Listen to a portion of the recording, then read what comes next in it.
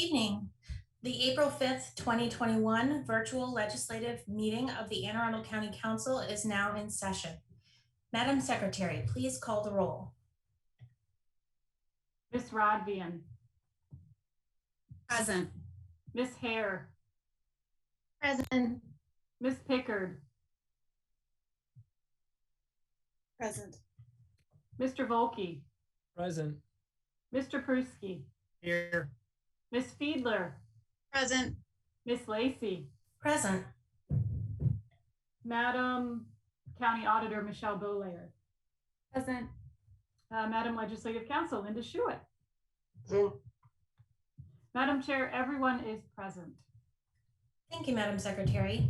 Please pause for the invocation and the Pledge of Allegiance to be led by Ms. Fiedler. Thank you. So the past year has been challenging for many people. This has been very true for those struggling with mental health and their families. Treatment can and does save lives, but stigma, as we know, oftentimes is a barrier to getting that critical help for those before crisis strikes. For those who are struggling, your life matters, and there are people here in our county who are ready and willing to help you. Tonight, I'd like to take a moment of silence in recognition of those struggling in our county and to think of how we each can reduce the stigma within our own lives and our own communities when we hear words like depression, anxiety, bipolar, and other mental health disorders.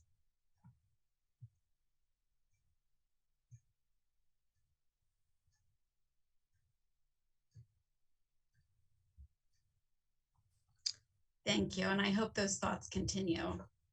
Now the pledge. I pledge allegiance to the flag of the United States of America and to the republic for which it stands, one nation, under God, indivisible, with liberty and justice for all. Thank you, Ms. Fiedler. Madam Secretary, please read the Open Meetings Act statement.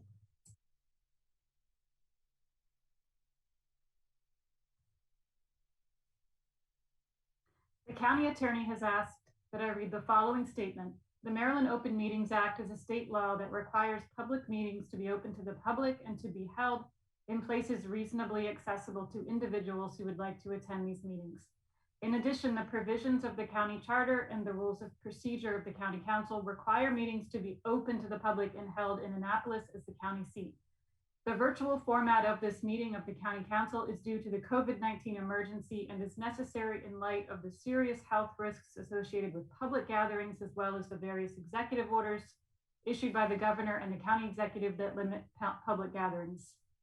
While a virtual meeting of this type was not envisioned by the Open Meetings Act, steps have been taken to ensure that this virtual meeting includes alternate accessibility features that the Open Meetings Act Compliance Board and the courts have reviewed and approved, such as having a call-in phone number that allows anyone with a telephone to call and listen to the meeting, broadcasting the meeting with video and audio on cable TV and the web, allowing written comments from the public to be filed with the clerk and considered by the council, and allowing the public to call in via Zoom and testify live. The public access provided by this technology makes this virtual meeting reasonably accessible to the public as required by the Open Meetings Act. In addition, and for all the same reasons, it is not necessary to suspend the rules of procedure of the county council that apply to public participation and reasonable seating for the public or the media or the location of council meetings. These rules have been deemed satisfied and do not need to be waived in order for this virtual meeting to be held. Thank you. Please read the ethics statement. The Ethics Commission has asked that I advise you that under certain circumstances, members of the public may qualify as lobbyists when they testify before the county council. If so, the law requires that certain information be filed with the Ethics Commission. The chairman of the Ethics Commission has asked that those who wish to testify in any form review the general information on lobbying sheet located on the ethics website under forms and publications. If there are any questions about lobbying requirements, please contact the Ethics Commission at 410-222-4413. Thank you. We will now open our invitation to audience. Madam Secretary, do we have any comments or communications on any subject not included in the printed agenda received from members of the public? Madam Chair, we did receive 4 submissions of testimony for this portion of the meeting, but the testimony was specific to the GDP and Bill 1121, so it will need to be considered testimony on Bill 1121. I will account for these submissions when we get to Bill number 1121. Thank you. And we do not have any individuals signed up to speak, so the invitation to audience is now closed. Is there any item any council member would like to place on the agenda? Hearing and seeing none. May I have a motion that the partial reading of any bill, resolution, amendment to a bill or resolution, or minutes constitutes the reading of the whole? So moved, Councilman Peruski. Second? Allison Pickard, second. All in favor, say aye. Aye. Aye. Any opposed? The motion carries. Madam Secretary, please read the minutes of March 15th, 2021. The meeting was called to order by Chair Lacey at 6 p.m. Mr. Pruski gave the invocation and led the Pledge of Allegiance. The meeting was held remotely via Zoom, beginning with the roll call of all present. The auditor's office was represented by the County Auditor, Susan Smith. May I have a motion to approve the minutes of March 15th, 2021? Allison Pickard, so moved. Councilman Peruski, second. All in favor, say aye. Aye. Aye. Aye. Any opposed? Hearing none, the motion carries. The minutes of March 15th, 2021 stand approved as read. Madam Secretary, please read the titles of any bills to be introduced this evening. Bill number 2921, an ordinance concerning 2021 amendments to the Anne Arundel County Solid Waste Management Plan 2013. Bill number 3021, an ordinance concerning zoning definitions, adult independent dwelling unit. Madam Secretary, please read the titles of any resolutions to be introduced this evening. Resolution number 2321, resolution in support of the Anne Arundel County Police Department adopting its policies to allow disciplinary hearings to be streamed over the internet. Resolution number 2421, resolution opposing the Baltimore Washington superconducting maglev project. Thank you. Ms. Rodvian. Thank you, Madam Chair. Lisa Rodvian, District 6. I'd like to make a motion to suspend the rules and hear and vote on resolution number 23-21 this evening. Is there a second?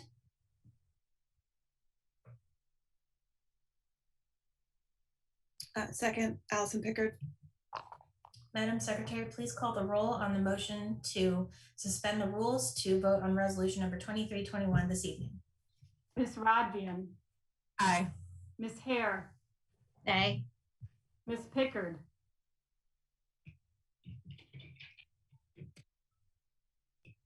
Nay. Mr. Volkey. Nay. Mr. Pruski. Nay. Ms. Fiedler. Nay. Ms. Lacey. Nay. That's 1 in the affirmative, 6 in the negative.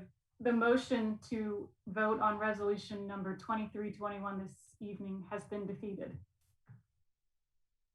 Thank you. Madam Secretary, please read the title of bill number 1121 as amended. Bill number 1121, an ordinance concerning planning and zoning, general development plan, Plan 2040. Okay, so Mr. Barron, of course, you may have the floor first. I will note for everyone to know what I know. We have 17 people signed up to speak for the public hearing, and I believe we have 44 amendments to go through. So let's everyone try to keep our words concise. Thank you.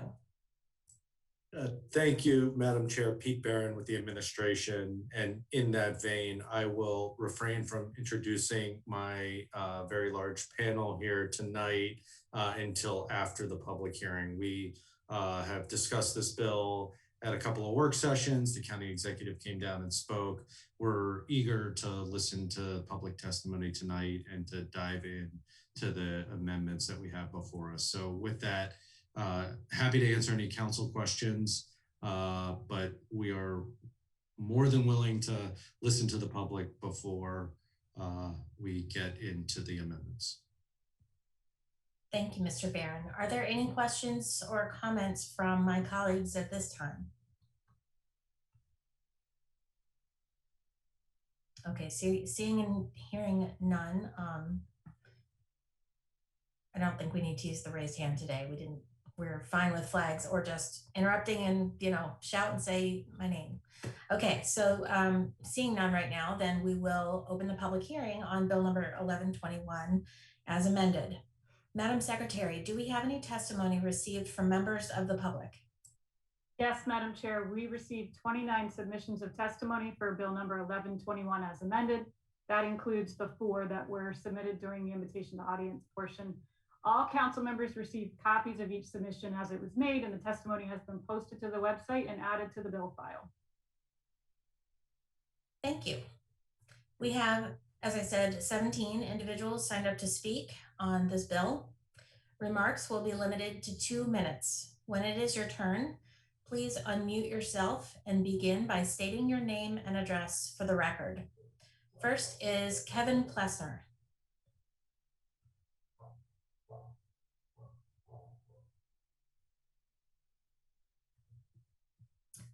Madam Secretary, I don't think we have Mr. Plessner.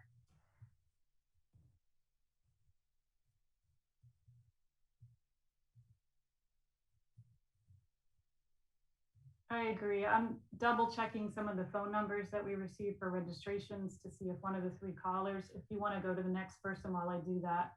I will do that. Okay, so number 2, Ronald Poole.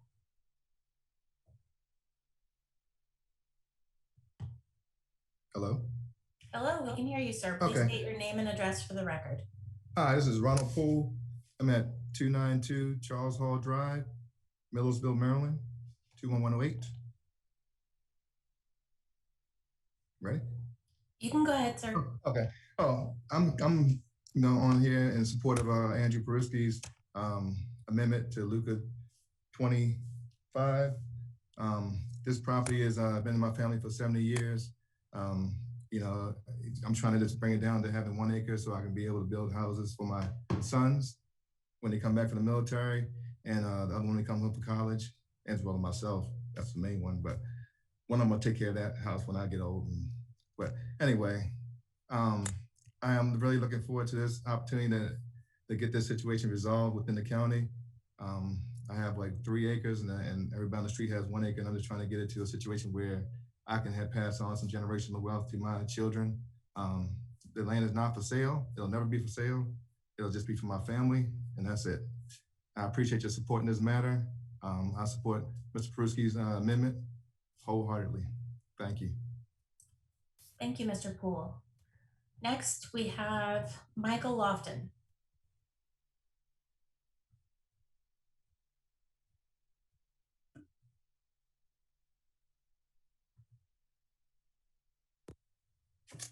I'll try again. Can you hear me? Yes, we can. Okay, thank you. I'm Mike Lofton. I'm a 50-year resident of Polling House Road in Harwood, District 7. I served as the founding chief executive of the Arundel Economic Development Corporation. I served 2 terms on the Spending Affordability Committee, serving twice as its chair, and I served on the 1995 General Development Plan Steering Committee. It seems inevitable that Anne Arundel will once again adopt a GDP that will fail to meaningfully alter the significant mismatch between public infrastructure and population growth. The inability of our local government to create and maintain roads, schools, public transportation, parks, and the other facilities and services that lead to a high quality of life has produced broad dissatisfaction with leadership. Recent elections have replaced incumbents in search of those that can produce better results. We need to stop subsidizing development. A new general development plan must address the fiscal reality that growth is not paying its true cost. Multiple credible studies confirm the significant growth sectors generate public service and facilities expense in excess of revenues attributable to them. The results are predictable: overcrowded roads, closed schools, inadequate public parks, dirty public waterways, and billion-dollar maintenance backlogs. It's no surprise we get a lot of what we subsidize. While there may be no will for strong growth limits, we must at a minimum stop promoting new growth by subsidizing its cost. The next GDP must require a full and accurate accounting of revenue and expense, caused by growth and establish a set of taxes and fees that recover those costs. A plan that does so will act as a reasonable growth constraint and fairly allocate costs. Thank you. Thank you, Mr. Lofton. Next, we have Thornell Jones. Good evening, Madam Chair and members of the committee. I appreciate the opportunity to speak to this bill this evening. This plan needs a strong equity statement that ensures that the many decades of segregation in Anne Arundel County are not built into the future planning of this county. I'm particularly unhappy that I do not see specific areas in the plan devoted to the needs of those without access to the water. It's not cute to espouse ideas about conservation and traffic patterns to maintain current lifestyles when there's a large community that continues to have limited access to the riches of the outdoors here in Anne Arundel County, especially waterfront access. The parks that have only recently been shown to be owned by the county must become available and improved for people to use. It's not sufficient to have unusable parks because some people got to live in the vicinity of the parks because of their privilege, especially when we know that there's a high level of asthma in the often crowded areas of the county where African Americans and other people of color live. It's not because of this de facto segregation that our living situation exists today, but rather because of de jure segregation, that is government-sponsored laws to support the very segregation that will be extended far into the future without specific regard to the proper use of county-owned land by all citizens of the county. The county must not only make sure the lands are available for public use, the county must also improve the parks so they are welcoming to those who have been denied for so long. Everybody in the county needs better access to the water, including launch ramps for their boats. But African Americans and other people of color need to have access for all water sports and boating activities, including sailing, kayaking, stand-up paddleboarding, and more. Instead of limiting access, the county needs to proactively provide access to today's minorities to improve the overall health of the community. Mr. Jones, Mr. Jones, Yes? your time has expired, sir. Thank you. Thank you. Our next speaker is Matt Minahan. Good evening, Madam Chair and Council. My name is Matt Minahan, speaking on behalf of the neighbors of the Mayo Peninsula. We're, first of all, very much in support of the overall themes in the general development plan. We think the Office of Planning and Zoning got it mostly right. We are definitely in support of the Peninsula Development Policy Area designation. Due to the fragile nature of the peninsula ecosystems, it makes it critical to protect the shorelines, forests, and stream beds. Our peninsula here is 20%, is about 80% in the critical area, and about 20% of it is parkland. So we are definitely believing that all should enjoy the parks. Parks here are the true benefit and nature's bounty. But the enjoyment of the parks needs to be done in a way that preserves the parks, doesn't degrade the parks, and park use needs to be governed by sound environmental assessments, which we've asked for years. A comprehensive review process that engages citizens of the peninsula, which we've asked for years. But the parks also need to be managed with specific efforts for their long-term protection and also mindful of the neighborhoods in which they are situated. We're making a specific request that 4 parks on this peninsula be designated as conservation. That allows for passive use, including swimming, and including other passive uses of the parks on this peninsula. And so you see the details in the letter we submitted to the council. Finally, I want to mention that the Peninsula Development Policy definition recently has had the word primarily inserted into it, which weakens it greatly.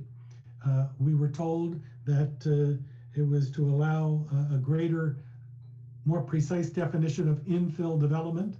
But if you read the definition of infill development, which is specifically mentioned in our letter which we submitted, it allows for plenty of the kind of development that we think is appropriate on peninsulas. Mr. Minahan, your time has expired, sir. Thank you to the council. We appreciate your attention on this. Thank you. Next is John Pantelides. I hope I've said your name correctly, sir.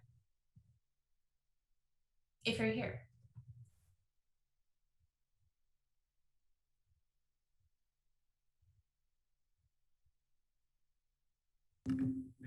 Good evening, John Pantelides, 1609 Virginia Street, Annapolis, representing Tony Piera and his family. Over the weekend, I mailed each of you a PDF explaining our land use request.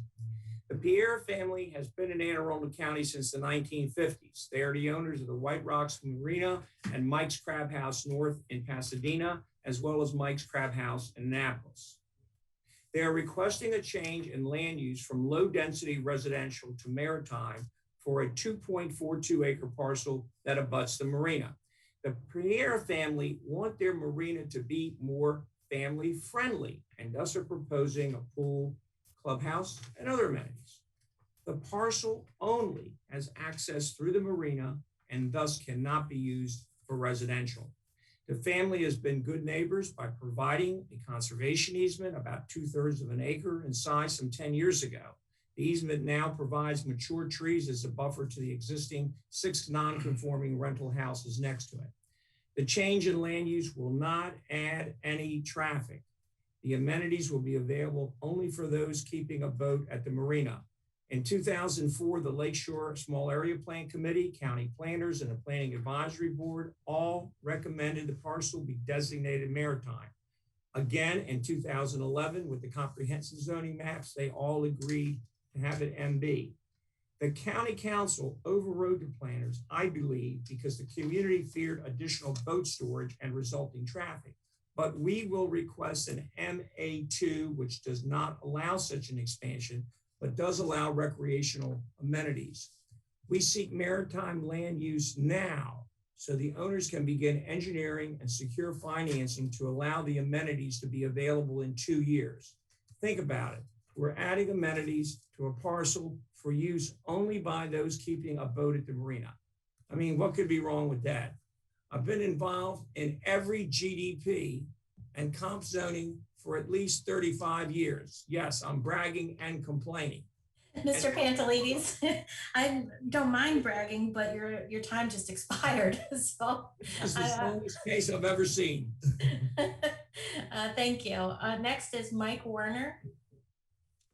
Good evening. I'm Mike Warner, 303 Majolas Road, Millersville, Maryland, 21108. I'm also testifying on Piera's family's request to change parcel 257 from low density residential to maritime. The parcel is located at 1421 Marable Way, adjacent to White Rocks Marina. We sent you a PDF presentation on April 3rd. I hope you have a chance to look at it. The parcel is adjacent to a working marina that has boat slips, dry storage and repairs, and also a restaurant. Parcel 257 itself does not have any structure on it except a dilapidated house. The parcel is 2.4 acres, but notably 0.61 acres in a conservation easement established about 10 years ago. Thus, the parcel's effective size is 1.81 acres. You will see in your PDF package that the conservation easement has mature trees which buffer the adjacent 1 acre lot developed with 6 non-conforming rental units. The planners, I feel, erred in the designation of this entire low density, as both the aforementioned 6 houses on 1 acre plus the lots to the northeast have a real life land use of low, medium, and a real life zoning of R5. The marina's planned amenities are compatible with R5 use. You see many amenities and such in the R5 district. Furthermore, the only access to parcel 257 is through the marina, which makes a residential use of the parcel unreasonable. The planned amenities will not affect traffic because the amenities are only for those using the marina. We are asking for an amendment to Plan 2040 so I can begin the engineering work to determine the size and location of the amenities. The owners have instructed me to begin work once the amendment is passed. This will allow the owners to secure financing and hopefully have the amenities completed in 2 years. Thank you. Thank you, sir. Next is Greg Pantelides. Good afternoon, members of the council. The Pierre family is proposing a clubhouse, pool, and other amenities on parcel 257. These types of recreational facilities are commonplace in residential areas throughout the county. County planners often require developers to build such facilities for new subdivisions. Unfortunately, the parcel's current zoning of R2 does not allow recreational facilities associated with the marina, but there's no reasonable basis to conclude that the clubhouse and amenities will not be compatible with the neighborhood. In addition, a change from residential to maritime will meet goal BE 4.2 of Plan 2040, which states, quote, ensure the maritime industry remains a viable driver of economic growth and stability in the peninsula policy areas, unquote. Only 605 acres in all of Anne Arundel County are designated maritime. This represents a minuscule 0.2% of land in the county, which is astonishingly little for a county with 508 miles of shoreline. The best way to expand maritime land use is to encourage reasonable growth of existing marinas. Marinas provide important access to the Chesapeake Bay and its tributaries, access citizens need given the scarcity of publicly owned water access. My family, like most families in the county, does not live on the water and does not own a boat. Thus, one of the few options available is to rent a boat from the marina. In addition, Plan 2040 said we should help existing businesses survive and grow. Economic growth and jobs will result by granting this change in land use. And the tax base at all levels will be expanded, helping to pay for the services county residents need. By designated parcel 257 maritime, the owners will be able to make the White Rock Marina more family friendly and provide amenities to ensure the marina is a viable driver of economic growth. Thank you. Thank you. Next, we have Chalice Pulliam. Chalice is not available this evening. She'll testify at the April 19th meeting. Thank you. Then we will move on to Tony Piera. Good evening. My name is Tony Piera. I live at 3030 Riva Road in Riva. My family owns White Rocks Marina and two Mike's Crab House, one in Pasadena and the other in Annapolis. Since we have purchased White Rocks property, we have invested a lot of money and time in the marina and Mike's North. But to survive and grow, the marina industry must broaden its appeal by offering boating families more. They came up with the idea of putting pools, clubhouses, and other amenities to provide a more complete family experience. If we obtain the maritime land use change, it will help us become a more family-friendly marina. The amenities will be open only to the marina customers, so there will be no other traffic. Family members who want to boat can boat, while other family members can swim and relax. As discussed, the parcel only has access through the marina, which is not suitable for residential use. We have been good neighbors by recording and maintaining a conservation easement for the last 10 years. The easement provides mature tree cover for the adjoining 6 rental properties and a lot across Marable Way. On behalf of my family, I am asking you to change the land use from residential to maritime so we can begin feasibility studies, obtain financing, and be ready for a grand opening in 2 years. I have heard some people say, wait 3 or 4 years for the regional plan, but we are committed to improving the marina and now I want to get it going now. Thank you for your consideration. Thank you, Mr. Piera. Next is Sager Williams. Thank you, Madam Chair. Good evening, members of the council. Sager Williams, representing the Piera family. I'm an attorney with offices in the Annapolis area of Anne Arundel County. You've already heard a number of good reasons that the Piera parcel should be designated maritime. I want to speak for a moment about the bigger picture. I've been involved with marinas and watermen in Anne Arundel County ever since I grew up on the Mayo Peninsula many, many years ago. To say times are changing in the maritime business is an understatement, and not just because of COVID. In the retail sector, online shopping is the new behemoth. Shopping malls have had to start reinventing themselves. We're now seeing the rise of telecommuting, and the marina industry is also changing. Beginning a few years ago, corporations, hedge funds, real estate trusts have started buying up large marinas in different parts of the United States, Southern California, Florida, South Carolina, New England, and also in the city of Annapolis. These new corporate owners are squeezing out the family-run businesses such as the Pierras. They'll come in, they'll make an irresistible offer to the owners of the large marinas, and White Rocks Marina, by the way, is the second or third largest marina in the county. And then the new corporate owners will squeeze out mom and pop as well. They'll either do one of two things. They'll redevelop the property into something else, or they'll upscale the marina and they'll try to attract a new clientele. They'll try to squeeze out what I call the blue collar voter, or the blue collar boater, excuse me, which was my family when I was growing up.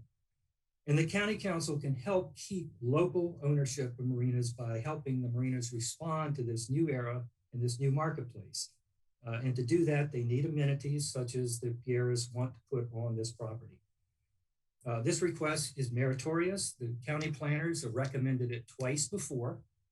Mr. Williams, your time has expired, sir. Thank you. On behalf of the Pierras, I thank you. Thank you.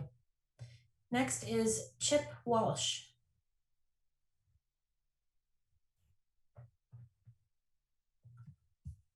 Hello, I'm Chip Walsh. I live in Gambrills, District 4. I've been an Anne Arundel County resident for about 35 years. I want to have several comments. One is that all property that's been acquired with program open space or land and water conservation funds should be classified as open space rather than conservation. Those programs require that the public access and that the property can be developed as public parks. And to do otherwise is dishonest. And just the next comment I want to have is that the peninsula policy should be eliminated as a policy goal. The reason it should be eliminated is that it's redundant with other policies. For example, it calls for protection of sensitive environmental features. That is covered under healthy environment goals 1 and 2. We don't need to have a separate policy area for that. And as far as promoting the maritime industry, I'm fine with that, but I don't understand why you would just want to only insure it in peninsula areas. What's wrong with the maritime industry in the rest of the county? Third, the peninsula policy asks for improving transportation corridors in the peninsula areas. I live in one of the busiest areas of our county. A minute of my time lost in traffic congestion on a 3-lane wide highway is the same as a minute lost on a 1-lane access road to a peninsula. So this really infuriates me that because people live on a peninsula, they should get preference for transportation infrastructure. Mr. Walsh, your time has expired, sir. Great, I'm done. Thank you. Next is Lisa Arrowsmith.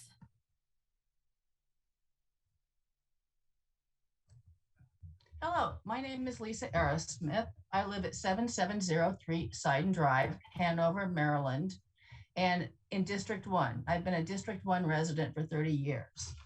I am the chair of the Public Water Access Committee, and I would like to submit this testimony on behalf of the Public Water Access Committee. The draft GDP effectively zones the general public out of the public park and undermines the legal obligations imposed by Program Open Space and the Land and Water Conservation Fund. The draft GDP essentially codifies extreme restrictions on public recreational use and public access into county policy for the next 20 years.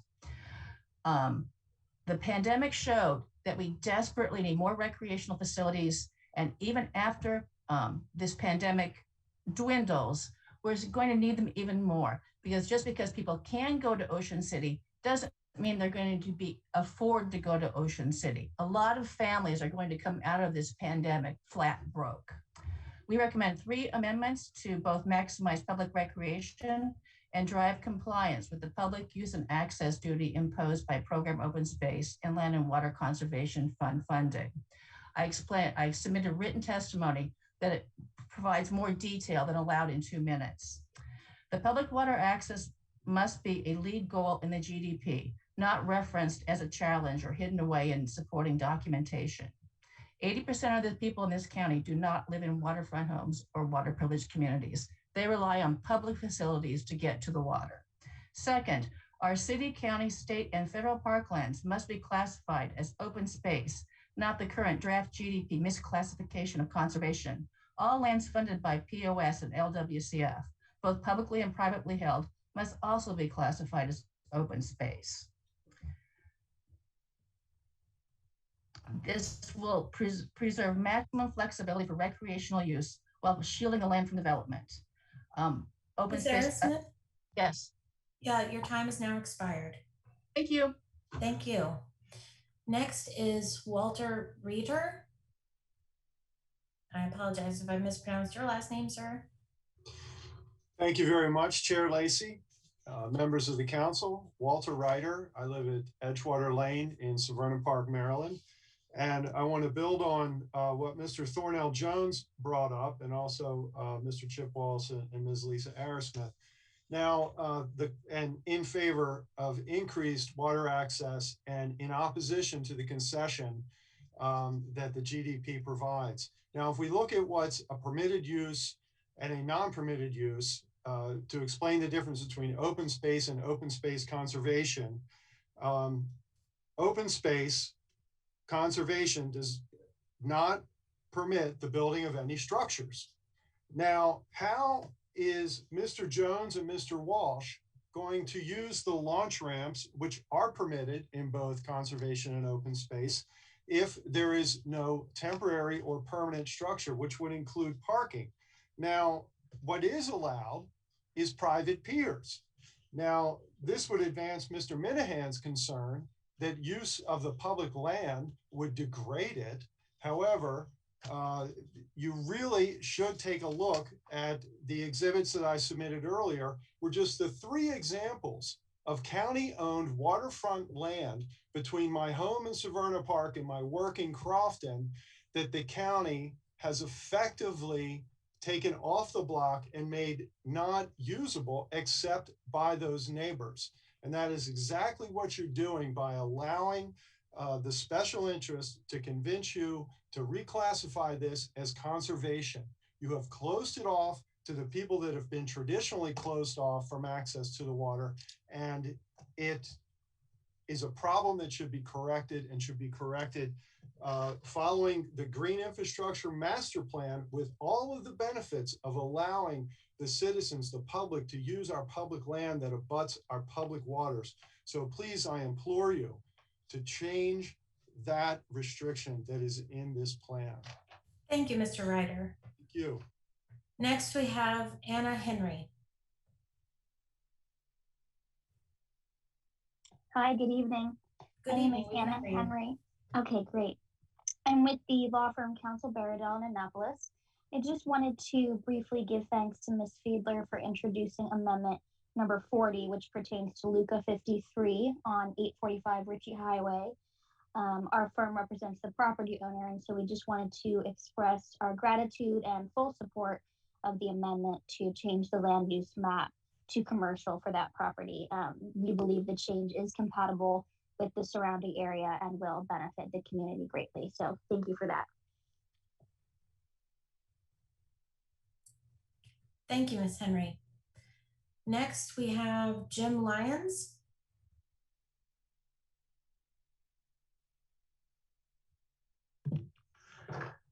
Good afternoon, or good evening, I guess. I'm Jim Lyons, and I live in Edgewater, Maryland on the Mayo Peninsula. First of all, I want to say I greatly appreciate and support the efforts of the county and the council in revising and updating the general development plan, and appreciate these opportunities for public input, and certainly hope they continue when the regional plans begin. I want to make some comments in support of Mr. Minahan's concerns with regard to the original definition for peninsula policies was development is limited to infill and redevelopment that must be compatible with the existing character of the neighborhood and where consideration of saltwater intrusion and vulnerability to sea level rise are given. Unfortunately, that definition was amended to say development is primarily limited. And this, in my mind, creates all kinds of opportunities for mischief. The Mayo Peninsula is populated by single family homes. Subdivisions are not consistent with the character of the community. And it is inappropriate, given the vulnerability of the peninsula to sea level rise and the inadequate two-lane road system, which is brought to a halt during numerous times of the year, creating a public hazard and safety risk, to expand the scope of development to consider development that goes beyond single family homes. Currently, there are over 500 single family home lots, postage stamp lots, identified on the peninsula that are available for development. These were identified by the previous administration. The Mayo Peninsula provides more than adequate opportunity for future development. And we think those lots should be developed in lieu of the opportunity to allow multi-dwelling development to occur on the peninsula. So I greatly appreciate the opportunity to offer those comments. Thank you, sir. Next we have David Plott.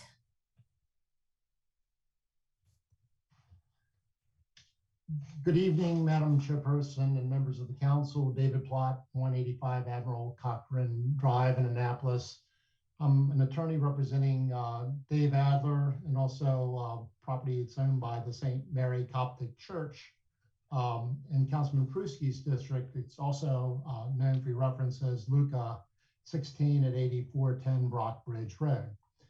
This property, we're requesting a land use change from low residential to medium density residential to facilitate the development of a townhome community that is completely in keeping with the adjacent properties. In fact, there are two existing townhome communities, the Spring Creek and Fieldstone communities, both zoned R10, which is consistent with the medium density that we're requesting for the site. The site is in close proximity to Fort Meade, NSA, the Laurel Park Transit Station.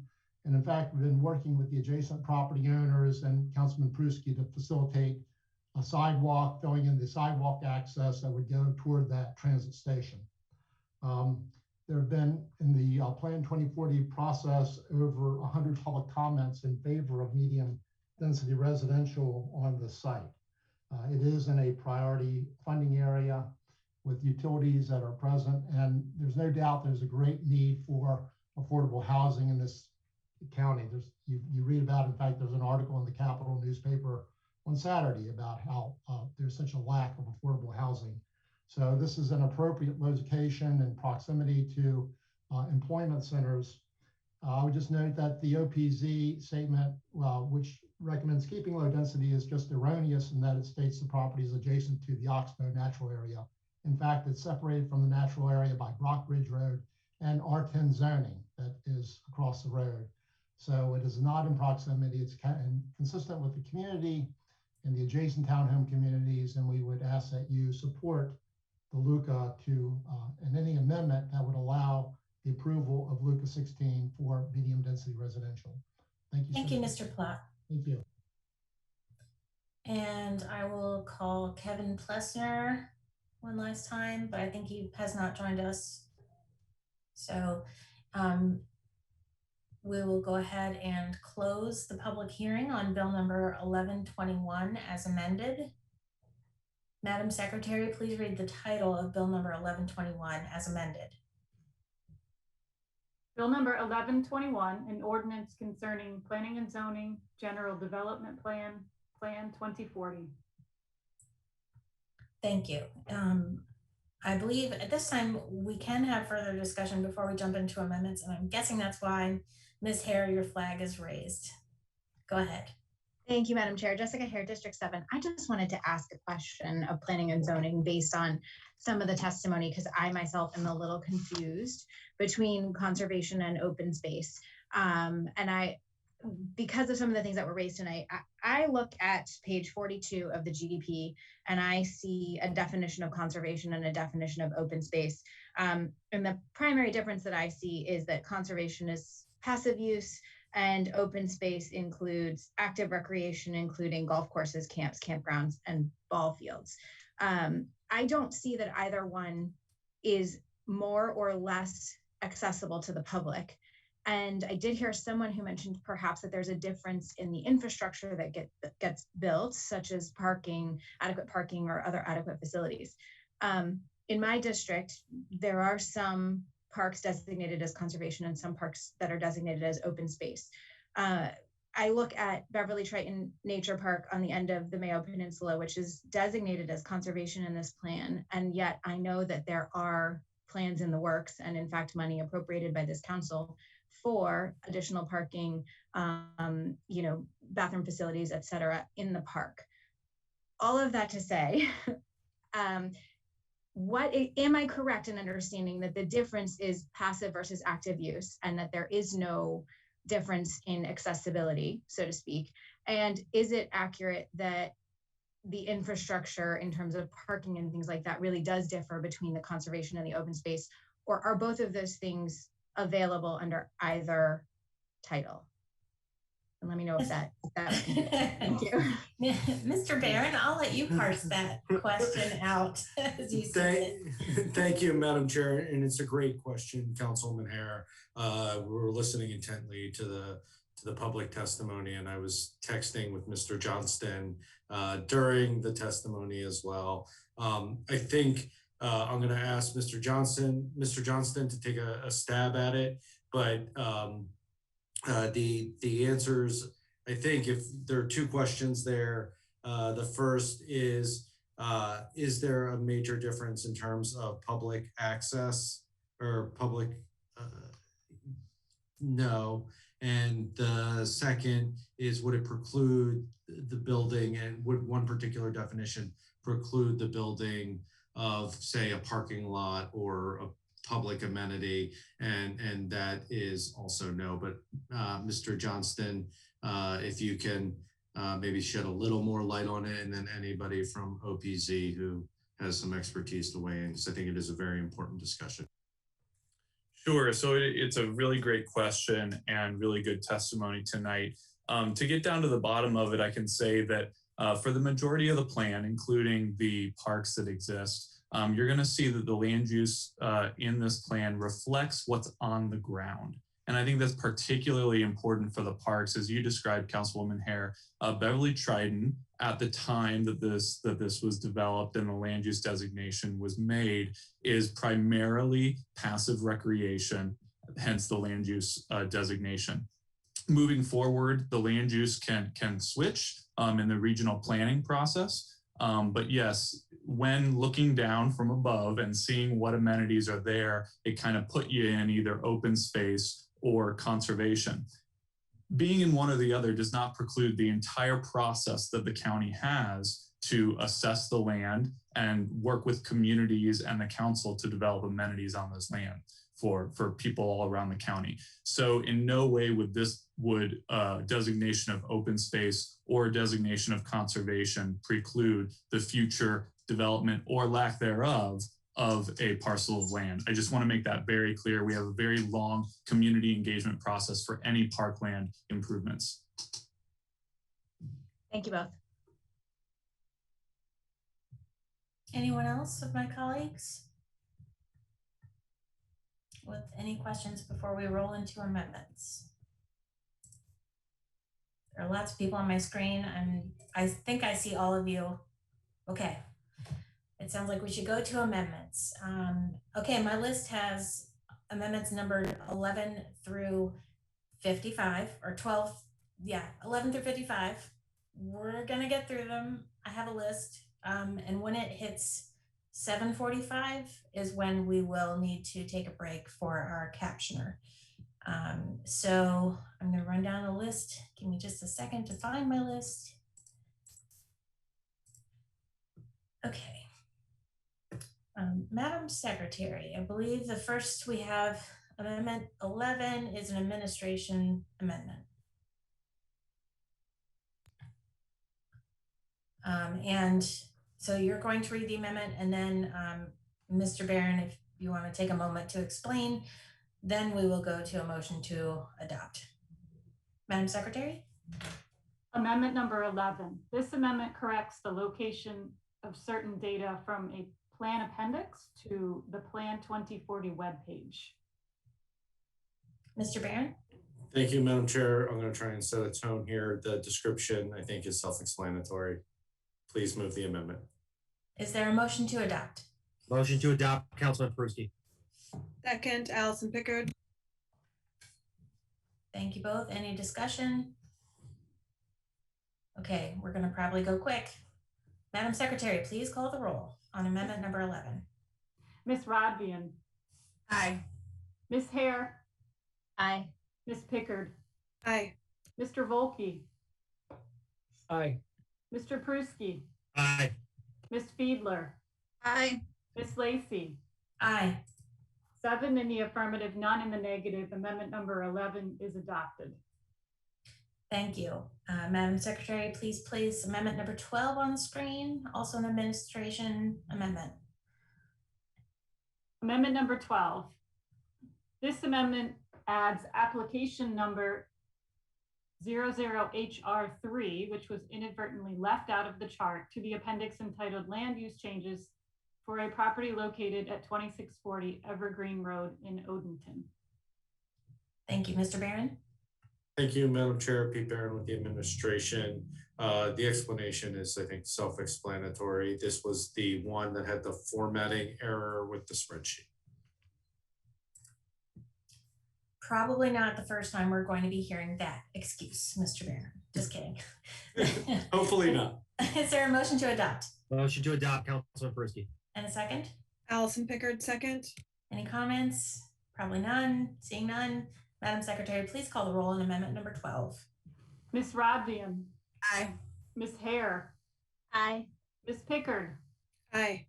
Mr. Volkey. Aye. Mr. Peruski. Aye. Ms. Fiedler. Aye. Ms. Lacy. Aye. 7 in the affirmative, none in the negative. Amendment number 12 is adopted. Thank you. Madam Secretary, please show amendment number 13. Amendment number 13. This amendment amends the development policy area maps included in Plan 2040 to change the policy area designation for 1127 Braggers Road in Odenton from rural and agricultural to neighborhood preservation. Thank you. Mr. Barron?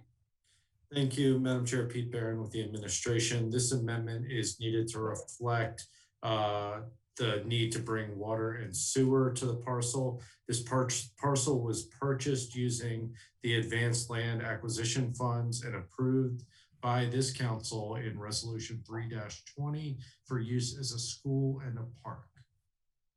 Is there a motion to adopt? Motion to adopt, Councilman Peruski. Second? Second, Allison Pickard. Any discussion? Seeing none. Madam Secretary, please call the roll on amendment number 13. Ms. Rodvian. Aye. Ms. Hare. Aye. Ms. Pickard. Aye. Mr. Volkey. Aye. Mr. Peruski. Aye. Ms. Fiedler. Ms. Lacy. Aye.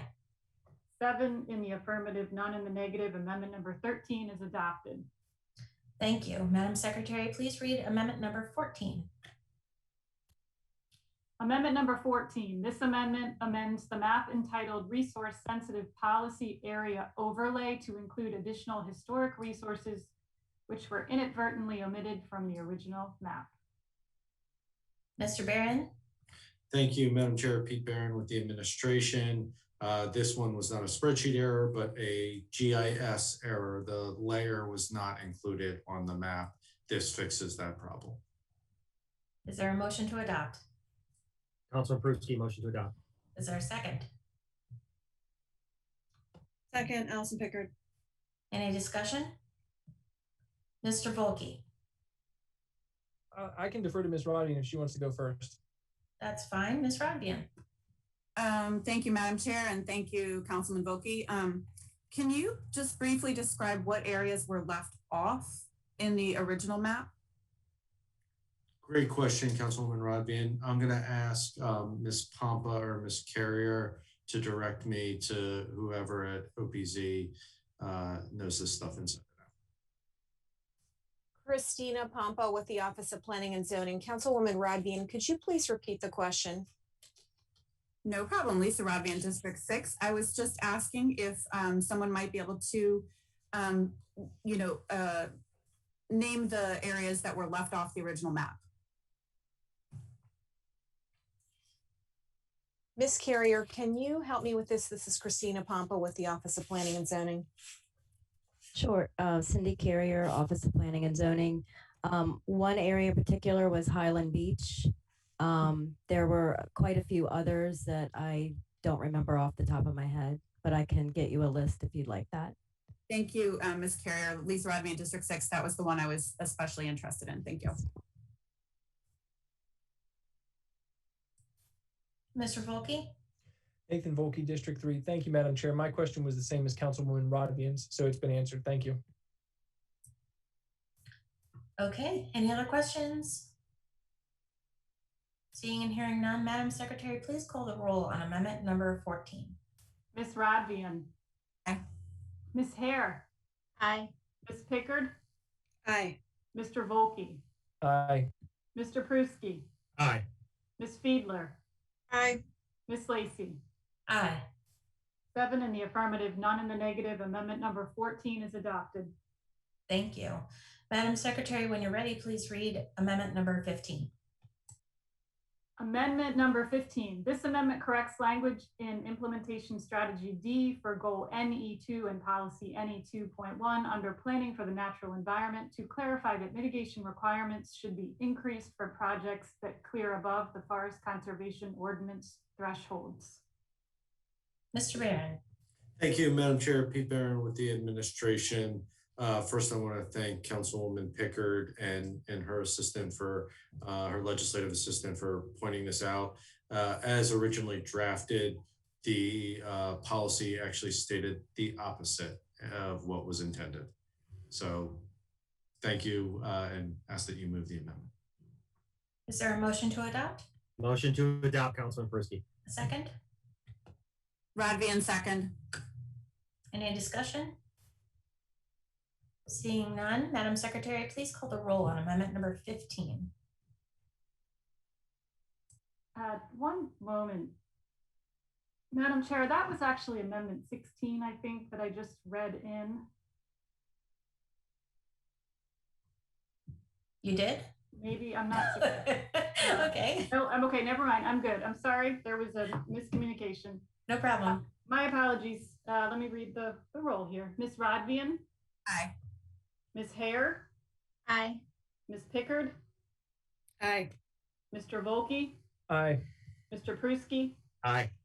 Ms. Fiedler? Aye. Ms. Lacy? Aye.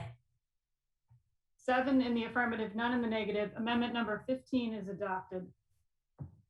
Thank you. When you're ready, please read amendment number 16.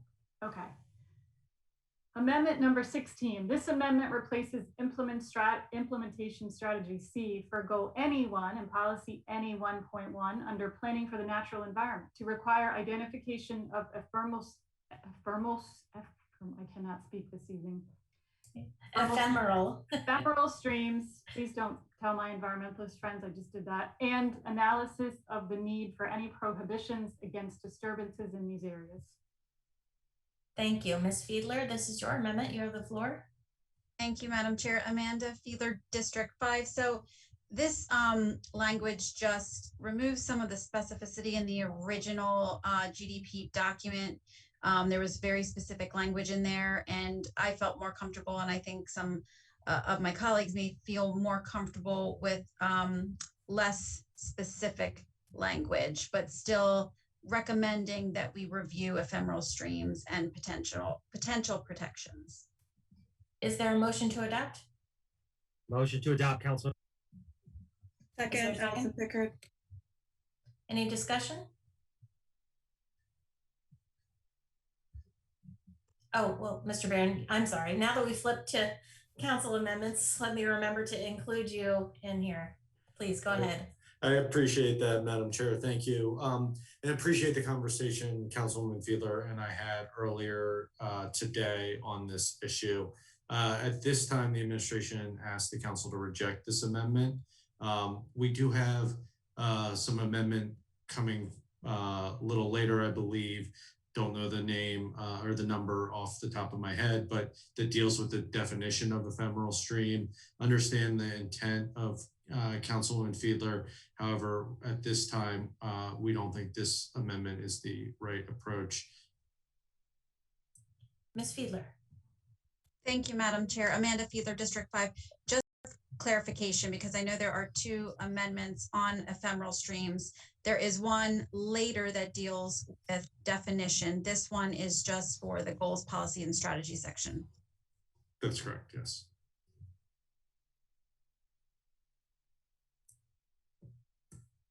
Any other comments? Anyone? Okay, Madam Secretary, please call the roll on amendment number 16. Ms. Rodvian? My apologies. I just need one moment to make sure I'm reading this correctly.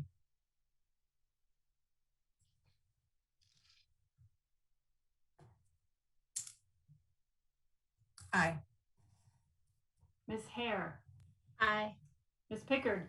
Aye. Mr. Volkey? Aye. Mr. Pruski? Aye. Ms. Fiedler? Aye. Ms. Lacy? Nay. 6 in the affirmative, 1 in the negative. Amendment number 16 is adopted. Okay, amendment number 17, please read that one when you have a chance, Madam Secretary. Right now, perhaps? Go ahead. Amendment number 17. This amendment restates implementation strategy C for goal NE2 and policy NE 2.1 under planning for the natural environment to better facilitate the creation of forest mitigation banks through an approval process that offsets loss. This amendment is also Ms. Fiedler's. You have the floor. Thank you, Madam Chair. Amanda Fiedler, District 5. This is a slight change to what is already in Plan 2040, recognizing all land, not just private. And it also adds the language to create a streamlined forest mitigation process. That is something that came up in the discussions of the forest conservation bill that we need to do some work in that area. So this language covers that. Is there a motion to adopt? Motion to adopt, Councilman Persky. And a second? Second, Allison Pickard. Any response, Mr. Barron? Oh, your blue pen, it doesn't cut it. You need a yellow Post-it note or something. All right, I'll work on that. I know Okay. I have like here somewhere. Pete Barron with the administration. The administration prefers we leave the plan as is. The administration is fully supportive of private mitigation banks, and we look forward to continuing to facilitate the creation of these banks in the future. This policy issue is actually currently under review by the General Assembly. And as it stands now, forest mitigation banks cannot be created from preserved existing forests. So our hope is that we happy to work with the council, and we would hope that the council would leave the plan as originally drafted. Ms. Fiedler. Thank you, Madam Chair. Amanda Fiedler, District 5. So I do understand at the state level what can and cannot be a forest mitigation bank, but what I heard, and I think some of my colleagues here heard during the forest conservation bill, is that even for those who would like on their own private land to create a forest mitigation bank from not current forested land, that they find it challenging within our county because there's not a process, a streamlined, a clear process to do that. So this adds the language that we should really focus on creating that streamlined process for those mitigation banks that could be done under state and county law. Any other comments or questions? Discussion? Seeing none, Madam Secretary, please call the roll on amendment number 17. Ms. Rodvian? Nay. Ms. Hare? Aye. Ms. Pickard? Aye. I'm sorry, Ms. Pickard, I didn't catch that. Too fast with the mute. Aye. Mr. Volkey? Aye. Mr. Pruski? Aye. Ms. Fiedler? Aye. Ms. Lacy? Aye. 6 in the affirmative, 1 in the negative. Amendment number 17 is adopted.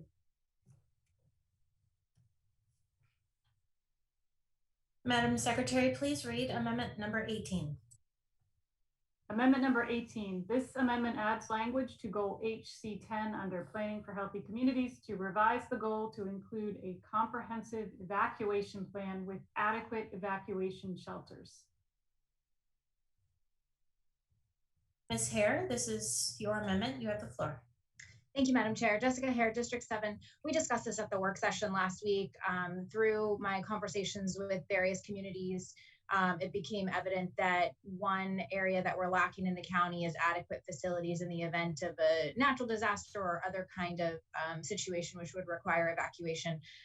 As it stands currently, there's only a handful of locations for people to go, and in some instances they have to travel long distances. That seems sort of impractical in a real world situation. So this simply adds, this requirement that we consider this and we develop a comprehensive plan, to get generators or whatever it may be to really facilitate other county buildings being evacuation centers.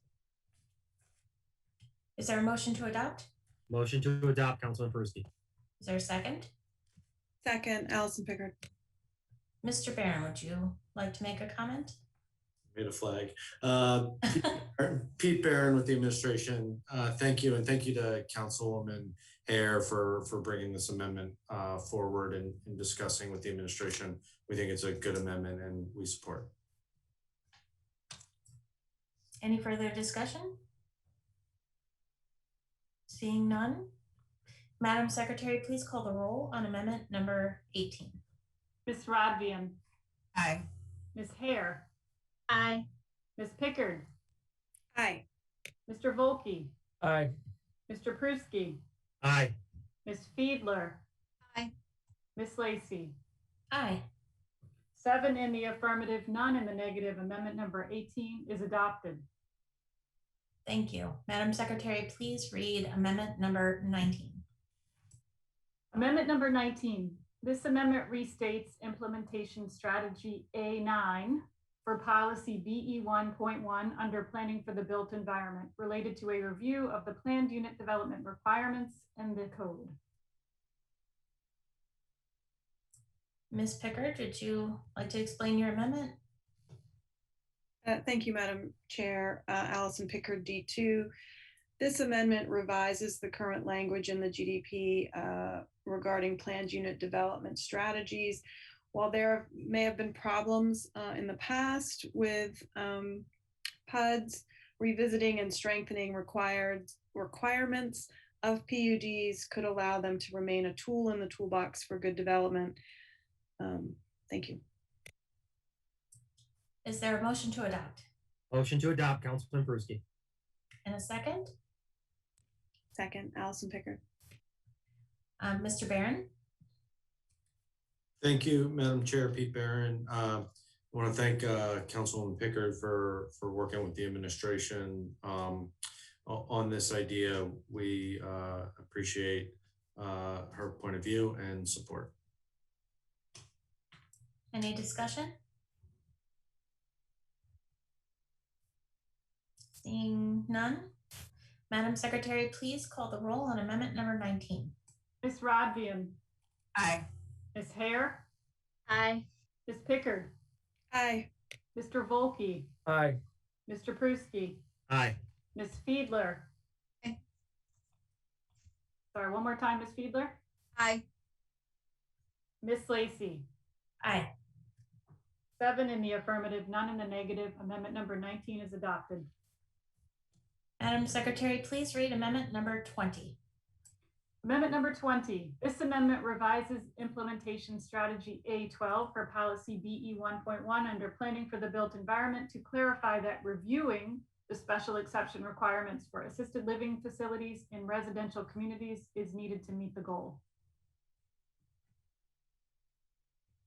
Ms. Pickard, this is your amendment. Would you like to explain? Thank you, Madam Chair. Allison Pickard, D2. We discussed this at the work session.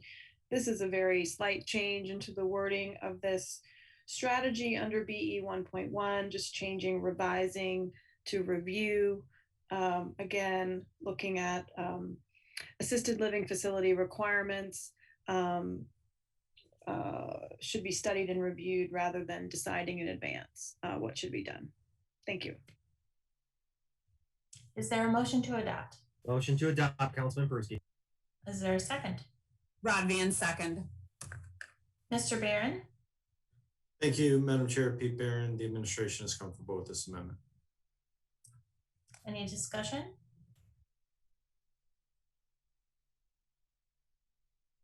Seeing none, Madam Secretary, please call the roll on amendment number 20. Ms. Rodvian? Aye. Ms. Hare? Aye. Ms. Pickard? Aye. Mr. Volkey? Aye. Mr. Pruski? Aye. Ms. Fiedler? Aye. Ms. Lacy? Aye. 7 in the affirmative, none in the negative. Amendment number 20 is adopted. Thank you. Madam Secretary, please read amendment number 21. Amendment number 21. This amendment replaces implementation strategy A14 for policy BE 1.1 under planning for the built environment to suggest a requirement that the planning and zoning officer instruct whether a proposed text amendment to Articles 17 or 18 are consistent with a GDP. Ms. Pickard, you again. Thank you, Madam Chair. Allison Pickard, D2. This amendment, again, is just a edit to word choice, but also speaks to the powers within the county council to make text amendments. And it revises language to indicate the OPZ officer is to advise the county council regarding consistency with the GDP rather than saying amendments shall be found by the OPZ officer to be consistent. Just asserting our power as a county council. Thank you. Is there a motion to adopt? Motion to adopt, Councilman Persky. And a second? Rodvian, second. Oh. I think that's ×4. Okay, Mr. Barron. Thank you, Madam Chair. For the record, the administration was never trying to usurp the council's power. With this language, we are comfortable with this change. Any further discussion? All right, I think we're going to take the power back, Mr. Barron. Madam Secretary. You always had it. Please call the roll on amendment number 21. Ms. Rodvian? Aye. Ms. Hare? Aye. Ms. Pickard? Aye. Mr. Volkey? Aye. Mr. Pruski? Aye. Ms. Fiedler? Aye. And Ms. Lacy? Aye. 7 in the affirmative, none in the negative. Amendment number 21 is adopted. Thank you. Madam Secretary, please read amendment number 22. Amendment number 22. This amendment adds language to implementation strategy A for policy BE 1.5 under planning for the built environment to include afforestation and forest conservation as a part of evaluating surplus properties in the county for future need. Ms. Rodvian, this is your amendment. You have the floor. Thank you, Madam Chair. Lisa Rodvian, District 6. So I think the explanation or the description that our secretary just read is right on point. And I would just add that other uses could also be considered under this amendment, such as the development of affordable housing. Is there a motion to adopt? Motion to adopt, Councilman Persky. And a second? Second, Allison Pickard. Thank you. Mr. Barron? Thank you, Madam Chair. Pete Barron with the administration. Want to thank the sponsor for working with OPZ to get the language in her vision in a place that we all could support and the administration supports. Any discussion?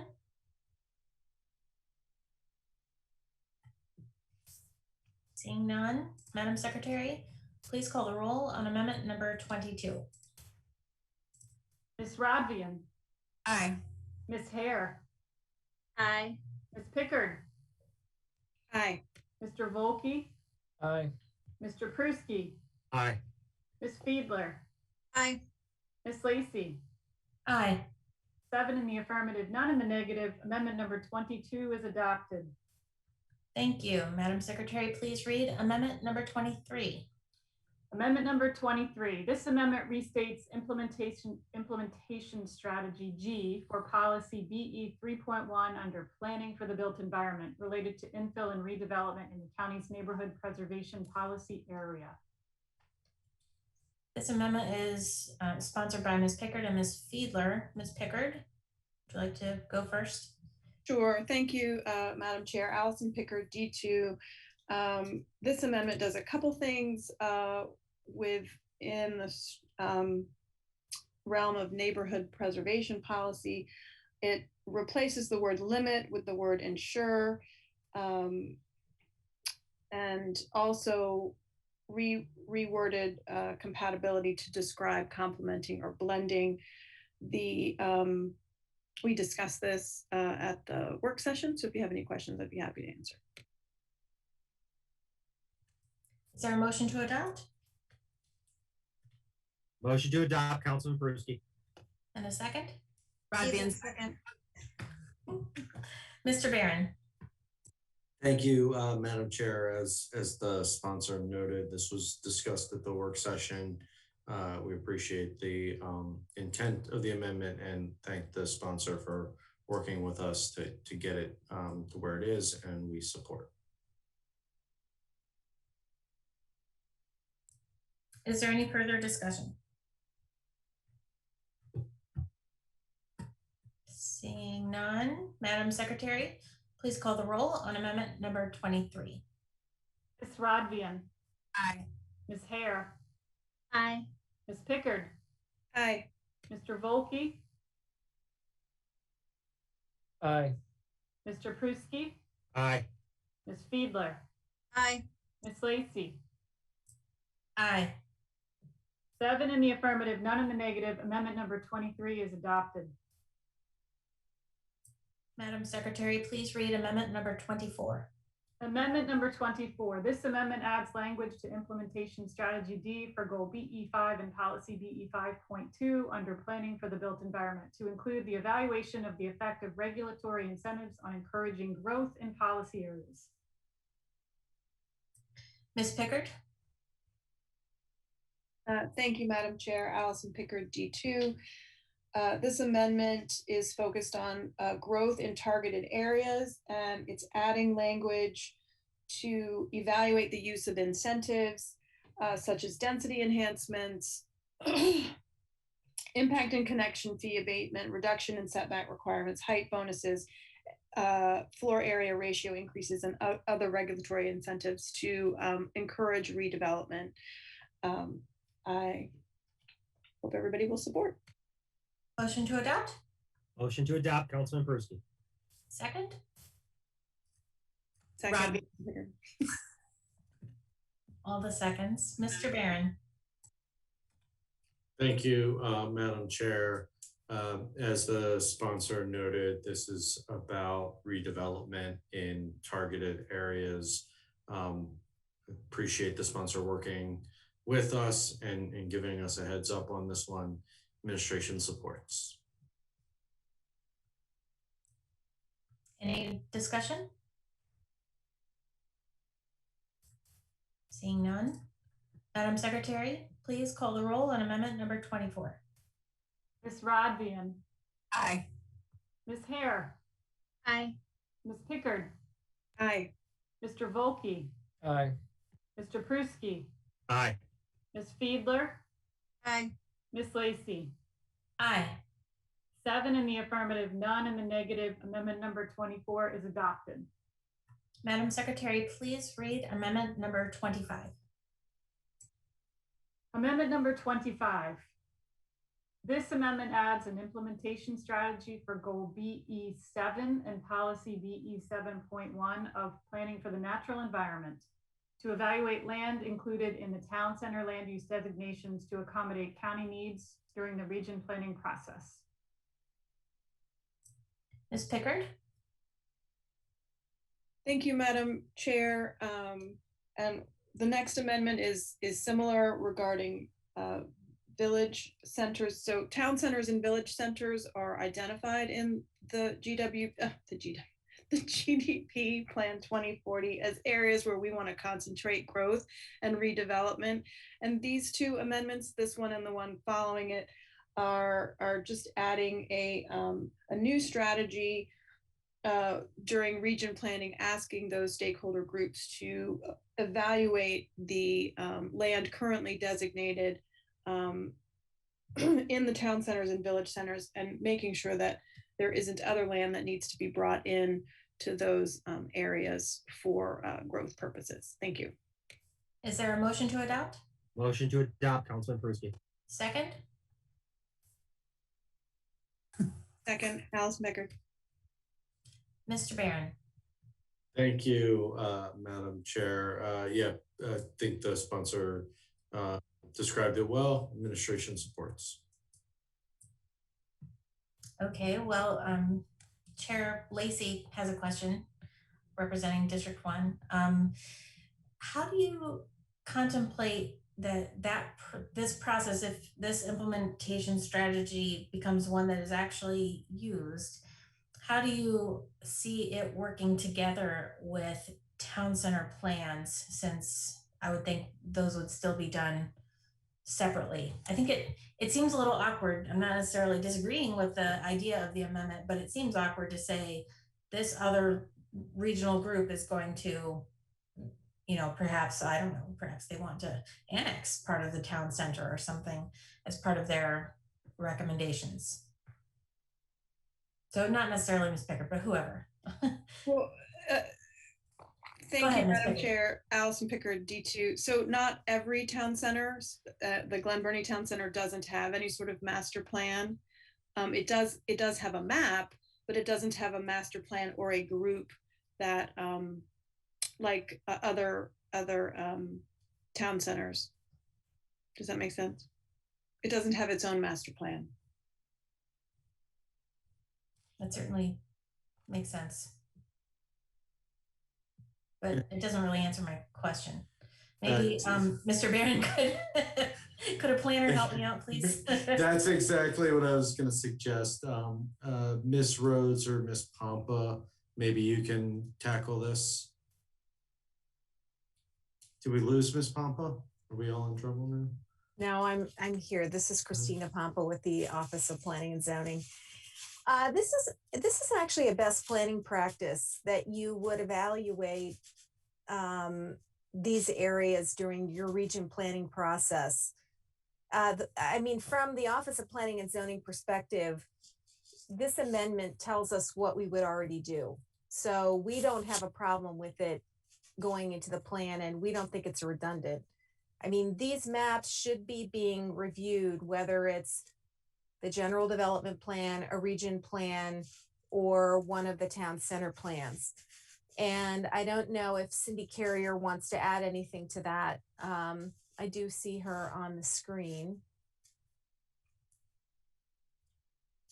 Hi, Cindy Carrier, Office of Planning and Zoning. I don't have anything to add. I think you've covered it with what we would do during all of the master plan processes. Okay, well, thank you both. Anybody else have any questions or discussion of amendment number 25? Seeing none, Madam Secretary, please call the roll on amendment number 25. Ms. Rodvian. Aye. Ms. Hare. Aye. Ms. Pickard. Aye. Mr. Volkey. Aye. Mr. Pruski. Aye. Ms. Fiedler, Aye. Ms. Lacy. Aye. 7 in the affirmative, none in the negative. Amendment number 25 is adopted. Thank you. Madam Secretary, please read amendment number 26. Amendment number 26.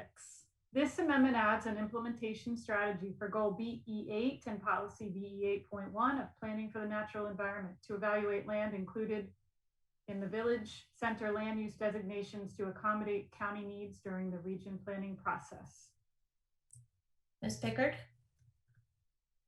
Thank you, Madam Chair. Again, the same concept with where we've deemed village centers. I think it's a good idea for the region planning, during the region planning process, to evaluate that we've captured and encapsulated all the property that would make for a good village center around the county. Thank you. Is there a motion to adopt? Motion to adopt, Councilman Persky. And a second? Second, Allison Pickard. Thank you. Mr. Barron? Thank you, Madam Chair. Nothing further to add from our last amendment, number 25. We support number 26. Any other discussion? I think there's none. Madam Secretary, please call the roll on amendment number 26. Ms. Rodvian. Aye. Ms. Hare. Aye. Ms. Pickard. Aye. Mr. Volkey. Aye. Mr. Pruski. Aye. Ms. Fiedler. Aye. Ms. Lacy. Aye. 7 in the affirmative, none in the negative. Amendment number 26 is adopted. Thank you. Madam Secretary, please read amendment number 27. Amendment number 27. This amendment amends the development policy area definition for neighborhood preservation to include accessory dwelling units in development and adds an implementation strategy for policy BE 11.2 under planning for the built environment to include accessory dwelling units in development. Ms. Rodvian, this is your amendment. You have the floor. Thank you, Madam Chair. Lisa Rodvian, District 6. So this would allow for accessory dwelling units in residential neighborhoods. And this is a great way to allow seniors to age in place. It's a mechanism to add to the affordable housing stock. And it's also a mechanism for homeowners to bring in additional income for their mortgages or their taxes in a county that everyone here I think would acknowledge can be very expensive. So there's multiple benefits of bringing ADUs into our land use practices, and I hope you will support. Is there a motion to adopt? Motion to adopt, Councilman Persky. Is there a second? Second, Allison Pickard. Thank you. Mr. Barron? Thank you, Madam Chair. This is Pete Barron with the administration. Appreciate the sponsor bringing this issue forward and working with us. This might be a good place to also sort of remind those listening at home what a policy change here does and what it doesn't do. This won't change and automatically allow ADUs. Speaking of the council power earlier, the council would still need to update the code, which would involve all the same public participation and review and then a vote on the county council. So we support this, including this and moving in that direction. But I just wanted to make that clear. Ms. Hare. Thank you, Madam Chair. Jessica Hare, District 7. That sort of gets at my question, which is in a lot of these, we're asking to evaluate or consider something, and in that way, the council can take up legislation at a later date. I think actually there was ADU legislation introduced this evening, if I heard that correctly earlier on the reading of the introduction, but this amendment is saying make the necessary code revisions. And I'm wondering if the sponsor might elaborate a little bit on why it was so mandatory in this amendment as opposed to letting us go through the whole process, or in that sense. Thank you, Councilwoman Rodvian, District 6. So really the idea is to make space in the code for accessory dwelling units.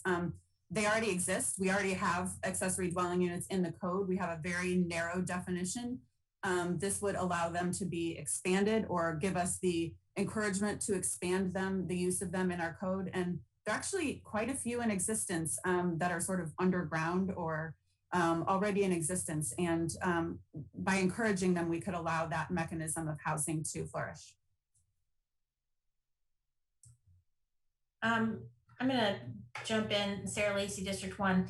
I think another way of looking at it, I don't remember which amendment it was, but one of the first 10 that we did was adopting that all of the strategies are, they're recommendations. They don't have the force of law. So for each one of any kind of amendment like that, that's how I'm looking at it. It can say make necessary code revisions, but it's not the force of law binding us. So anybody else? Mr. Barron. I was just gonna be clear, unless I missed something, I think it was an AIDU bill that was introduced this evening, not an ADU bill. You are correct, Mr. Barron. Ms. Fiedler. Thank you, Madam Chair. Amanda Fiedler, District 5. So I think I am in the same place as my colleague, Ms. Hare. On the one hand, I've heard from constituents who have parents who they'd like to see age in place in an accessory dwelling unit on their own property, and they've not been able to or not been able to easily. On the other hand, I'm concerned, or maybe concerned is a little too extreme, but make necessary, I'd be more comfortable with consider potential code revisions. It's just the language used here that I'm having trouble with. So that's all. Anyone else? Okay, seeing and hearing none. Madam Secretary, please call the roll on amendment number 27. Ms. Rodvian. Aye. Ms. Hare. Aye. Ms. Pickard. Aye. Mr. Volkey. Aye. Mr. Pruski. Aye. Ms. Fiedler. Aye. Ms. Lacey.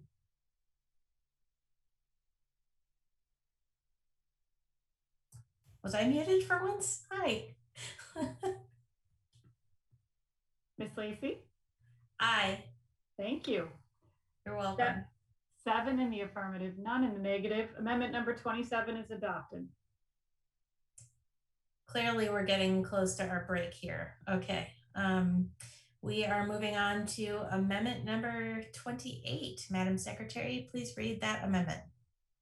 Amendment number 28. This amendment amends policy HE 2.5 of planning for a healthy economy to facilitate sustainable agriculture in the county. Ms. Hare, this is your amendment. Go to the floor. Thank you, Madam Chair. Jessica Hare, District 7. This amendment actually came a little bit out of the agritourism bill that we saw earlier, the special events bill that dealt with agriculture. We had some testimony during that bill that we really needed to consider how to promote sustainable agriculture in the county, not necessarily just to piecemeal with different things, different pieces of legislation, but really kind of take a comprehensive approach at it. And so we discussed this a little bit at the work session. The plan as it stands doesn't come right out and say it. It talks about a sustainable food source, but doesn't talk about specifically making sure that we are doing what we can to facilitate this type of sustainable agriculture. So this amendment just asks that we do that. Is there a motion to adopt? Motion to adopt, Councilman Pruski. Is there a second? Second, Allison Pickard. Mr. Barron?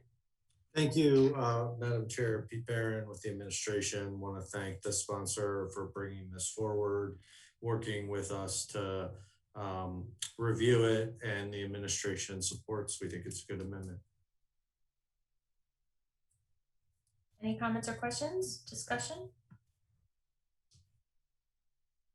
Seeing and hearing none, Madam Secretary, please call the roll on amendment number 28. Ms. Rodvian. Aye. Ms. Hare. Aye. Ms. Pickard. Aye. Mr. Volkey. Aye. Mr. Pruski. Aye. Ms. Fiedler. Aye. Ms. Lacy. Aye. 7 in the affirmative, none in the negative. Amendment number 28 is adopted. Thank you. Madam Secretary, please read amendment number 29. Amendment number 29. This amendment removes references to county demographics as challenges to planning future land use and adds references to adapting county policies and programs to shifting demographics as opportunities to planning future land use. Ms. Rodvian, this is your amendment. Thank you, Madam Chair. Lisa Rodvian, District 6. So this is really just about a mindset going forward, that our mindset should be embracing the diversity in our changing demographics of our county as an opportunity to grow and to become unique and become our own, take on the unique special traits of our beautiful mix here. So just thinking a mindset of opportunity instead of challenge. And I think that was probably the intention all along. Is there a motion to adopt? Motion to adopt, Councilman Pruski. And a second?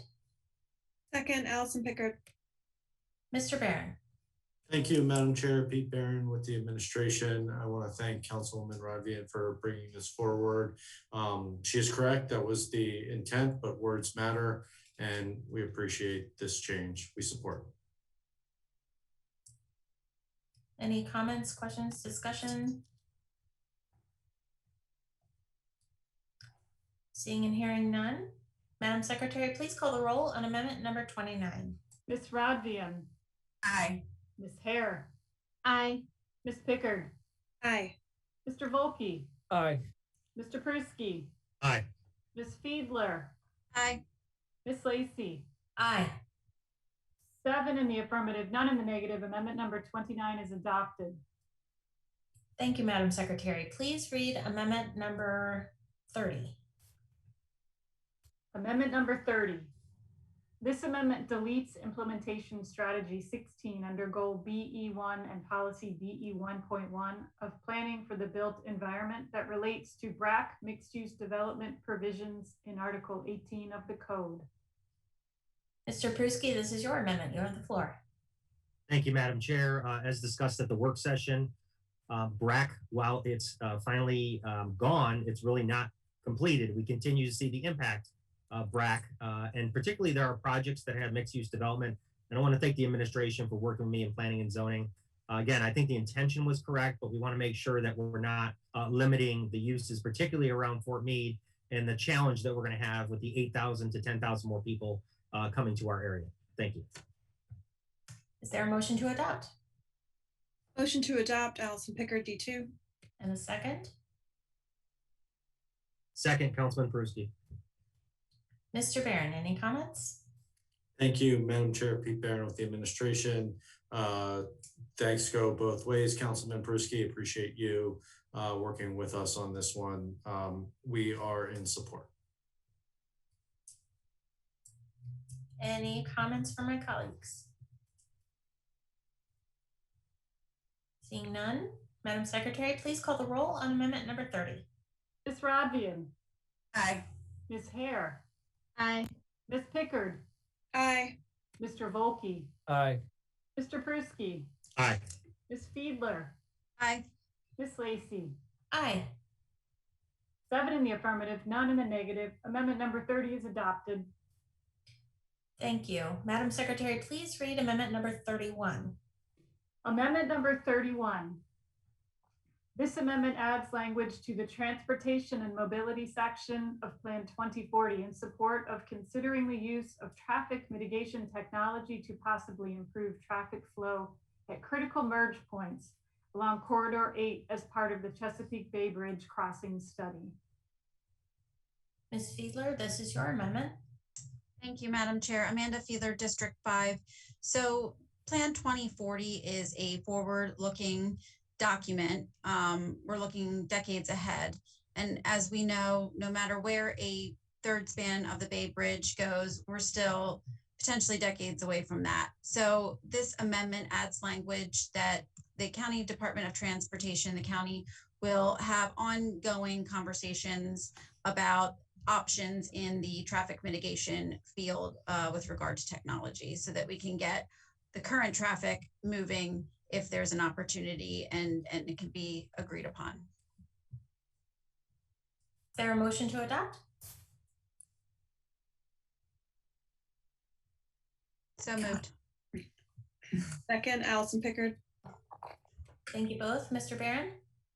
Thank you, Madam Chair, and thank the sponsor for bringing this forward. As we discussed at the work session, the administration supports this amendment. This is something we are already doing and think it's appropriate to include it here. So it's a challenging problem and it's something that we all need to be working on. So with that, we support. Any discussion? Seeing none, Madam Secretary, please call the roll on amendment number 31. Rodvian. Aye. Ms. Hare. Aye. Ms. Pickard. Aye. Mr. Volkey. Aye. Mr. Pruski. Aye. Ms. Fiedler. Aye. Ms. Lacy. Aye. 7 in the affirmative, none in the negative. Amendment number 31 is adopted. Thank you. Madam Secretary, please read amendment number 32.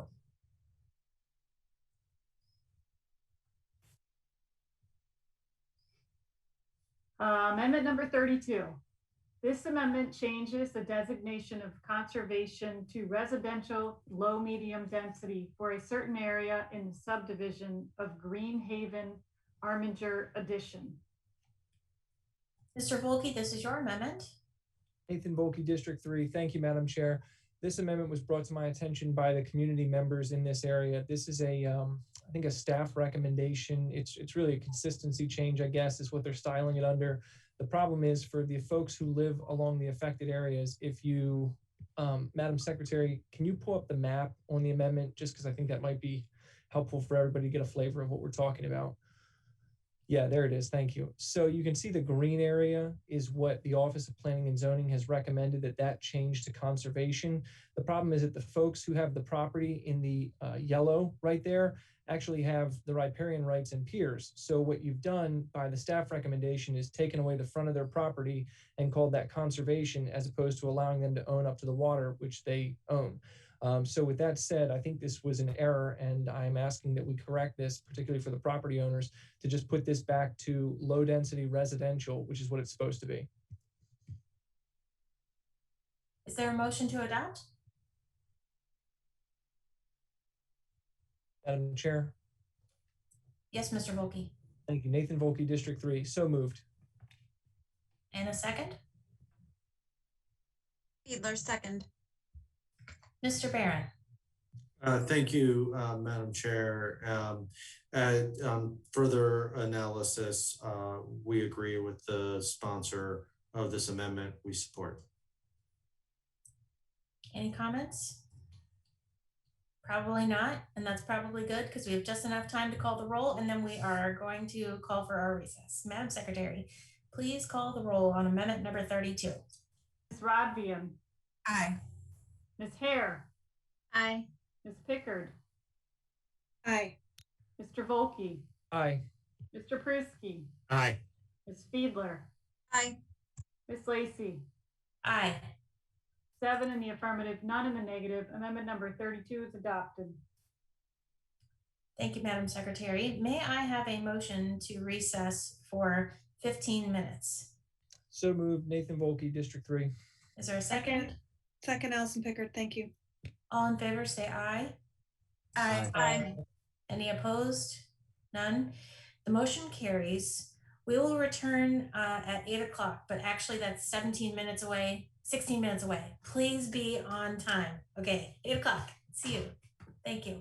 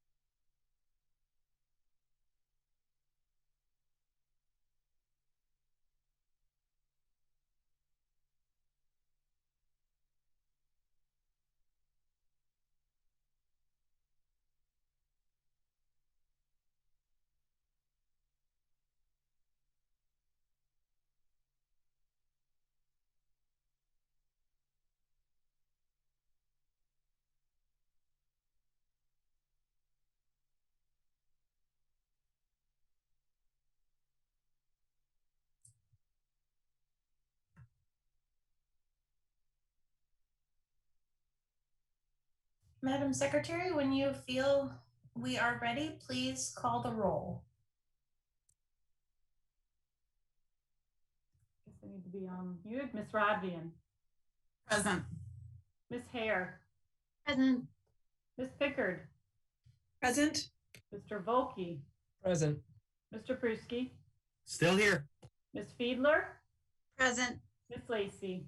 Present. Madam Legislative Counsel Linda Schuett. Present. Madam County Auditor Michelle Belair. Present. Madam Chair, everyone is here. Thank you, Madam Secretary. I believe we are on amendment number 33. Is that right? That's what my records show. Okay, Madam Secretary, please read that amendment. Amendment number 33. This amendment modifies the definition of compatibility contained in the glossary to volume 2 of Plan 2040. Ms. Pickard, this is your amendment. You have the floor. Thank you, Madam Chair. Allison Pickard, D2. As you read through Plan 2040, you'll see the term compatibility is used a lot. It is typically used in land use in multiple ways. This amendment adds to the definition in volume 2, page 248, to add that uses should complement or blend with existing built and planned character of the area. I think it's important as we move and look to the future of how our communities look, that we make sure the language is keeping up with modern building and construction and the way communities will look in 50 years compared to how they looked 50 years ago. So thank you. Is there a motion to adopt? Motion to adopt, Councilman Pruski. And a second? Second, Allison Pickard. Mr. Barron? Thank you, Madam Chair. I didn't have to hold it up, but I do. No, but you're in a different place on my screen, so I'm looking all around. I want to thank Ms. Scarborough for providing me with that flag a while ago. I want to thank Councilwoman Pickard for bringing this forward and working with the administration to pull it together. The administration fully supports this amendment. We think it's a good amendment. Any comments or questions? I do have one question. Sarah Lacy, District 1, for the planners. Since this definition is very qualitative, are there other measures that are quantitative that are specifically about compatibility, or do any such measures depend very heavily on the context to which they apply? Good evening, Christina Pompa with the Office of Planning and Zoning. Generally, when we speak about compatibility in land use planning, it is generally not measured quantitatively. It is because it's different depending on where you're dealing with it. In all the years I've done this kind of work, you're always looking at the surrounding neighborhood for compatibility, and it can be different. It's always different in every case that you look at. So it isn't something that is done with quantitative measurements.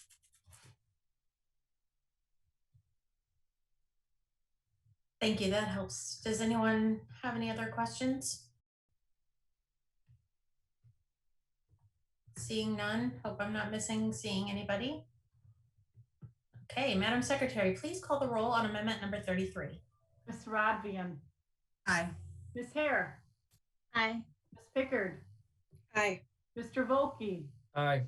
Mr. Pruski. Aye. Ms. Fiedler. Aye. Ms. Lacy. Aye. 7 in the affirmative, none in the negative. Amendment number 33 is adopted. Madam Secretary, please read amendment number 34. Amendment number 34. This amendment modifies the definition of ephemeral stream in the glossary to Plan 2040. And this amendment is by Ms. Hare, Ms. Fiedler, and Mr. Volkey. Ms. Hare, you should have the floor first as the lead sponsor. Thank you, Madam Chair. Jessica Hare, District 7. We discussed this amendment at the work session last week. At the work session in March, I believe it was, there had been some questions about the definition, which in the draft GDP is a bit ambiguous. So after asking some questions to Mr. Johnson at that March work session, went back and forth a little bit to just come up with a definition that is consistent with his testimony at that work session. So that's all this is, and I hope everyone will support it. Is there a motion to adopt? Motion to adopt, Allison Pickard, D2. And a second? Fiedler, second. Thank you. Mr. Barron. Thank you, Madam Chair. Thank the sponsor for working on this. It's accurate. There was a fair amount of back and forth both before and after the work session to get this right. The administration supports this change.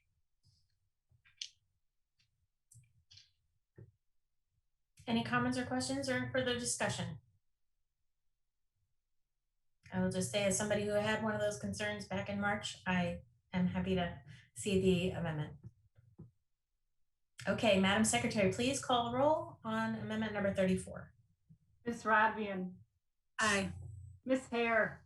Aye. Ms. Pickard. Aye. Mr. Volkey. Aye. Mr. Pruski. Aye. Ms. Fiedler. Ms. Lacy. Oh, sorry, Ms. Fiedler, was that an aye? Yes, aye. Thank you. Ms. Lacy. Aye. 7 in the affirmative, none in the negative. Amendment number 34 is adopted. Thank you. Madam Secretary, please read amendment number 35. Amendment number 35. This amendment clarifies the land use changes will become effective upon approval and enactment of Plan 2040 and amends the name of the final column in the land use changes appendix to Plan 2040 to indicate changes made by council amendments. And this is Ms. Hare's amendment. Ms. Hare, you have the floor. Thank you, Madam Chair. Jessica Hare, District 7. This also, I think, arose at the March work session and was a recommendation from either Office of Law or our Legislative Counsel, Ms. Schuett. I can't remember which. The last chart in Volume 2 of the GDP, where we're discussing specific land use changes, currently reads Council adopted, and it sort of implies that we need to go through every single one and actually adopt it or not. And the recommendation from, like I said, Office of Law and Legislative Counsel was, instead of saying council adopted, that column should just be titled council amendment. And then if we make changes, they go in that column. And if we don't make changes, it's unamended. So that's all this does. It changes the title of that column. Is there a motion to adopt? Motion to adopt. Oh. Second, Councilman Pruski. Mr. Barron. Thank you, Madam Chair. Agreed with the sponsor's description. This did come up at a work session. There was a fair amount of back and forth. We think this is a good amendment and support the clarity it provides. Any further discussion?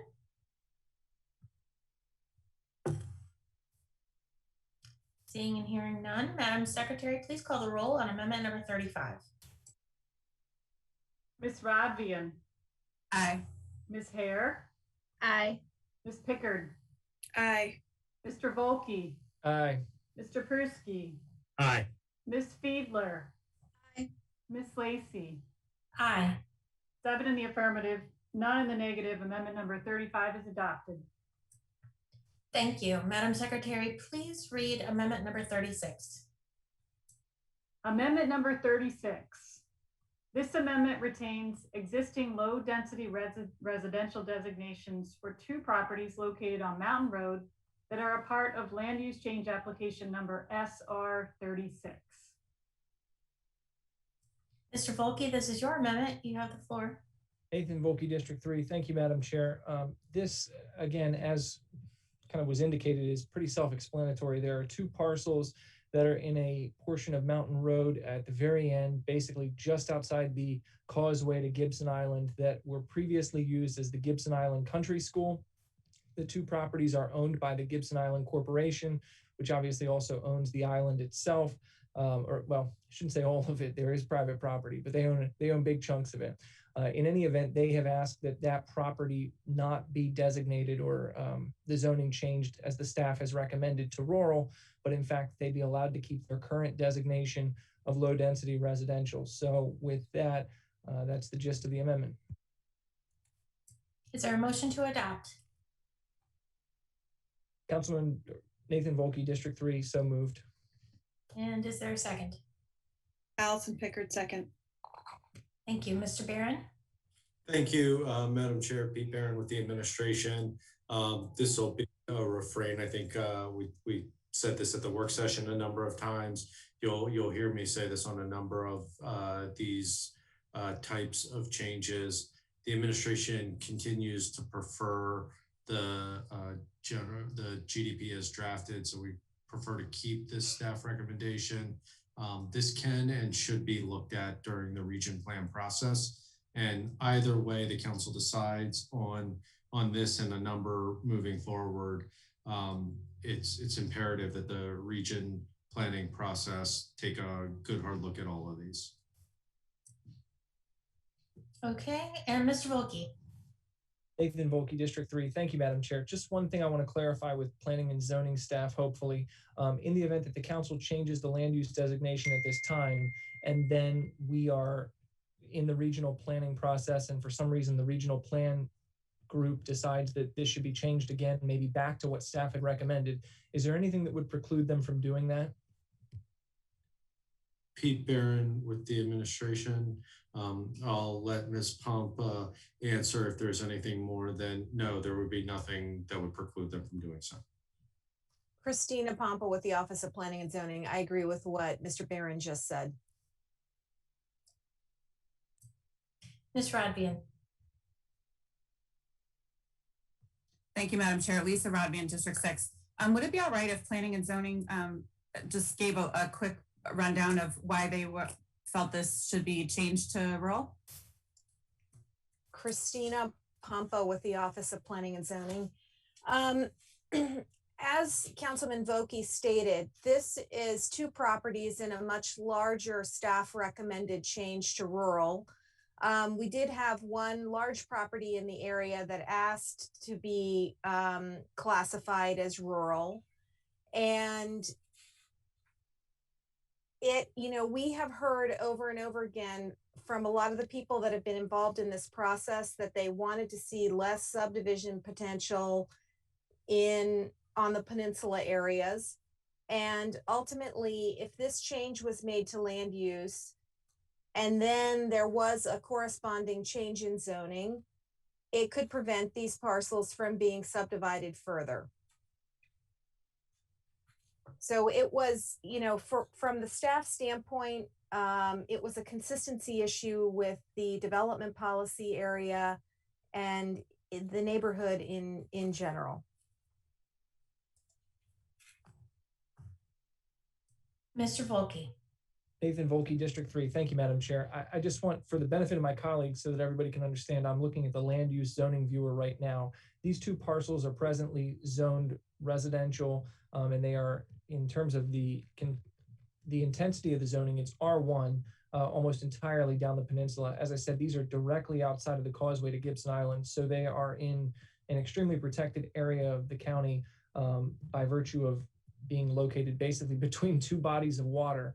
So the development potential for this property is extremely limited in terms of what could go there, whether that be any kind of future housing or anything like that. But as I noted, it currently has been used as a school, and that's what Gibson Island has used it for many, many years.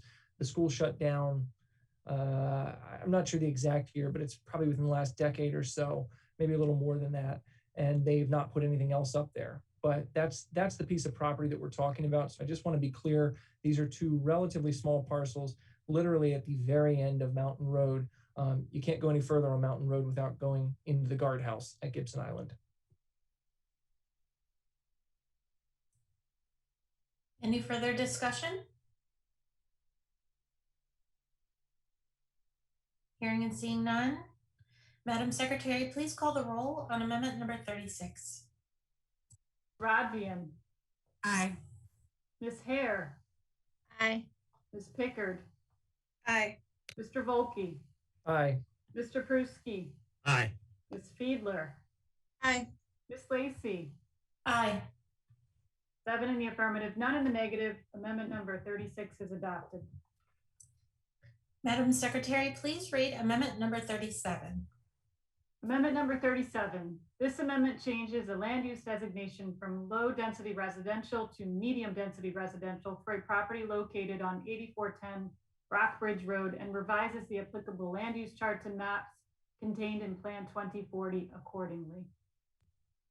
Mr. Pruski, this is your amendment.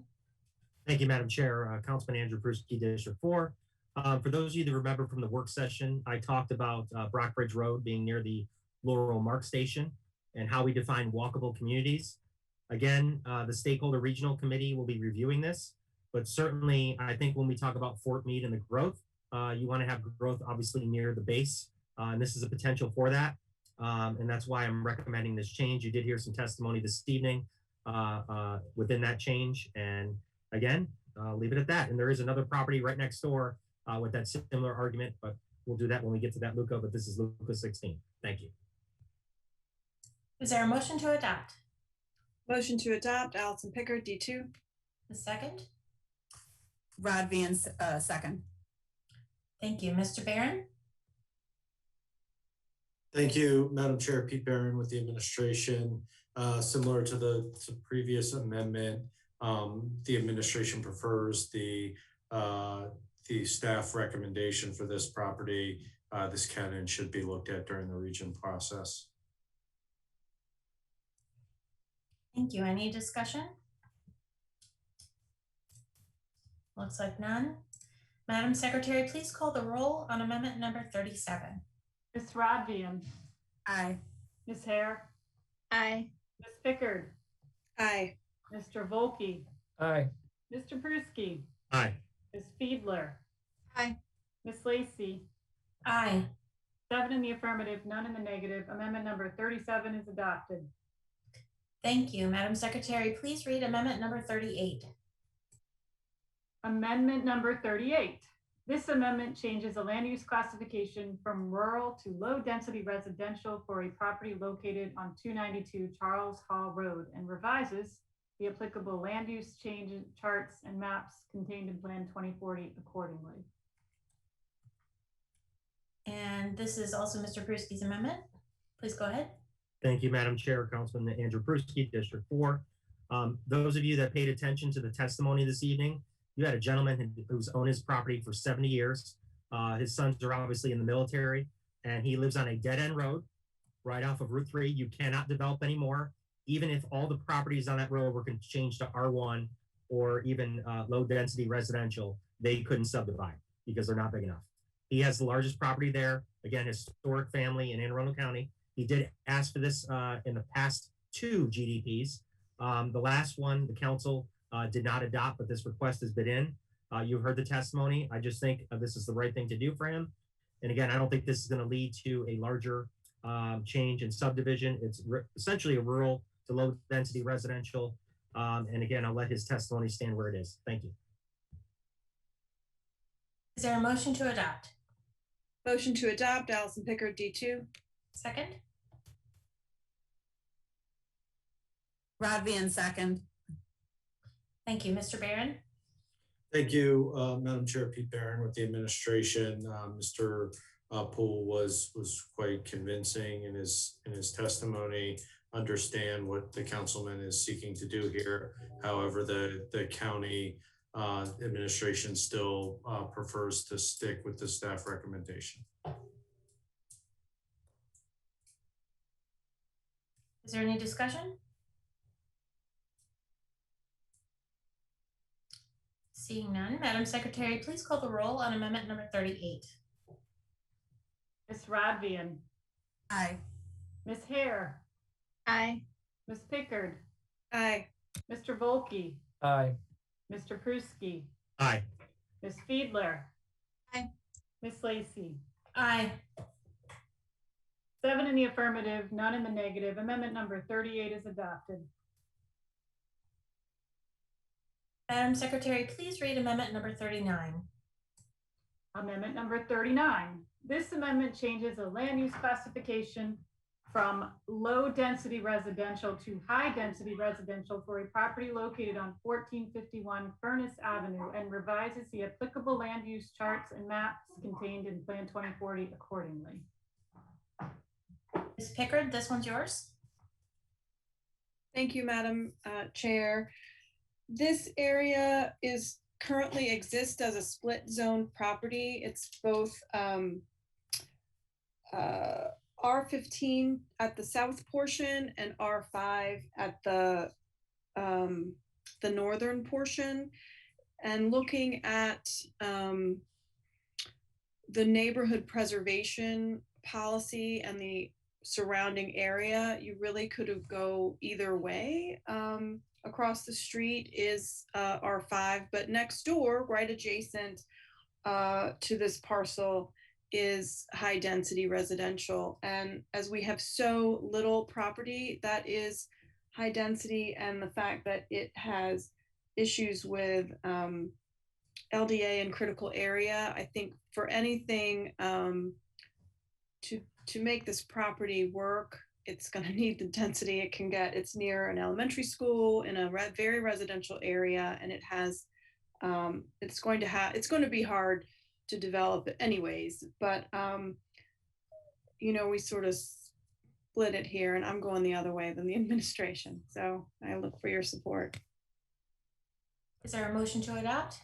Motion to adopt, Councilman Pruski. Second? Rodvian. Okay, Mr. Barron. Thank you, Madam Chair. I'll just continue my broken record. The administration prefers the plan as drafted. Okay, well, I guess we need some shorthand for you going forward. Okay, now I don't see anybody have any further discussion. Wave your flags, speak up. No. Okay, Madam Secretary, please call the roll on amendment number 39. Ms. Rodvian. Aye. Ms. Hare. Aye. Ms. Pickard. Aye. Mr. Volkey. Aye. Mr. Pruski. Aye. Ms. Fiedler. Aye. Ms. Lacy. Aye. 7 in the affirmative, none in the negative. Amendment number 39 is adopted. Thank you. Madam Secretary, please read amendment number 40. Amendment number 40. This amendment changes the land use classification from low density residential to commercial with additional notations for a property located on 845 Ritchie Highway and revises the applicable land use charts and maps contained in Plan 2040 accordingly. Thank you. Ms. Fiedler, this is your amendment. You have the floor. Thank you. Amanda Fiedler, District 5. So you will notice that there is some additional language here that references environmental features during the development phase. That came from speaking to the community over some concerns. And if our Assistant Administrative Officer, Ms. Schultz, can pull up the satellite image for this, Luca. This property, as you can see, is very unique in shape. That road is Ritchie Highway Route 2. Directly across the street are some larger commercial operations. And on the same side, going north, are some commercial operations and zoning. Ms. Schultz, if you could change to the land use viewer, please. The reason I want to show this is the reason for the additional language of environmental features. So being a current land use of open space and low density residential, I look at this and notice that the green is where we hit some environmental features that are protected by several layers of environmental regulation. So we're left looking at very limited area to develop, and what do we think should go here? And thinking about residential, 1, 2, 3 homes, is that really appropriate to have on the side of Route 2? If someone should purchase a home there and a school bus needs to get a child to school, is the side of Route 2 really the appropriate place to have that? So I believe in speaking to several folks that commercial is really the appropriate land use here. And I ask for your support this evening, but before we go to voting of any kind here, I'd like to ask Office of Planning and Zoning a question about the different regulations. We did talk about this, Luca, in a meeting, and there is critical area, there is RCA, and several other regulations that will be triggered during the development process, commercial, residential, otherwise. Is that accurate? Pete Barron with the administration. I think Ms. Papa can take this one, but that is accurate. Yeah, Christina Pompa with the Office of Planning and Zoning. Yes, those things would be triggered no matter, what happens development-wise on this property. Thank you. Okay, so let's have a motion to adopt. Motion to adopt, Councilman Peruski. And a second? Second, Allison Pickard, D2. Okay. Mr. Barron, did you have anything to add to? I think I'm becoming predictable at this point. The administration believes the region planning process is the right place to look at a change like this, and we prefer the recommendation in Plan 2040. Any further discussion? Okay, seeing none. Madam Secretary, please call the roll on amendment number 40. Ms. Rodvian. Aye. Ms. Hare. Aye. Ms. Pickard. Aye. Mr. Volkey. Aye. Mr. Pruski. Aye. Ms. Fiedler. Aye. Ms. Lacy. Aye. 7 in the affirmative, none in the negative. Amendment number 40 is adopted. Thank you. Madam Secretary, please read amendment number 41. Amendment number 41. This amendment changes the land use classification from low density residential to medium density residential for a property located on 8402 Brock Bridge Road and revises the applicable land use charts and maps contained in Plan 2040 accordingly. Mr. Pruski, it's yours. Have the floor. Thank you, Madam Chair. Andrew Peruski, District 4. Similar to Lucas 16, this property is located directly next door. The county recommended low density. Obviously, I'm looking at the medium density piece. And again, this is located right near the Laurel Mark Station. When we talk about TOD, and if folks are willing to build sidewalks and we want to have growth, particularly near and close to Fort Meade with the folks that are coming, I think, again, the regional plan can verify this, but I think this is a perfect property and I want to be consistent for that area. And that's why I'm recommending this recommendation. Thank you. Is there a motion to adopt? Motion to adopt, Allison Pickard. And a second? Rodvian, second. Mr. Barron? Thank you, Madam Chair. Pete Barron with the administration. Again, we prefer the staff recommendation. This can and should be looked at during the region plan process. Either way this council decides to go. Any discussion? Seeing none, Madam Secretary, please call the roll on amendment number 41. Ms. Rodvian. Aye. Ms. Hare. Aye. Ms. Pickard. Aye. Mr. Volkey. Aye. Mr. Pruski. Aye. Ms. Fiedler. Aye. Ms. Lacy. Aye. 7 in the affirmative, none in the negative. Amendment number 41 is adopted. Thank you. Madam Secretary, please read amendment number 42. Amendment number 42. This amendment changes the land use classification from low medium density residential to open space for a property located on Wall Chapel Road and revises the applicable land use charts and maps contained in Plan 2040 accordingly. Mr. Pruski?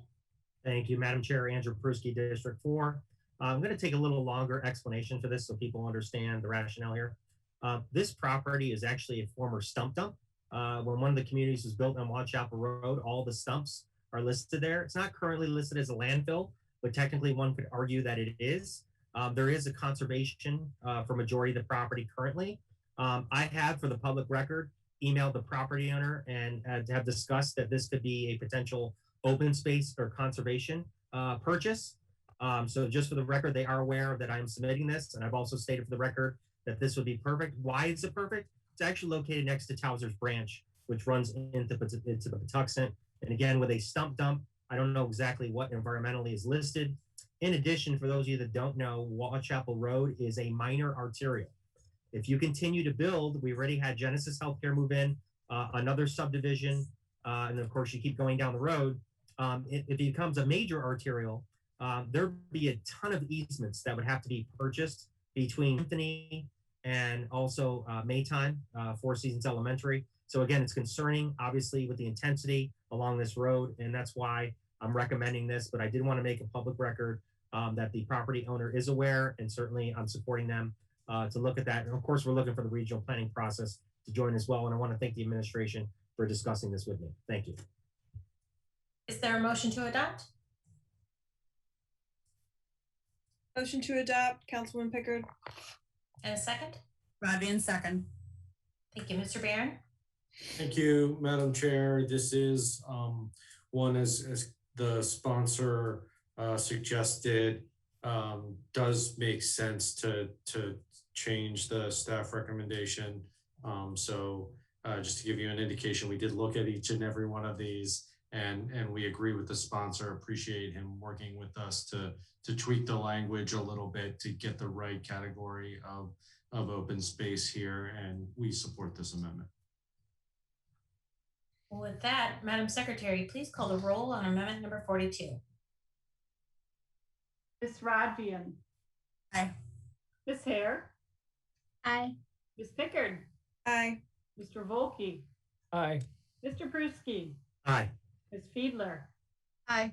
Ms. Lacy. Aye. 7 in the affirmative, none in the negative. Amendment number 42 is adopted. Thank you. Madam Secretary, please read amendment number 43.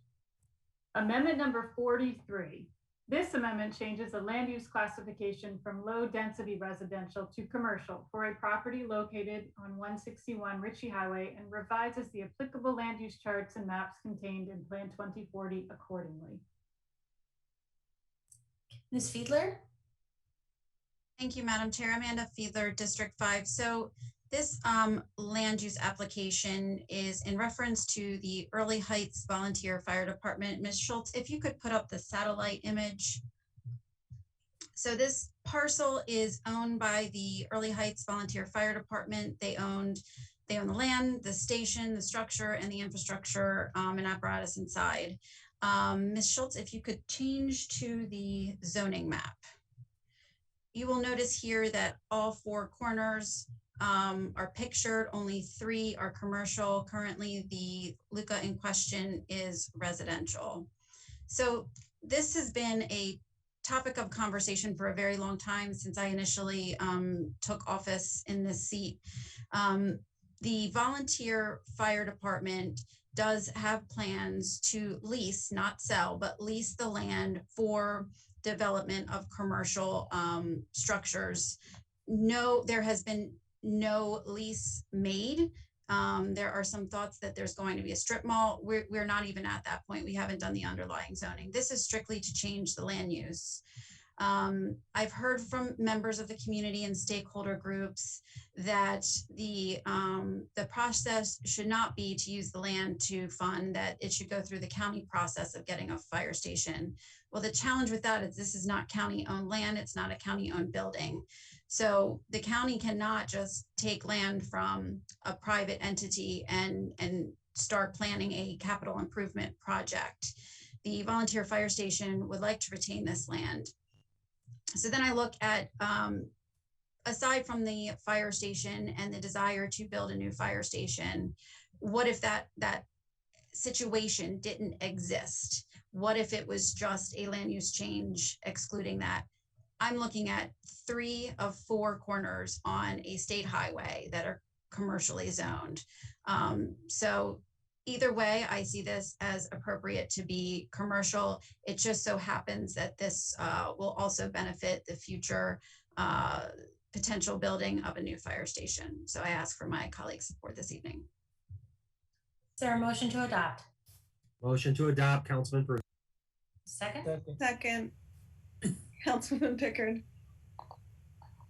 Okay, Mr. Barron. Thank you, Madam Chair. Back to my old self again. The administration prefers the staff recommendation. We do believe that this is something that can and should be looked at in region planning. So with that. Is there any, Mr. Volkey? Nathan Volkey, District 3. Thank you, Madam Chair. As I represent across the street from where Early Heights is, this is sort of the intersection of Councilwoman Fiedler and my districts. I'm particularly excited to vote in favor of this amendment tonight. And I just want to add, I know that it's been a very long road for the Early Heights volunteers, but I think that it's tremendous that our county still has so many volunteer fire organizations who are functioning and working so well. And given the fact that we have an opportunity to support the volunteers in their effort to continue to serve the community, I think that this is absolutely the type of thinking and the type of sort of land use that we need to be doing here, as opposed to the idea of let's just make this, a county building and take over and have more taxpayer dollars be spent here. The fact that we can use the zoning code and the zoning rules to allow them to continue to support the community, I can't overstate how good that is for the community and how proud I am to support it. So I want to thank Councilwoman Fiedler for doing the heavy lifting on this and bringing forward the amendment, but I'm looking forward to supporting it. Any further discussion?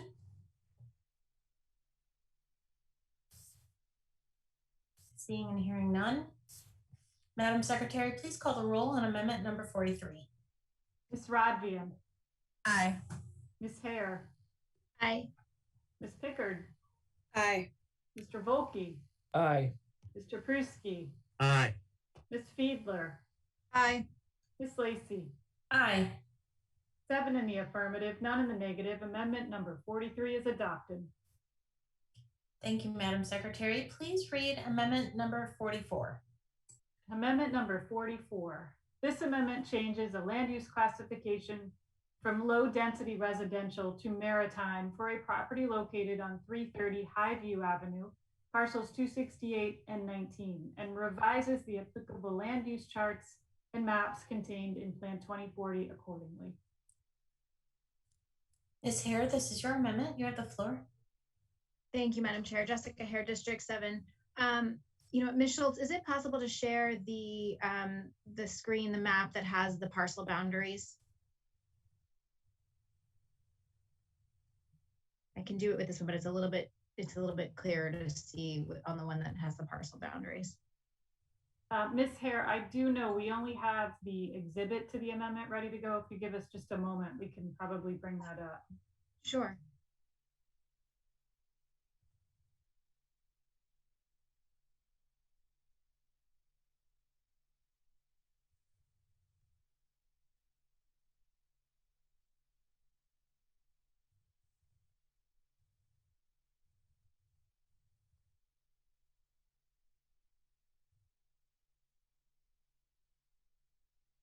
Awesome. Thank you so much. Okay, so this amendment, as you can see, the blue, the existing blue part is existing maritime. The triangular area is the portion of the amendment. The triangular area and the roughly square rectangular parcel to the immediate west is all one parcel, or it's two parcels together. We're only looking to change just the portion that's inside the triangle. Currently, that inside portion of the triangle is a low density residential. It's a bit of an odd cutout from the marina, and it's basically a field at this point. There is, in that square portion to the west, a historic house and a couple of barns. Those are not touched by this amendment.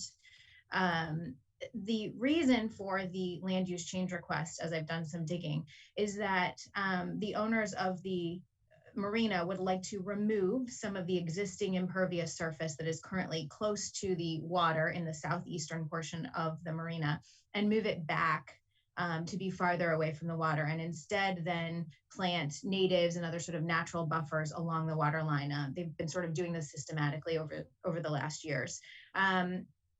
Because this property is in the RCA, there is a limit of the impervious surface to, I think it's 15% anyways. So this whole thing is not going to get paved over. There are current boat racks essentially that run north to south, immediately to the north of the amendment area, that they're just looking to extend a little bit into that amendment area. I did reach out to the community about it. The primary concern that I heard was on this historic house and barn. And like I said, that is part of the parcel to the west that is staying low density residential. So that's not impacted by this amendment. I think it makes a lot of sense to remove that impervious from the water's edge and move it back. And so I'd like to ask for your support. Is there a motion to adopt? Motion to adopt, Councilman Pickard. Councilman Prisky, second. Thank you both. Mr. Barron? Thank you, Madam Chair. Again, as with the other Lucas, we prefer the staff recommendation. This can and should be looked at in region planning. Either way, this council decides tonight. Any discussion? Hearing none. Madam Secretary, please call the roll on amendment number 44. Ms. Rodvian. Aye. Ms. Hare. Aye. Ms. Pickard. Aye. Mr. Volkey. Aye. Mr. Pruski. Aye. Ms. Fiedler. Aye. Ms. Lacy. Aye. 7 in the affirmative, none in the negative. Amendment number 44 is adopted. Thank you. Madam Secretary, please read amendment number 45. Amendment number 45. This amendment makes a correction to the property address for Luca 151 and sets forth a request that the Stakeholder Advisory Committee specifically consider the future use of the property located on 454 East Bayfront Road during its deliberations. Ms. Hare? Thank you, Madam Chair. Jessica Hare, District 7. This Luca has caused me great heartache because there are pros and cons to it, and I have gone back and forth 100 times. It's a 30-acre parcel in the southern part of the county at a somewhat major intersection. The owners have requested a commercial land use for approximately 10 acres. They currently have a 1 out of the 30 acres is zoned commercial, and I believe it's a gas station of sorts that's there that they're looking to expand. There has also been some talk about potentially the volunteer fire station moving to that location. The surrounding parcels are all designated as rural agricultural. So in that sense, the commercial zoning is an outlier. At the same time, there are some neighboring uses across the street that, while they are within a rural agricultural zone, are much more commercial in nature. And so with that, I have heard from community members, and the comments are on both sides. And so I wanted to stress in this amendment, just to ask the stakeholder committee to please carefully consider this intersection and exactly how they would like it to look, because I think it's a critical piece for them to decide. And rather than me saying one way or the other here, or us saying one way or the other here, I thought if we could just make it very clear that we'd like them to show us what they would like, that's all this is asking for. Is there a motion to adopt?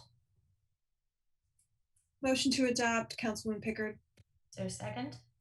Councilman Persky, second. Mr. Barron?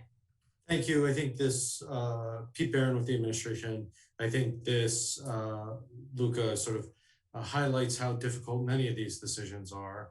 And it appears that Councilwoman Hare has embodied my position on many of these in amendment form. I think this is absolutely something that needs to be looked at closely in region planning. We support. Mr. Volkey. Nathan Volkey, District 3. Thank you, Madam Chair.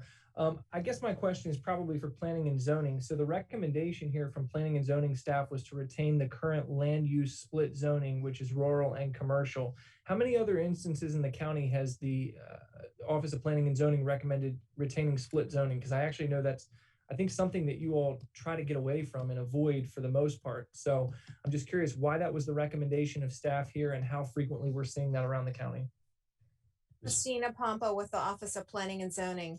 So I just want to clarify, we're talking land use and not zoning in this case. The commercial land use that is applied to this property is applied where the use of the property actually is commercial. And then the remaining portion of the property is, I believe, is rural. So sometimes there is a split because you may have, in this case, a large property with only a very small portion in a separate use. Mr. Volkey? Nathan Volkey, District 3. Thank you, Madam Chair. Ms. Pompa, thank you for that answer. I guess the reason I'm asking is along Mountain Road in my district, there are some properties that are both commercial and rural. They're actually split zoned, and planning and zoning went through on those and recommended that they be changed from the rural zoning up to commercial zoning. And so I'm just trying to understand how it was that in certain cases, OPZ recommended taking the land use designation to something else, but in others like this, you decided to retain the land use designation the way you did. Do they have a LUCA number that you can refer to, Councilman Volkey? Christina Pompa with OPZ. Sure. Nathan Volkey, District 3. It's actually not a LUCA. They didn't do a land use change. It's actually a consistency change where planning and zoning recommended it. I will tell you the exact CC number. Give me a second. So specifically, yeah, here it is. Sorry, I have a bunch of maps open at once.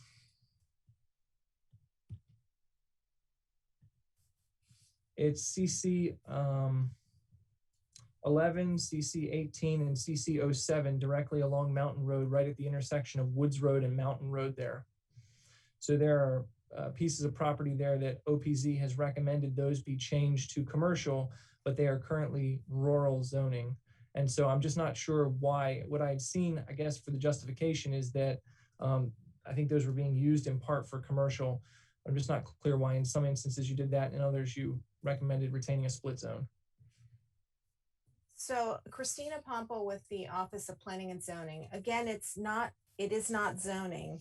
Oh, sorry, land use. Sure. It's gonna take me a moment to find this because a lot of the consistency changes comprise a significant amount of property. And it may be that we need to get back to you on this question, Mr. Volkey. Okay, thank you. Nathan Volkey, District 3. That's fine if you need to look at it. I guess I'm just trying to understand kind of OPZ's policy on this. That's what I'm looking for. So even if you don't go into this specific example, if I can just get kind of why you all did it in certain places and not others. Christina Pompa with the Office of Planning and Zoning. I would really need to be able to look at the map and see where this is. Do you have a street address which would get me much closer? I cannot just conjecture without seeing what the situation is, because we used, if you go to page 115 in volume 2, which I am now turning to, there are 9 criteria that we used. And so in any given situation, there could be a combination of criteria that apply to any piece of property. But we used the same blueprint. We applied the same blueprint in all of our analysis to each of these.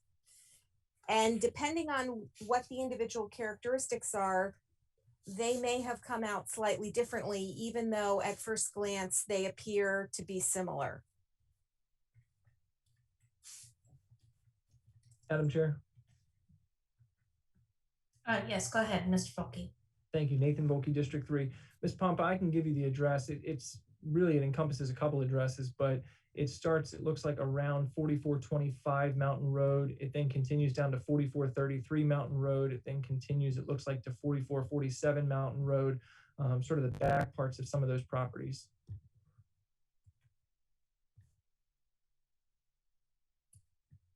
Madam Chair. Yes, Mr. Barron. I don't know how we travel from South County to North County, but if instead of going through maps right now and trying to drill down on this.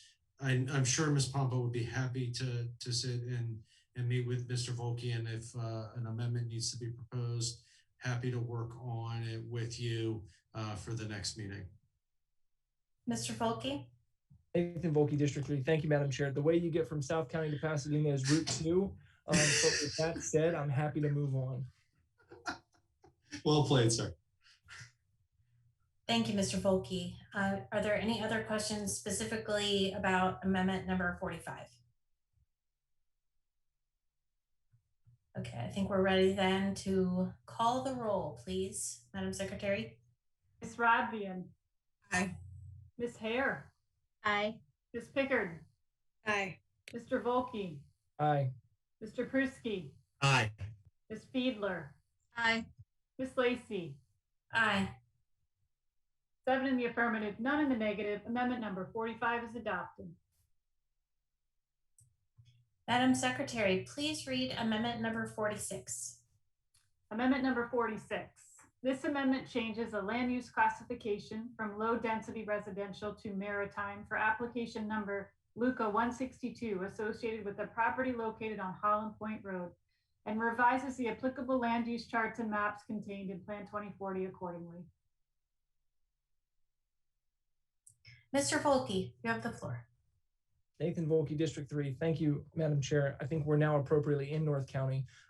So this amendment is dealing with another property where there was a request for a rezoning on Gibson Island.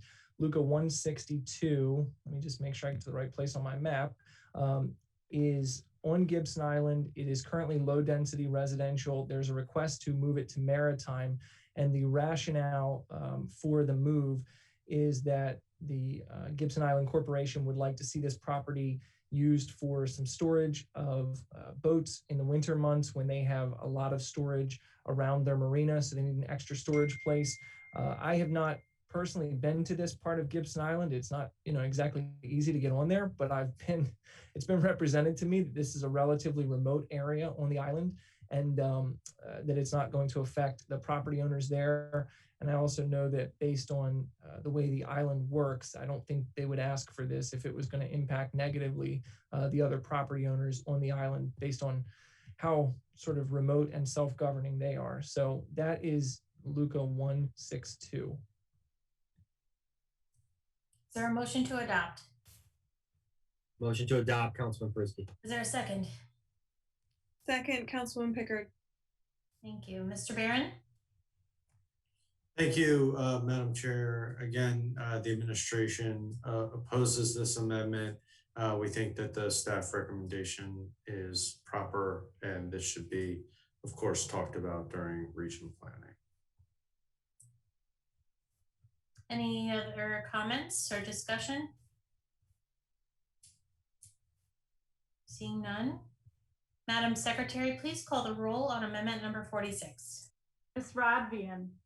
Aye. Ms. Hare. Aye. Ms. Pickard. Aye. Mr. Volke. Aye. Mr. Pruski. Aye. Ms. Fiedler. Aye. Ms. Lacy. Aye. 7 in the affirmative, none in the negative. Amendment number 46 is adopted.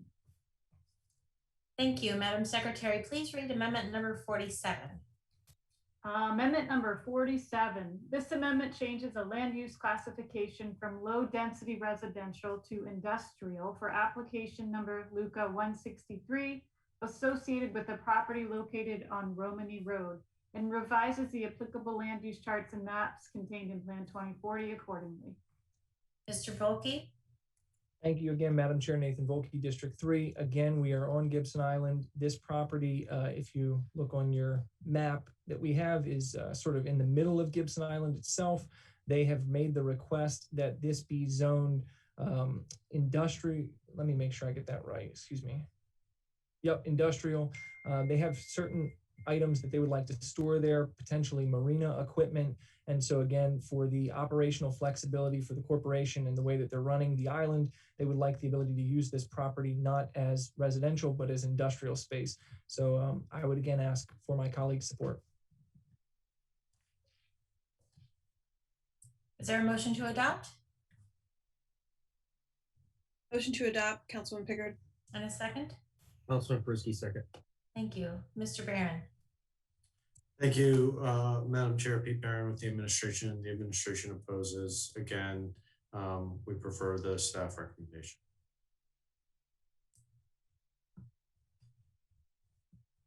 I have a question, Mr. Barron. Why on this specific one? I mean, I know from all that we've been doing, we know the policy is that the staff prefers to keep what they've put. And everybody knows the council has the ability to change it. And I don't know, just this part of Gibson Island is very remote. They're going to get into what their land use is going to be in the appropriate regional plan, but they also have an elected official who knows something about what they want. I don't know that everyone would agree with him as far as land use matters, but some do. And, you know, at a certain point, the broken record actually starts to kind of irritate because it kind of feels like I have to question the listening that's happening going back toward, I mean, we have 7 more amendments to do tonight, or 8. We're probably going to have another 50 or something 2 weeks from now. And it's going to take us a long time to get through them. And I'm not sure why I should even call on you to say again, broken record. It's just getting frustrating. And I know we have a lot more to do tonight. It's coming up on 9 o'clock. Well, You know, Madam Chair, if you would like, the administration is happy to talk about the staff rationale for each and every one of these. This particular one, Amendment 47, deals with a Luca in Gibson Island, which is not consistent with the surrounding area and zoning. It's part of the historic district and is a potential FIDS habitat. This is absolutely something that the local elected official should have influence over. The staff did look at this issue and looked at this one closely, like we did with every single one. And we have not been 100% in opposition to each one. When we've looked at them, we have decided there have been one or two that we thought, yeah, you know what, we were wrong and we should take a slightly different position here. This is and could be properly changed in its land use in region planning, and it is more than appropriate for the council to consider a change. If the council prefers, we are happy to go into deep detail with each one. And I know many council members have had long conversations with the rationale of OPZ on each and every one of these. So we're happy to do that if that's the council's preference. I was trying to be also efficient here because many of these have been discussed. Well, I did ask for people to be concise, so I do appreciate that. Ms. Pompa. Christina Pompa with the Office of Planning and Zoning. Council Chair Lacey, if we want to talk about Gibson's Island, we have put a microscope on the staff recommended change that's right before the causeway. We've now talked about Luca 162 and Luca 163, but I would like to draw the council's attention to the fact that Gibson Island also has Luca 164, 165, and PDR 04. PDR 04 was introduced at the time of the preliminary draft, which was September through into the middle of November. They brought to our attention issues with existing land use on the ground, and we supported that request to amend their land use. We also supported their request on Luca 165 and 164. Part of the problem that staff had with 162 and 163 is that they are in more remote, undeveloped areas. Luca 162 is fully within the critical area RCA. Maritime uses are not one of the permitted uses in the critical area RCA. And ultimately, that particular Luca would need to go through growth allocation in order to expand maritime into the area. And again, we felt that it was better to evaluate at the region plan. For Luca 163, that is more difficult to evaluate because it looks like it's partially within the critical area, but not entirely. But again, it's an entirely wooded, undeveloped area on Gibson Island. And we felt that it would be better to be evaluated during the region plan process. So there was give and take with the Gibson Island Corporation on what they were looking for in their requests. Thank you. Thank you, Ms. Pompa. That was very helpful. Does anyone else have any other gripes or legitimate points of discussion to raise? Okay, Mr. Volkey, go ahead. Nathan Volkey, District 3. I'm just going to make a comment then at this point, Madam Chair, because I think it's appropriate. I think this just highlights the difficulty with doing the general development plan before you do the regional plans. You know, we continue to be in this situation where everything is like, well, let's look at the regional plan. Had we done them first before we did the GDP, I think we'd be in a very different situation here. So I just think that kind of keeps coming front and center as we hear about how all these things should be sort of considered more in the next iteration of the plan. Okay, with that, Madam Secretary, please call the roll on amendment number 47. Ms. Radvian.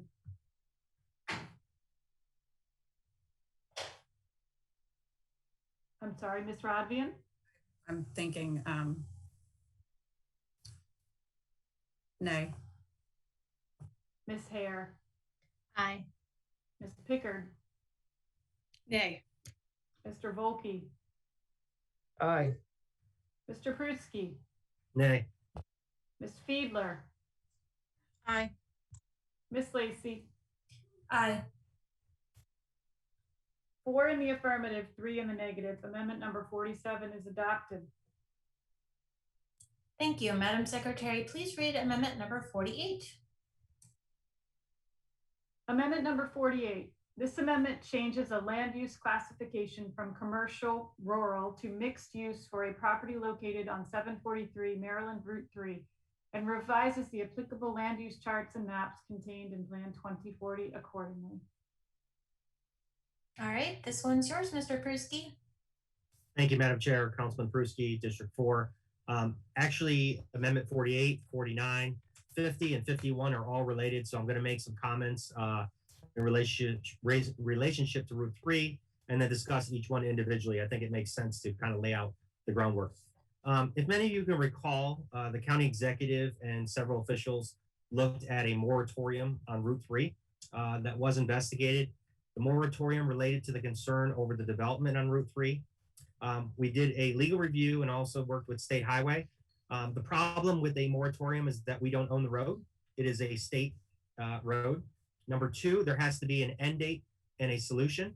Again, to our state representatives and our governor, they control Route 3. We don't understand the traffic, the lanes. Obviously, I'm kind of excited that the county executive has put in his budget proposal to try and accelerate, trying to use some of our county funds to work with the state to move it along quicker. In addition, for those of you that don't know, there has been some investigation to change Route 3 from a interstate to a local road use initiative. Obviously, that's a high threshold to change because people drive that road every day, and obviously there's challenges. The other piece related to the area, if you were to look at the Lucas on the GIS map and go through, it is a sea of red. So what's the problem with a sea of red when you look at the color red for the legend? That is commercial. What is commercial is traffic. That is the major issue in the area. So certainly the following recommended changes that I'm bringing forward are to look at a less intensification of use. So when I use the word commercial, what do you think of? Gas stations, Walmarts, any other thing where you're going to get a lot of traffic. And certainly development by right, let's be upfront with people, could be done right now. And so certainly I'm looking at some of these and trying to make a decision. And obviously the regional committees are going to discuss these, but it is something that nobody really wanted to touch and said, oh, let regional planning deal with it. Well, I'm going to take a bold move here and actually try and do something about it and look at some of these areas. And particularly, let's look at amendment number 48. It is a classification change from commercial rural to mixed use. As Mr. Volke pointed out, on Route 2 and Mountain Road, you have these same parcels, right? It's split zone. Well, why would I go to mixed use? Well, it's less intensification. Also, you have adequate facilities, which, by the way, this council is going to be dealing with shortly to either further limit or address those issues. And also, when we talk about traffic, obviously, when you have those commercial uses, those continue to be an issue on Route 3. So again, these are land use discussions. This is not zoning changes. Comp rezoning will occur when we have the stakeholder committees, but that is why I'm recommending these next 4, and particularly for 48, from that answer. So thank you so much. Is there a motion to adopt? Motion to adopt, Councilwoman Pickard. And a second? Second, Councilman Bruce. Mr. Barron? Thank you, Madam Chair. Pete Barron with the administration. The administration opposes these amendments. Happy to go into more detail as to why, if the council so wishes. However, at this time, this is better suited for regional planning. Ms. Hare. Thank you, Madam Chair. Jessica Hare, District 7. I wanted to make a couple of comments just because, so much like with Councilman Volke earlier, who had the other side of the Early Heights volunteer fire station issue on this Route 3 corridor. This is a little bit north of District 7, but that corridor still touches District 7 in terms of issues with traffic and things like that. So I did quite a bit of research on some of these. And interestingly, if we're talking about Luca 173 specifically, I think it's 13 parcels total. 12 of them, their current underlying use is C4 highway, or the current underlying zoning is C4 highway. So we're talking the heaviest commercial use that you can possibly have is the current designation. And you think lots of gas stations, lots of things like that. And actually in some recent conversations with some of the folks in Crofton, they really were wondering why they already have so many gas stations on the Route 3 corridor and some of those heavier uses. And they're really looking for more community walkable type of things. It's my understanding that the mixed use allows for a bit more creativity, for lack of a better term, in creating sort of what might be a walkable community so that people are living near where they work and things like that. And I think really gives planning and zoning and anyone who owns that property a little bit more creativity to work with, so that we're not just getting lines of heavy commercial from a traffic standpoint. So, I know that this is a hard one. The traffic there is really difficult, but I appreciate that Councilman Pruski is looking at it from this lens and trying to find a solution with current land use that sort of doesn't just add more to the traffic problem. So I just wanted to say thank you, and I'll be supporting this. Any other comments or questions? Seeing maybe. Ms. Pickard, you really look like you were about to wish. No, I'm just very cold. Okay. Okay, well then, Madam Secretary, please call the roll on amendment number 48.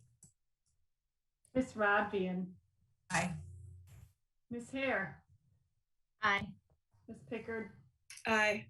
Mr. Volke. Aye. Mr. Pruski. Aye. Ms. Fiedler. Aye. Ms. Lacy. Aye. 7 in the affirmative, none in the negative. Amendment number 48 is adopted. Madam Secretary, please read amendment number 49. Amendment number 49. This amendment changes the land use classification from commercial along Maryland Route 3, low medium density residential for rear parcels, to mixed use for properties located on 708, 710, 713, and 714 McNew Road in Crane Highway, Maryland Route 3 South, and 736 Maryland Route 3 South, and revises the applicable land use charts and maps contained in Plan 2040 accordingly. Mr. Pruski. Thank you, Madam Chair. Again, to reiterate about the Route 3 conversation, particularly for those of you that don't know, the Gambrills Athletic Club is located off of McNew Road. And that is not a dangerous intersection, but obviously a very busy one. And so if we have commercial along that way, that's going to cause a major issue.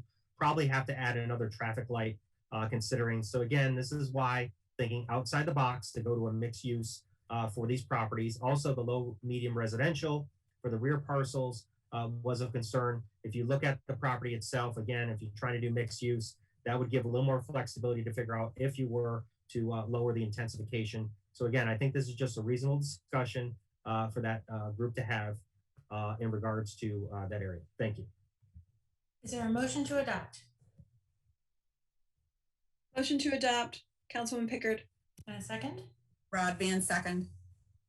Thank you both. Mr. Barron. Oh, I am unmuted. Good.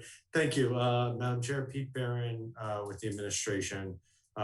Same goes. The administration is opposed and happy to discuss in more detail the rationale. This is definitely a perfect candidate for a good hard look in region planning. Either way, this council shakes out, but we prefer the staff recommendation. Thank you. Any further discussion or comments? Anyone? I'm seeing none. Okay. Madam Secretary, please call the roll on amendment number 49. Ms. Radvian. Aye. Ms. Hare. Aye. Ms. Pickard. Aye. Mr. Volkey. Aye. Mr. Pruski. Aye. Ms. Fiedler. Aye. Ms. Lacy. Aye.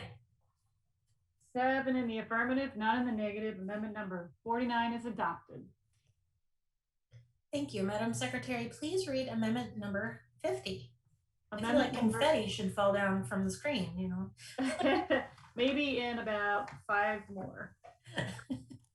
Amendment number 50. This amendment changes a land use classification from commercial to mixed use for properties located on Maryland Route 3 South and revises the applicable land use charts and maps contained in Plan 2040 accordingly. Mr. Pruski. Thank you, Madam Chair. Again, not to repeat, obviously from commercial and mixed use is a lower intensification in my opinion. I think the regional committee needs to look at this hard. And hopefully by that point, when the regional plans do come in, Route 3 will have some work done at both the intersections and the road between St. Stephen and Millersville Road, where there really is where the traffic jams because it narrows down from 3 to 2. And obviously this would be impacted. So again, just asking for the council to take a look at this and move it on as a recommendation. Thank you. Is there a motion to adopt? Councilman Pickard, motion to adopt. And a second? Rod Van, second. Thank you. Mr. Barron? Thank you, Madam Chair. Pete Barron with the administration. As with the last two in this area, the administration is opposed, although with this one, our concerns are less intense on this, and this really could be a good candidate for this, and agree with Councilman Pruski that it should be looked at in region planning. Either way, the council shakes out tonight. Any discussion? Seeing none. Madam Secretary, please call the roll on amendment number 50. Ms. Radvian. Aye. Ms. Hare. Aye. Ms. Pickard. Aye. Mr. Volkey. Aye. Mr. Pruski. Aye. Ms. Fiedler. Aye. Ms. Lacy. Aye. 7 in the affirmative, none in the negative. Amendment number 50 is adopted. Thank you. Madam Secretary, please read amendment number 51. Amendment number 51. This amendment changes a land use classification from commercial to mixed use for properties located on 814 Maryland Route 3 South and revises the applicable land use charts and maps contained in Plan 2040 accordingly. Mr. Pruski. Thank you, Madam Chair. This is the last amendment regards to Route 3. I do want to point out one of the things that we've always talked about is the character of the neighborhood.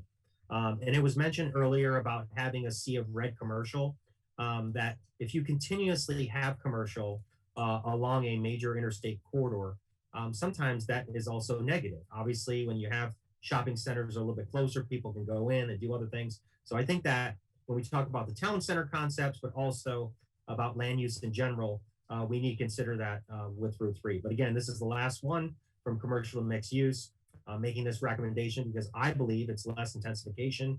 And I think the Regional Planning Committee can review, obviously, this recommendation. And that was the final one for Route 3. Thank you so much. Is there a motion to adopt? Motion to adopt, Councilman Pickard. And a second? Rodvian, second. Thank you both. Mr. Barron.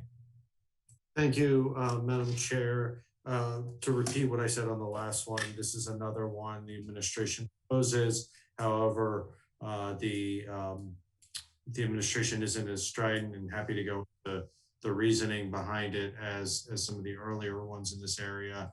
But this one is one that also should be looked at in region planning. Councilman Bruschi does make some good points about sea of red, as he said. Any comments, questions, discussion? Seeing none, Madam Secretary, please call the roll on amendment number 51. Ms. Rodvian. Aye. Ms. Hare. Aye. Ms. Pickard. Aye. Mr. Volkey. Aye. Mr. Bruschi. Aye. Ms. Fiedler. Aye. Ms. Lacy. Aye. 7 in the affirmative, none in the negative. Amendment number 51 is adopted. Thank you. Madam Secretary, please read amendment number 52. Amendment number 52. This amendment changes the land use classification from low density residential to commercial for a property located on 1046 East College Parkway and revises the applicable land use charts and maps contained in Plan 2040 accordingly. Ms. Fiedler, it's your turn. Thank you, Madam Chair. Amanda Fiedler, District 5. I would ask Ms. Schultz if you could please show the satellite image. This is Luca 188. It is 4 parcels on East College Parkway. The larger roadway in front of that is Route 50. For as far back as I can remember, and that's saying something because I've lived here my entire life, this property has been a commercial use. It is on the corner, again, affronting a state highway. And I think it is more appropriately changed to a land use of commercial and would ask for my colleagues' support this evening. Is there a motion to adopt? Motion to adopt, Councilman Pickard. And a second? Fiedler, second. Thank you both. Mr. Barron. Thank you, Madam Chair. Pete Barron with the administration. This is one of the ones that came into us a little bit late before the work session. I believe we discussed it at the work session. Might be confusing it with another. I apologize. I do.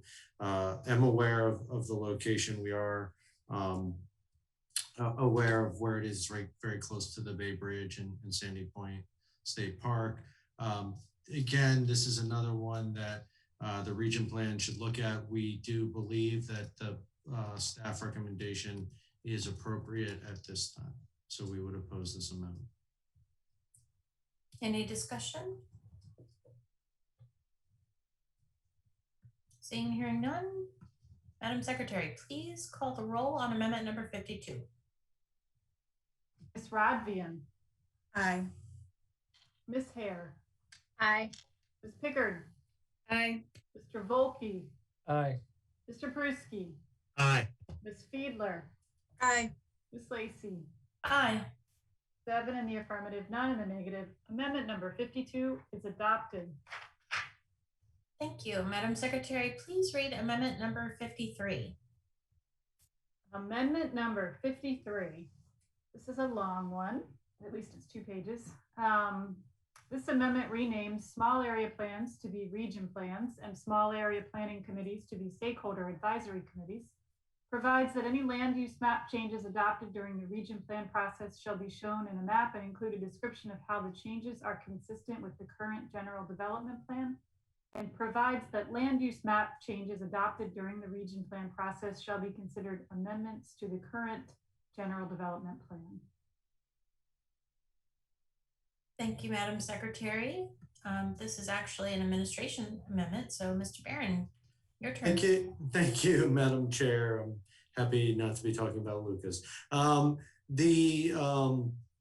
This amendment, and I think Councilman Volke actually had a similar amendment along the same lines. This sort of came up in discussions about just logistically how would this all work with the way that region planning is happening, and the emphasis the administration is really putting on having our communities have a strong say in the region plan process. I think the Madam Administrator's description of it is pretty accurate and self-explanatory. So we're happy to answer any questions on why the administration thinks this is important, but we hope you will move this amendment tonight. Is there a motion to adopt? Motion to adopt, Councilwoman Pickard.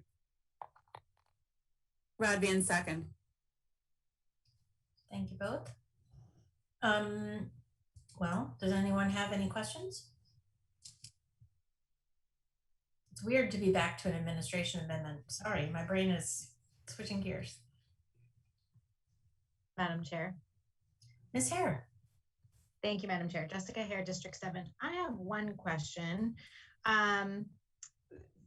In the amendment, paragraph 4, I guess it is, it says that each region plan shall include maps depicting any changes to the land use map included in the current general development plan and a description of how the changes are consistent with the goals, policies, and land use maps in the general development plan. With all this talk this evening about the administration believing that land use changes are better reviewed in the region plan, this paragraph then seems to direct the regional plans to be somewhat hamstrung by what is in the GDP. And so I'm just wondering if you can reconcile that for me. It's an important, sorry, Madam Chair. No, you can go ahead.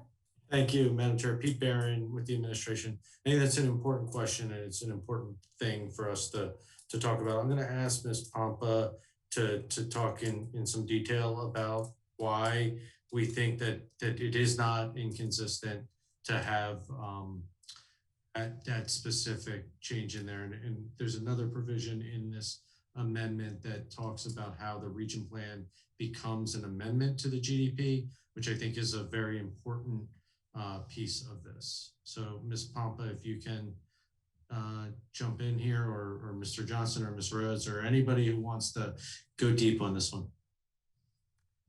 Christina Pompa with the Office of Planning and Zoning.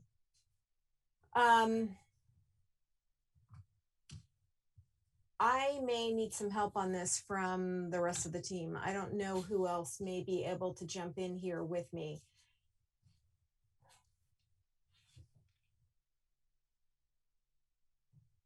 If nobody else is jumping in, I may be able to shed some light on it. Go ahead, Ms. Kinney. Thank you. Kelly County Supervising County Attorney. The language that you just quoted, Ms. Hare, is really to allow the council to make that determination when they look at the region plans to consider whether it is consistent with the GDP, or to make that affirmative statement that it is not consistent with the GDP, but that you are going to be adopting something that may be different, because that what you adopt in the region plan is going to become an amendment to the GDP. So it just requires the council to engage in that analysis at the point where you're looking at the region plans to either state affirmatively that it is consistent with the GDP, or that there is going to be a change that is different from the GDP, but it is going to become part of the GDP and therefore will in the end be consistent with the GDP when it does amend it, if that helps. Ms. Hare, did you have a follow-up, or shall I move to Mr. Volke? You can come back to me. I'll listen for a minute. Okay, Mr. Volke.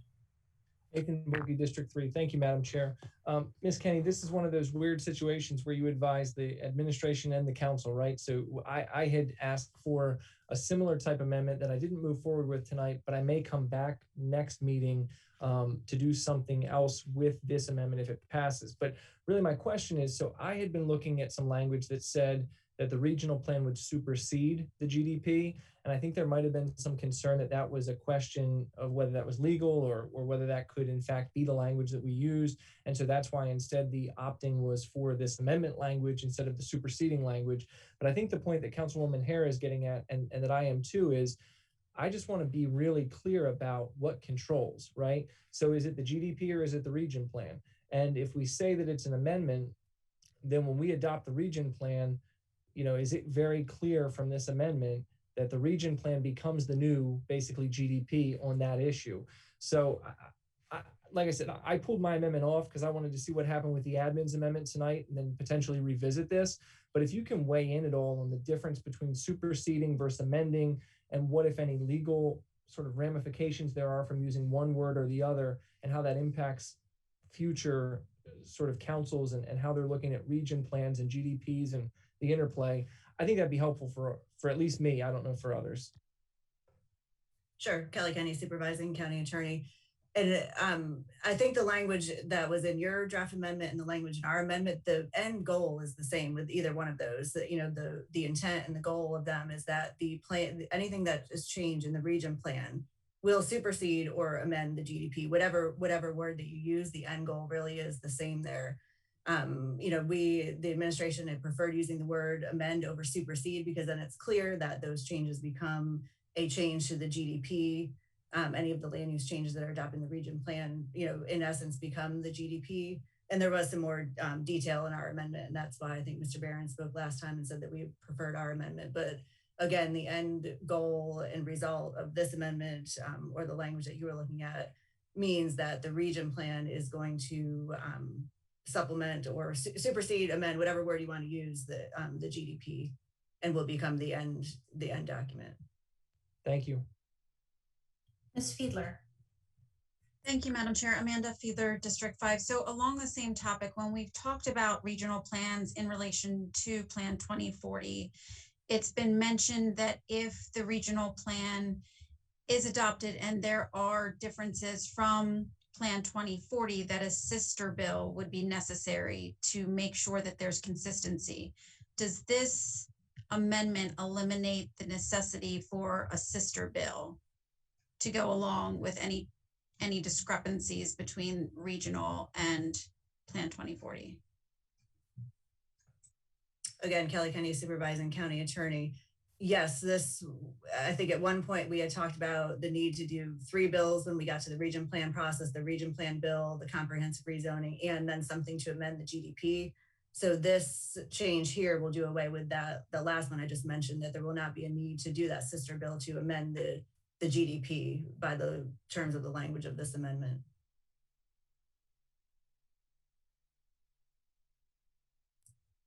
Ms. Pickard. Thank you, Madam Chair. If I could actually have the amendment put back on the screen for a minute, it would help me tremendously. In talking through this discussion about this amendment, the thing that I'm catching up on is in section 4 where it says and land use maps. Because I'm fine if we're sending out our region planning groups to drill down further on specific areas, but this says they need to show consistency with the GDP. There's lots of goals and policies and strategies within Plan 2040 that you could tie changes to the land use map or decisions from the smaller regions to decide to go a different way. But if they're also having to tie it back to the land use map as we adopt now, is that tying their hands? Does that make sense? You could decide, they could look at the whole, all the different goals and policies in the natural environment, the built environment, the healthy economy, the healthy communities. There's lots of goals and good stuff and policies mentioned. And so as they make zoning recommendations for the 9 different regions, and they're drilling down more specifically about communities, But if it's gonna make a change to the land use map, if they have to show consistency with the land use map we're adopting in the next month, that seems to contradict what we're trying to do. Does that make sense? We're getting circular. Madam Chair, if I may. You may.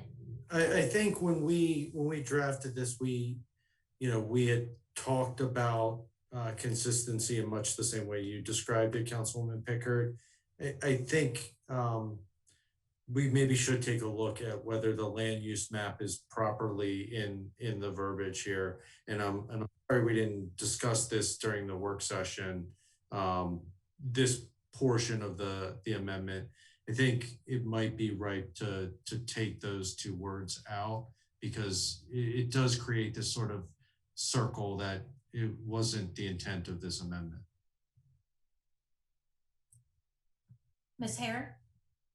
Thank you, Madam Chair. Jessica Hare, District 7. I was going to ask if the administration might be willing to retweak just those couple of words, because I'm really stuck on this concept of we are asking them to look at everything and then we're telling them they have to do what we just did. Even if that's not the intent, I'm afraid it will be wildly confusing to anyone who is then tasked with following the GDP and doing the regional plan. So if I was just gonna ask if the admin is willing to sort of put this on hold for a little bit and come back to it in 2 weeks. Mr. Barron? I think that the administration would be fine withholding this if we can't strike those two words on the fly. I understand.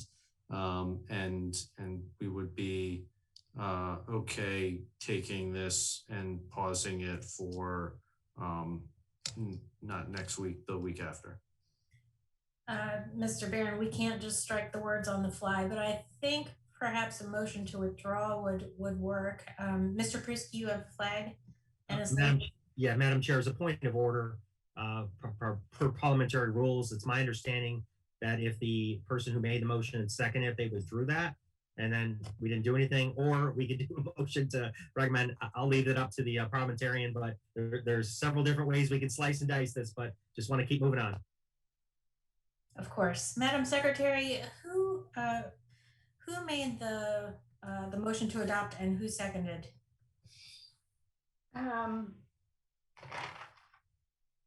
Was there a motion to adopt 53 yet? Did we do that? There was. I feel like there was. I thought I did that. Well, an easy thing to do, you could just vote down the amendment right now. That would be another solution here. And then it doesn't, you can come back with a different form of the amendment, even if you vote this one down right now. Okay, well, that's simplest. Madam Secretary, please call the roll on amendment number 53. Ms. Rodvian?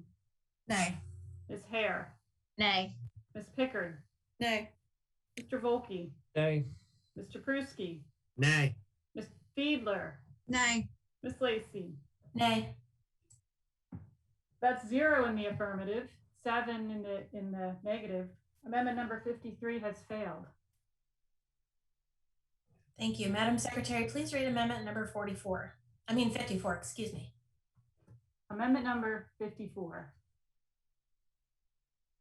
This amendment amends County Code to rename small area plans to be region plans and small area planning committees to be stakeholder advisory committees.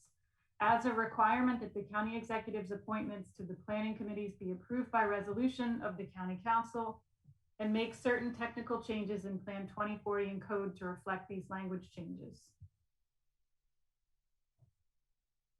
Mr. Pruski.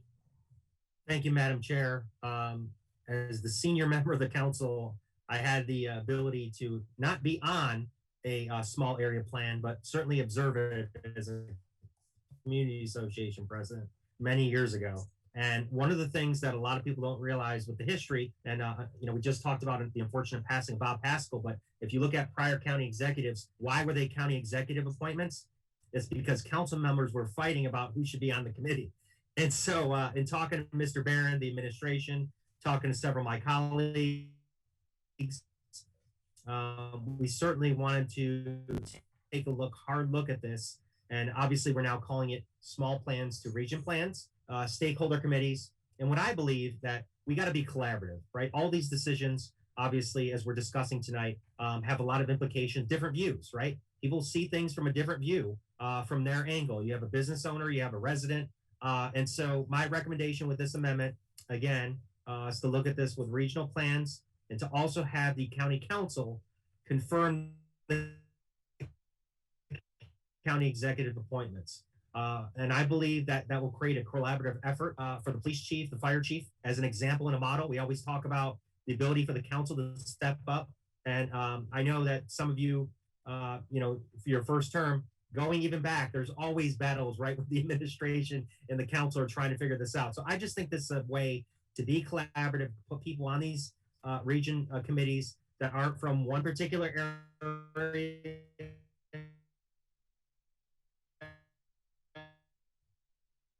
some background, a developer, a resident, environmentalist. Thank you. Councilman Pruski, we lost your internet a bit during that time. Somebody's using the internet at your house. Can you hear me again? Yes. Okay, my apologies. I'm not sure where I ended, but I was asking everybody to vote 7-0 on this to see if we can get it passed. I think it's a good amendment, and I'll leave it there. Thank you. Is there a motion to adopt? Motion to adopt, Councilman Pickard. Second? Radvian, second. Thank you both. Mr. Barron? Thank you, Madam Chair. Appreciate what I could hear of Councilman Pruski there. I was worried it was my internet for a moment. The discussion we had in crafting this is important. The administration always intended to work with council members. You are closer to the ground. You know people in the community that maybe the administration's reach isn't that deep, and would definitely, we're intending on relying on council member expertise to help fill these positions. We support that provision of it, and we also support the expansion of the size, or the potential expansion from 9 to 15. So the administration supports this amendment and appreciates the collaborative nature in which it was created. Any discussion? Seeing none, Madam Secretary, please call the roll on amendment number 54. Madam Chair, I had my flag raised. I'm sorry, I couldn't see you, Ms. Schuett. Please go ahead. That's thank you. Linda Schuett, Legislative Council. Maybe I misread this, but I thought I saw a last line in this amendment that said that the region plans will be taken into account in the next general development plan. And I don't quite understand that. I mean, that makes it sound like you wait for the 8 or 10 years to consider the region plans, but maybe I misread it.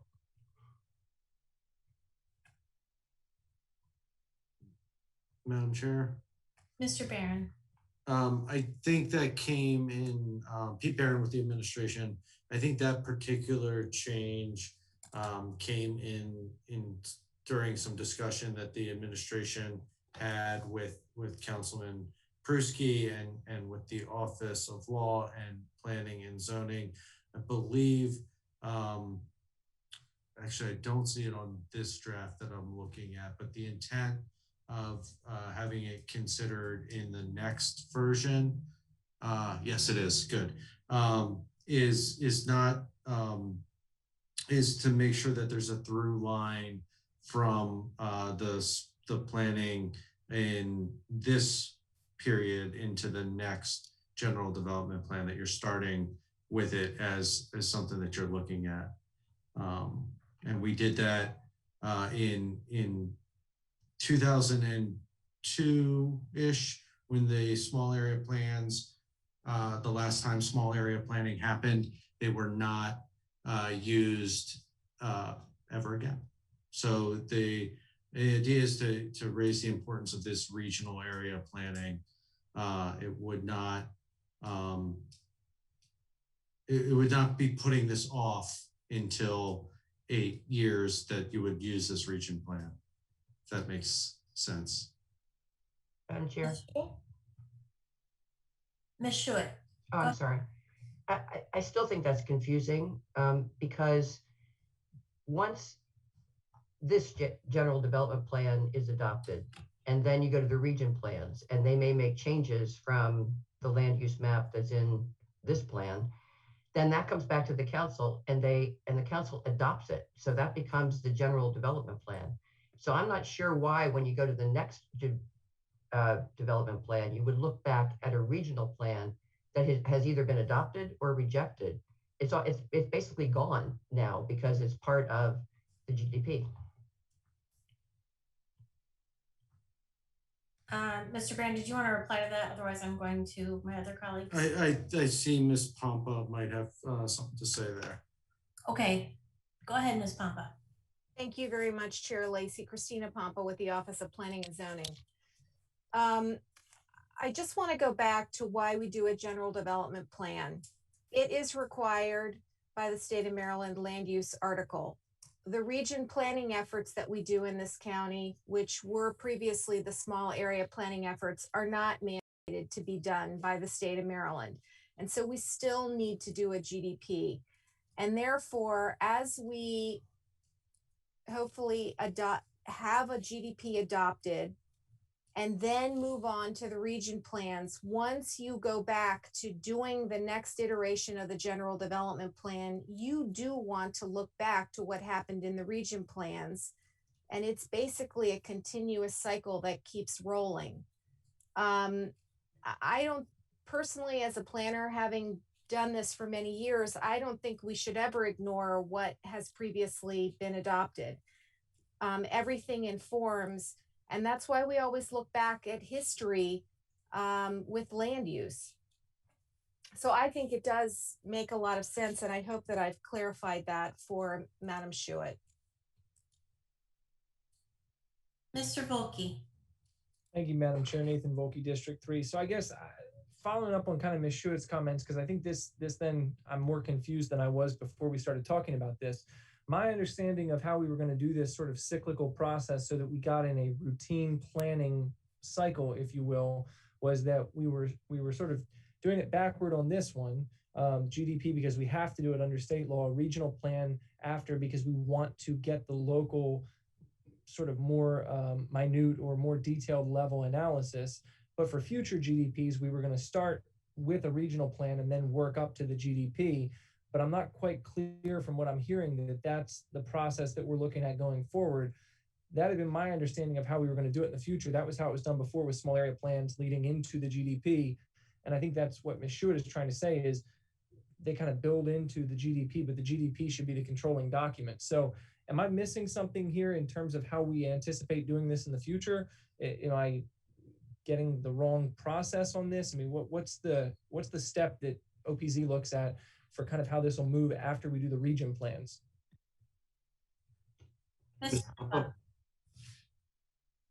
Thank you. Christina Pompa with the Office of Planning and Zoning. I think one of the problems we're having in the county and envisioning this right now is that after the small area plans were done, they weren't done again. And so we are not used to a cyclical planning effort. The work program that has been developed, again, is for the GDP and then the 9 region plans and then the GDP. And they continue to inform the next plan as you move along. And I felt like, Councilman Volkey, that in part of your question, you stated what I believe to be true. So I'm not sure where we are differing. Mr. Volkey, go ahead for a follow-up.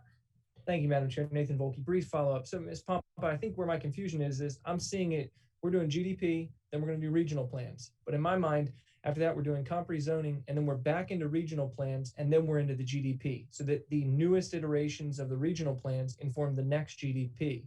It sounds like you're saying it's going to be regional plan, GDP, well, I should say GDP regional plan, GDP regional plan. I'm not sure why we are going to do the regional plans after the GDP going forward. It seemed like on this iteration, what I had heard, I thought from planning and zoning was look, we're so far behind on the GDP that we have to do a GDP. We can't do regional plans because we can't stall this out any further, or we're going to be in more trouble with the state because we're so far behind on when we should have done our GDP.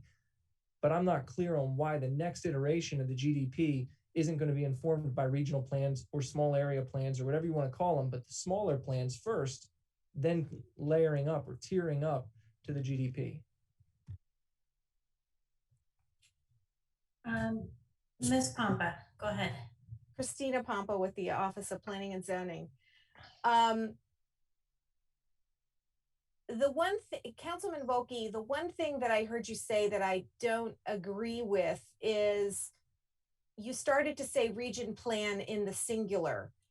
And when I say region plans, I mean that the iteration is 9 region plans get done, and then we're into an update of the GDP. It's not a single region plan. And with the region plans will come comprehensive rezoning. And maybe Cindy Carrier or Steve Kai-Ziegler could help me here because obviously I'm not able to explain this in a way that Councilman Volke is understanding. Mr. Kai-Ziegler, maybe you can add something. I actually now see that you have your hand up. Sure, thank you. Steve Kai-Ziegler, Planning and Zoning Officer. I think we're all touching on parts of the way that this should work. But Councilman Volke, the way that we envision it is we have to do a GDP. We're doing that now. Hopefully we have a plan that you can adopt in the next month. We start the first 3 of 9 region plans. They're separate planning efforts. Each one of those region planning processes will have a plan preparation, recommendations to council, and each one of those separately will go through comprehensive rezoning. And while we're working on those 9 region plans, we're also updating our functional master plans, our town center plans, Greenway, master water sewer plan.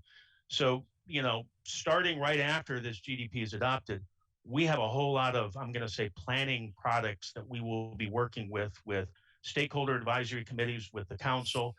And those will take somewhere between 7, 8, 9, 10 years. It's a lot of planning work. And we will have 9 separate region plans. Each one will be considered amendments to the GDP, but we will have to go back then, and when I say go through the GDP process again, and they will be at least partially informed or formed as a result of what we did with the region planning process. We will go through the GDP process. Remember, we're looking at the ground from 30,000 feet, so it's a very general plan, and when that is completed, we will cycle back to begin updating each of the 9 region plans and go through this cycle so that we kind of institutionalize a way of doing planning in Anne Arundel County, which we have not done in the past. Every time we've done this, we've done it differently, which I think is causing some of the confusion. I don't know. I hope that helps answer it. I'm going to go to Mr. Pruski. You have the floor. Thank you, Councilman Pruski, District 4. A lot of discussion. And let me explain 2 things. First of all, the Office of Law, I don't know if Ms. Klossmeyer wanted to chime in, was the one who kind of recommended this language. But let me just remind folks, and again, I want to go back with the history here. If you go back to the small area plans, those were used for GDP. Why? Because those are a bunch of citizens that sat in a group and made recommendations that are going to have the discussions we just asked. Now, again, we're talking about different processes. We almost need the flow chart here if we're going to decide what goes where. So again, I'll let the administration do that.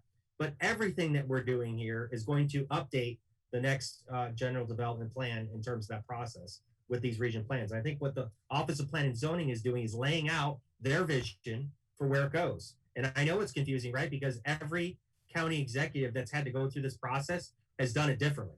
There's been no consistency. And so obviously we have to kind of decide that path forward from that end. But again, if Ms. Klossmeyer wanted to chime in terms of the section about why we're looking at, but that's the rationale that I kind of discussed and looking at why it would be there to make sense. Thank you. Lori Blair-Clapp, Deputy County Attorney. We did kind of discuss this concept of the word next in number 4. I think it's D4.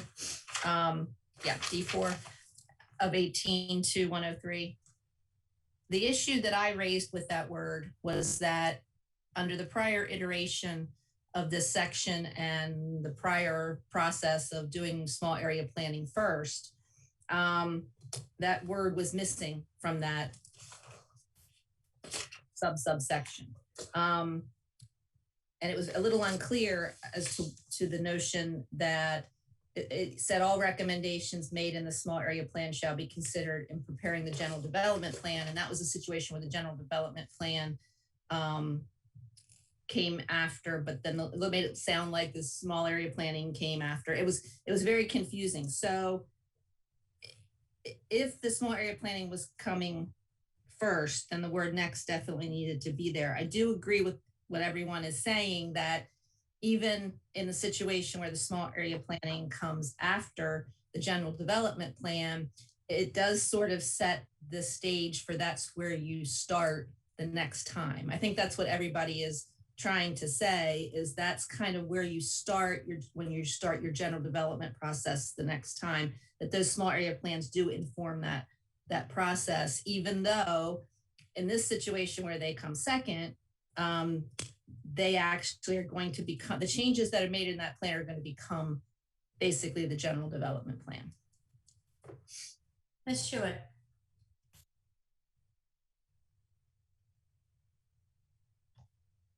Linda Schuett, lawyer for the County Council. I understand what you're saying, Ms. Klaasmeyer, and it makes sense to me. But I think when the words standing alone make it sound like the region plan is not going to be, you're not going to do anything with it until you get to the next GDP. I think standing alone, it doesn't take into account what happens in between, which is the region plans come back to the county council. The county council either adopts it or changes it or rejects it. That happens, almost right away. It's not like it's not like you don't consider them in any way other than in connection with the very next general development plan. That's the way I read it.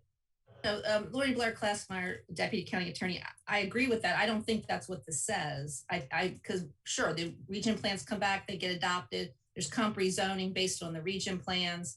But I don't think this sentence says that nothing else happens with those region plans. I think it just says this is the baseline for the next GDP. Granted, a whole bunch of stuff happens in between. These region plans actually get adopted by the council. They're going to operate as amendments to the current GDP.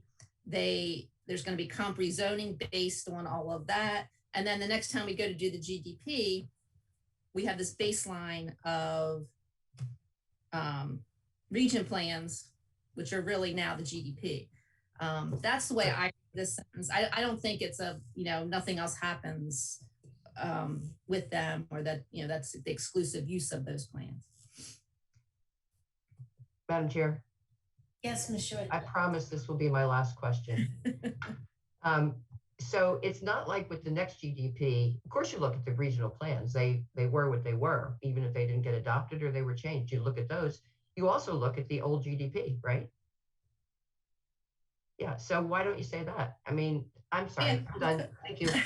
You could. Okay, let's take a last comment from Mr. Volke and then take stock of where we are, because we do have to take a break at 10 o'clock, and I think we can finish Bill 1121's amendments by then, right? We can do this. Mr. Volke, what were you going to say? Nathan Volke, District 3. You're very optimistic, Madam Chair, and I appreciate that. So as I understand the way Ms. Schuett is categorizing this, and it's how I understand it, the region plans basically, to the extent that the council chooses to make them part of the GDP, now supersede the GDP. So really any part of the region plan that wasn't adopted by the council probably isn't appropriate to be looking at that as the baseline for the next GDP. You start at the next GDP with the last GDP. The question that I'm trying to ask is, and whether I'm using plans in the singular or the plural or whatever, the point I'm making is this: when we go to the next GDP, when are we going to do it? 8 years from now? If that's the case, are we doing any kind of small regional plans or planning process before we get into the GDP? That's my question. That's what I want to understand. Is there another iteration of regional planning or small area planning or anything like that before we jump right back into the next GDP? Or are we going to be doing this cart before the horse thing that we're stuck with this time, that all of us are so frankly frustrated by, where everything is kick this to the regional plans and let's see what they have to say? So, Lori Blair Klassen, our Deputy County Attorney. I can't answer the second part, but I do want to make a comment on the first part. The region plans are going to come to this council and be adopted by this council. What those committees do in and of itself is not the regional plan. The regional plan is what you, the county council, ultimately adopts. So all of the regional plan gets adopted, and to the extent that it's not consistent with the GDP, the notion is that it becomes an amendment to the GDP. That's your whole conversation about amendment, supersede, and all of that. So that plan doesn't exist as a plan until this council adopts it. And I'll let somebody else answer the cart before the horse question. That's not a question for me. Thanks. Madam Chair, I think Mr. Kai Ziegler or Ms. Pompa might have something to add there. So thank you, Steve Kai Ziegler, Planning and Zoning Officer. So to your answer, Councilman Vokey, is yes. Again, in May, in a month, hopefully we'll have a GDP adopted. We will start 3 region plans. And the idea is to have all 9 region plans prepared, submitted to the council, have gone through 9 individual comprehensive rezoning processes oriented around each of the region plans. And I'm going to say before we begin the process of updating, comprehensively the GDP. So over the next 10 years, this council, the following councils are going to see a wide variety of region plans, master plans that will be plans in themselves. Many of them will have zoning change recommendations via comprehensive rezoning. And we need to complete all that work before we start the next major, and I use the word comprehensive, redo, overhaul, or new GDP. And then we do that GDP. And it incorporates and is fed from all of those other planning products that the council has approved. And then we update that GDP from 30,000 feet. And then we will start, when that is adopted, updating the previously adopted, approved region plans and go through comprehensive rezoning again. Ms. Pickard has been waiting patiently. I just wanted to, Allison Pickard, D2. I'm not confused about this process and I'm ready to call the question on this amendment. Ms. Fiedler. Thank you, Madam Chair. Just what I think is a quick question with hopefully a quick answer. So are these regional plans, considering the timing of everything, serving both this general development plan and the next general development plan?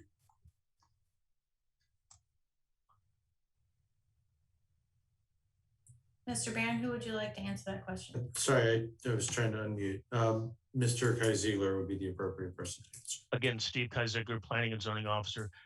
The first 9 region plans will implement this GDP. We'll do a new general development plan, and these 9 region plans will influence or form or inform the next GDP. So they have value with this GDP, meaning they will implement it and they will inform the next GDP.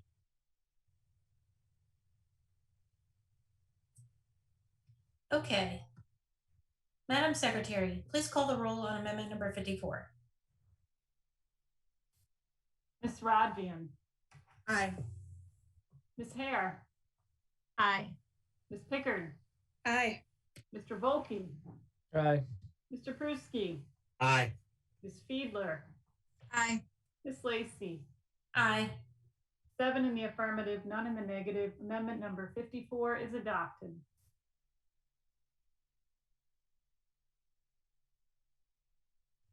Madam Secretary, please read amendment number 55.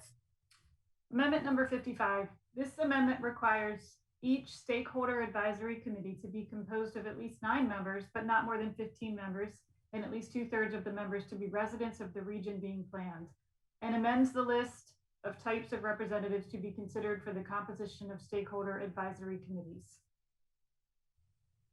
Thank you. This amendment is introduced by Mr. Pruski, Ms. Fiedler, and Mr. Volkey. Mr. Pruski, you have the floor. Thank you, Madam Chair. Andrew Pruski, District 4. I just wanted to make sure the word next was not in this language. So I confirm that, so we should be good. I want to thank my colleagues as well as joining on as co-sponsors. again, I want to talk about the diversity of these committees. Originally, we had the list, and I appreciate the administration bringing forward, and I'm glad they worked with us on this. We need a wide range of people to serve on these committees from different backgrounds. That includes renters, property owners, HOA, civic association boards, obviously affordable housing, PTA, developer, young adult representative. We don't want the same group of people. Why is that? Because there are so many different groups in each region that represent different interests, and also making sure that 2/3 of the committee actually lives in the community. And I want to thank the administration. We did talk about that. I just think this makes sense. I want to make something absolutely clear, though, because somebody did email me about this amendment and said, are these required? Well, absolutely not. I have very few maritime. I do have maritime, by the way, very few. So when the budget comes, you all pass a kayak launch in my district. I'd appreciate it because we don't have any. That'd be nice. But understand that many of you might not have, again, some of the groups that are there. We've also talked about some regions, and this is a P&Z discussion. This happened with some small area plans where it's hard to get 9 people, to be quite candid, from it, because there's a greater interest in other areas versus others. So again, I think this amendment makes sense.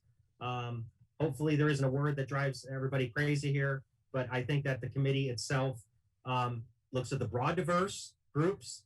It provides a wide range. 2/3 of residents. That talks about people who live in the area, not somebody without. And I think this is an amendment that makes sense to bring forward. So I'll leave it there. On to the next one. Is there a motion to adopt? Motion to adopt, Councilwoman Pickard. A second? Second, Volkey. Okay, Mr. Barron, do you have something short to say? I can be extremely short, Madam Chair. The administration appreciates the sponsor working with us, and like, I won't repeat what he said, but I think it's important that, and this goes with the previous amendment with council approval, that these folks are connected to the community, have a particular set of skills and expertise, and have a wide range of viewpoints to do this right. And I think the administration feels that this is a good amendment. Is there any discussion? I'm definitely not glaring at anyone. If you really have a question, ask, it's okay.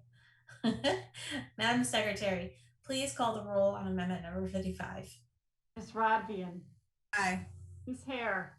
Aye. Ms. Pickard. Aye. Mr. Volkey. Aye. Mr. Pruski. Aye. Ms. Fiedler. Aye. Ms. Lacy. Aye. 7 in the affirmative, none in the negative. Amendment number 55 is adopted. Cue confetti. And may I have a motion to take an approximately 10-minute recess until 10:15 p.m. Pickard, so moved. Second? Second, Rodvian. All in favor, say aye. Aye. Aye. Any opposed? Motion carries. See you back here at 10:15. Thank you. Madam Chair. Yes, Madam Secretary. Can we just send a message out to our attendees here in the viewing room? We have several people patiently waiting to testify on bills this evening. I have received emails from several of those people that I'm going to respond to right now. I just wanted to let everybody know we are acknowledging that they are still waiting and their patience. Thank you very much. That is as very considerate as we would wish to be. Thank you.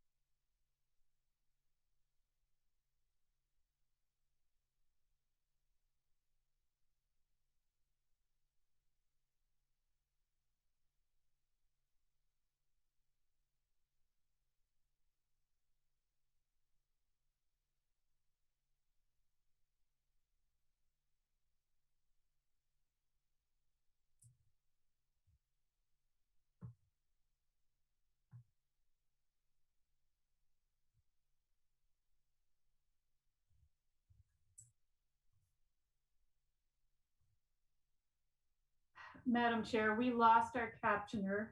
I have turned on auto captions. I see that. Can you see them? I do. Okay, good. They're working. They're working.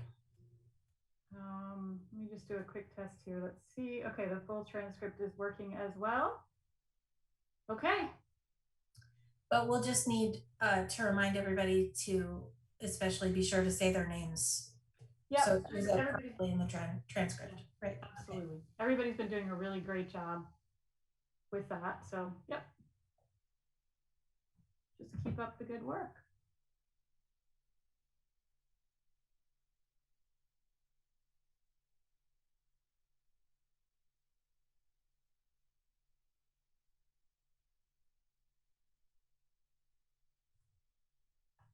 Madam Chair, one other thing too, after we get started here with the roll call, we got through all the amendments. I don't think that we announced when the amended bill will come back. We just need to close it out. You are right. I will do that. Thank you.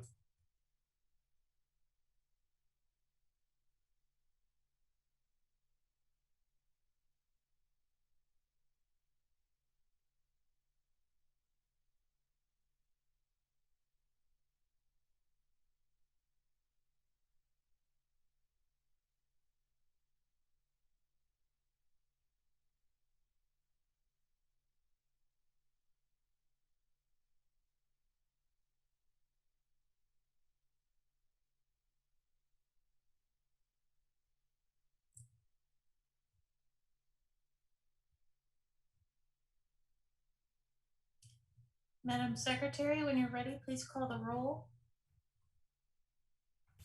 Ms. Rodvian. Present. Ms. Hare. Present. Ms. Pickard. Present. Mr. Volkey. Present.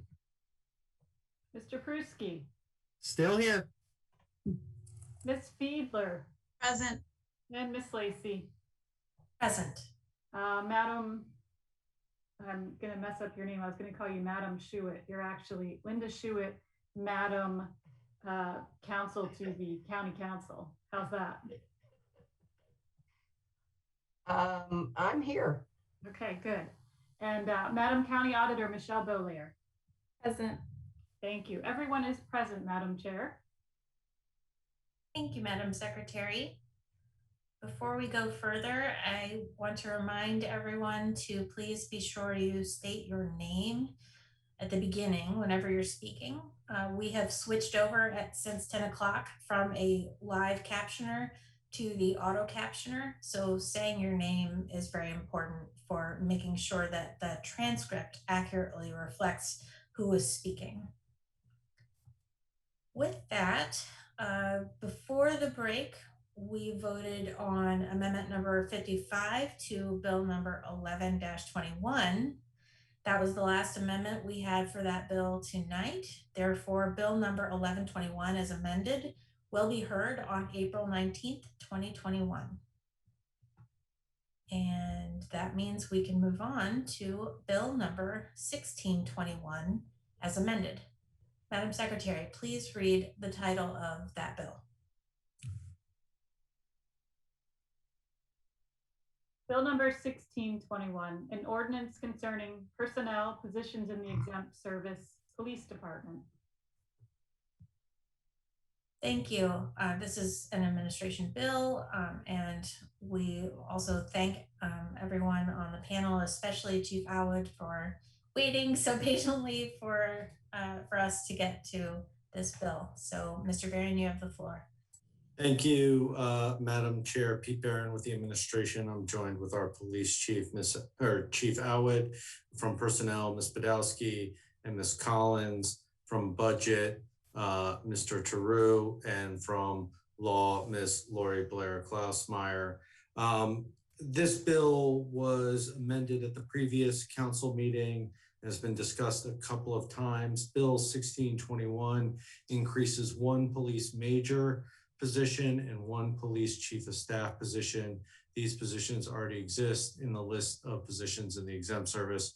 The bill was previously heard and amended at the 315 council meeting to create the title and position in the exempt service executive assistant to the chief of police and decreases one administrative secretary to the department agency head. Our chief is here and she has waited patiently, so I'm going to let her speak. Good evening, everyone. Good evening. So, Madam Chair, as you all are aware, I've asked for these 3 key positions. I believe investing in these positions will help further our department's focus. You've heard me speak about 3 C's, community engagement, crisis intervention, communications, and so much more. The chief of staff, just a brief overview. You all know what that position entails, but that person will also be tasked with assisting me with attending community meetings and other obligations via Zoom and what have you to help me meet the demands for my schedule. They'll also provide oversight over our major departmental programs or projects like our body worn camera project, our reentry programming, just large projects that need oversight on behalf of the Office of the Chief of Police. I'll also task this person with conducting research and evaluating mentoring opportunities and programming for us to implement within neighborhoods adversely impacted by crime and quality of life issues. The executive assistant to the chief of police will be tasked with managing the day-to-day operations of the Office of the Chief. And they'll also serve as my legislative affairs director, managing all of the bills that we all see coming out of the legislature. And then that person will also oversee the planning and operations of our department's media relations unit, tying in the communications piece for us, one of the 3 C's. And then finally, the major. Our department is comprised of 3 bureaus currently. I'm proposing a 4th bureau, the Bureau of Community Services. I think it's time that we focus on community policing and community engagement and additional community services. So that unit will complement the Bureau of Patrol Administration and operations and investigations. And again, you've heard of some of the programming that we currently have and are newly implemented, like our crisis intervention team, our juvenile pre and post arrest diversion programming, our youth activities programming, all services where we're requesting additional staffing to meet the needs of the community over the next 2 years. So I thank you for hearing me. I know I went through everything rather quickly. I appreciate your consideration and your support. Thank you, Chief. Mr. Volke. Thank you, Madam Chair. Nathan Volke, District 3. I only say that because the transcription always gets my last name wrong. So I thought if I enunciate it, might get it. So I had a question, Chief, and maybe this is for the administration too, but in 25 days, we're expecting the county executive to come down with his fiscal year 22 budget, where he puts kind of everything on the table in front of the council for us to take a look at. What's the reason for bringing this bill down as a standalone at this point, asking for 3 new positions when we're this close to budget? Quite frankly, I need the help now. Actually, I needed the help yesterday. And I know that Mr. Barron can elaborate, but it's the timing is just what it is at this point in the year. But I need the help sooner than later. Councilman Volke, Pete Barron with the administration, echo what the chief said. The hiring process, as you know, is not something like, okay, well, we have a position, we're going to put somebody in there tomorrow. It does take time, and maybe Ms. Badowski could expand on the process that it takes and the time. So the sooner we get started, the sooner our chief has what she needs.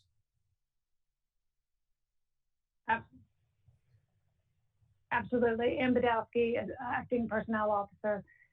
Yes, Councilman Volke, this will allow, I know the timing is a little peculiar, but these were initiatives of the chief that the administration is supporting to try and get her this help sooner rather than later. Waiting for the budget process itself would mean a July 1st at the earliest start time. By sending these down ahead of time, she will be able to make these hires hopefully in the after 45 days after the bill becomes law. Mr. Volke, do you have another question? Not at this moment. Thank you. Sorry, I forgot to take my flag down. Is there any other discussion or any other questions at this time? Seeing none, this is the chair. We will now open the public hearing on bill number 1621 as amended. Madam Secretary, do we have any testimony received from members of the public? No, Madam Chair, we did not receive any submissions of testimony for bill number 1621 as amended. Thank you. And we do not have any individuals signed up to speak on this bill. The public hearing on bill number 1621 as amended is now closed. Madam Secretary, please read the title of bill number 1621 as amended. Bill number 1621, an ordinance concerning personnel, positions in the exempt service police department. Is there any further discussion? Ms. Hare. Thank you, Madam Chair. Jessica Hare, District 7. Chief, I'm wondering if you might help us understand how these positions fit into your overall budgetary, I guess I'll say request or budgetary plan for this year. I know we haven't seen the budget, but it would help me evaluate a little bit if I knew kind of how these positions fit in with your overall plan for this.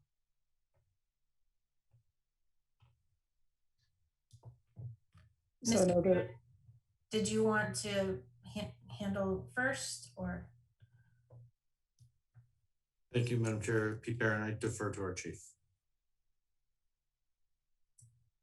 So again, I know that we're asking for, these positions to be filled. Obviously, we only have a few more months left in the fiscal year. I know that we do have funding to cover these positions until the end of the fiscal year. And then obviously those positions would be funded for FY22. Did I say that right?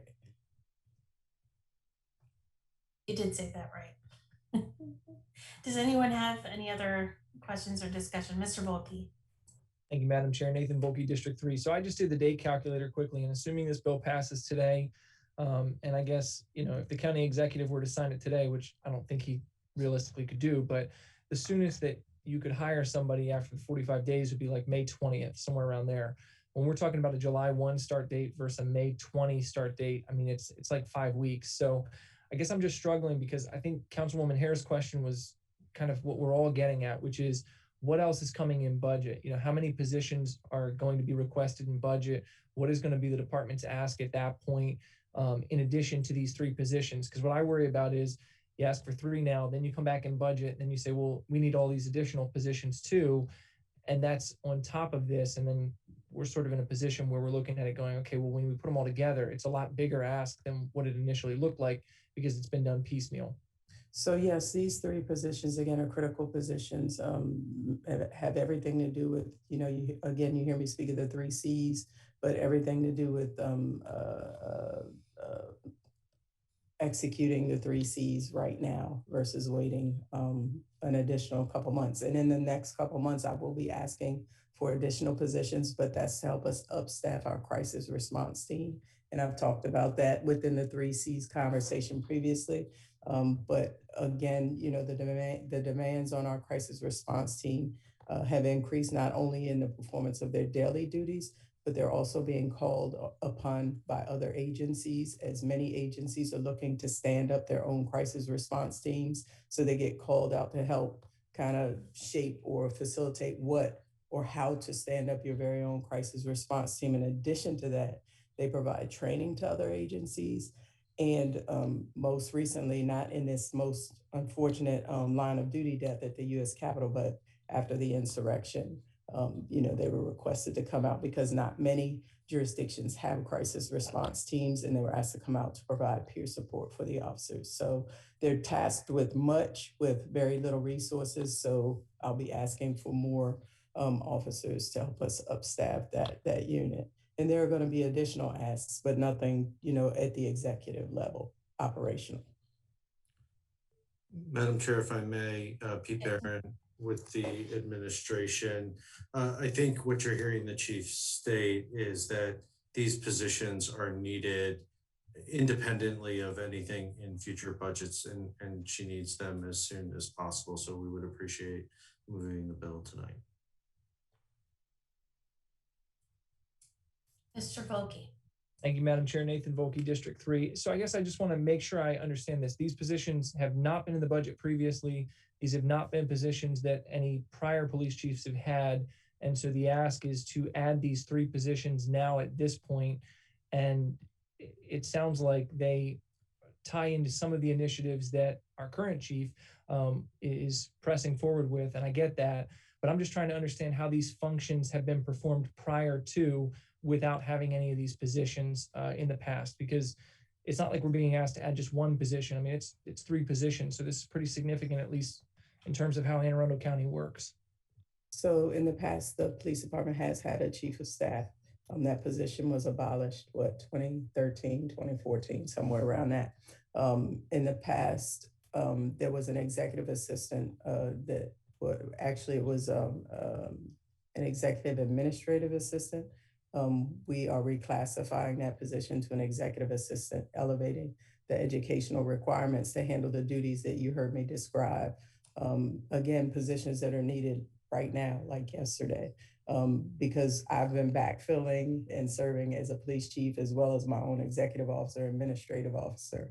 I do receive help from the deputy chiefs, but it's inundating. And then the majors position, we're proposing a departmental reorganization and creating the Bureau of Community Services, that all bureaus are headed by majors. So that's the ask for the majors, so that I can create and staff that bureau. Mr. Pruski. Thank you, Madam Chair. Councilman Pruski, District 4. So again, I've been through several police chiefs, obviously, also been a community leader before I ran for the council. Each department, as you know, with their leadership, has a different vision. And I think our chief has provided that vision to us about where to go and how it wants to be structured. And obviously she's presenting that case, and I'm certainly going to support her on that. But also I want to remind everyone that our department is getting bigger, just like our county, right?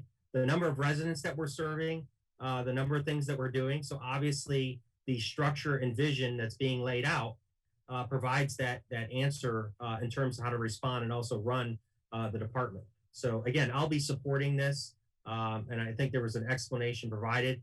I understand, because it is a legitimate question about the budget, but I think this is a immediate question about the leadership and how the agency would run with operations, and to make that more efficient with the current chief. And she has 100% of my backing, and certainly appreciate coming here today. Thank you. Mr. Volkey. Thank you, Madam Chair. Nathan Volkey, District 3. Do we know why the chief of staff position to the police chief was abolished in 2013? Just going back in the institutional memory, I mean, that's around the time that I think the county executive went to jail and the police chief resigned a number of years ago. So are those things at all related? Was there any correlation between why that position was abolished and why it's not in effect anymore? No, sir. In fact, that chief of staff position was my old position when I was here. So that person will be doing essentially what I did for the police chief back then. I know that once we left, that position was abolished, and I do believe the assistant chief's position was abolished, but then they brought back one deputy chief of police. Ms. Pickard. Thank you, Madam Chair. Allison Pickard, D2. I want to echo the sentiments of my colleague, Mr. Pruski. As we have underinvested in many aspects of county government, this is a trying time nationally for police departments across the country. Anne Arundel County is no different. We have a lot of work to do around our new police chief's vision going forward, and I fully support these new positions. And I hope my colleagues will too. Is there any further discussion? Ms. Fiedler. Thank you, Madam Chair. Amanda Fiedler, District 5. Thank you, Chief, for hanging in there this evening. Just a quick technical question. So one of the positions you mentioned would serve as legislative liaison. I'm assuming that's obviously the state, but would that mean that we would not see you here in virtual or live council chambers? Because it's always nice to have that one-on-one interaction on county bills. No, ma'am. You'll still see my smiling face, no matter what time of day or night. Okay, thank you. This is the chair. I'm glad to hear that too. Madam Secretary, please call the roll on bill number 1621 as amended. Ms. Rodvian. Aye. Ms. Hare. Aye. Ms. Pickard, Aye. Mr. Volkey, Aye. Mr. Pruski, Aye. Ms. Fiedler, Aye. Ms. Lacy. Aye. 7 in the affirmative, none in the negative. Bill number 1621 as amended is passed. Thank you all. And we will roll on. Madam Secretary, please read the title of Bill number 1721 as amended. Bill number 1721, an ordinance concerning personnel, positions in the classified service, job classifications, position control, fire department. Okay, Mr. Barron, you have the floor, and I extend the same thank yous to all your folks who've stayed so late tonight. Thank you, Madam Chair. Pete Barron with the administration. I believe we will have Chief Wolford with us here as well. Ms. Badowski, Mr. Taru, and Ms. Blair Klausmeyer are sticking with us. If we have lost the chief, I will do my best to, oh wait, there we got her, good. Excellent, good to see you, Chief. Bill 1721 reclassifies the existing fire communications operator classification to a new classification of fire communications operator 1 and creates 2 new classifications, fire communications operator 2 and fire communications operator 3. As you will recall, this bill was previously heard and amended at the previous council meeting to correct an error in the number of positions that are approved. Chief Wolford is here to go into more detail about exactly why we are creating these new classifications. Chief? Thank you, sir. Thank you, Council. I appreciate everyone still being with us and allowing me just to briefly speak on why we're looking to do this with our fire communications operators. As you know, these are our 911 dispatchers. We're looking to reclassify that general term of fire communications operator to really specialize and put in a 1, 2, and 3. There is and has been since I have been an executive officer, a shortage of dispatchers and a tremendous difficulty in maintaining dispatchers in a department for a length of time. So our purpose of doing this would hopefully be employee satisfaction. And then we would also want to be having promotional steps and ways for them to improve their careers and really stay with us through those next steps of being an FCO 1, 2, or 3. So the first part of the 1 is the reclassification. The 2 and the 3 are proficiency advancement for the step 2. And then the FCO 3 would be a supervisory position where they would be supervising in a training capacity, supervisor on the floor, and then also supervisor in quality assurance. So they have the option to do one of the 3.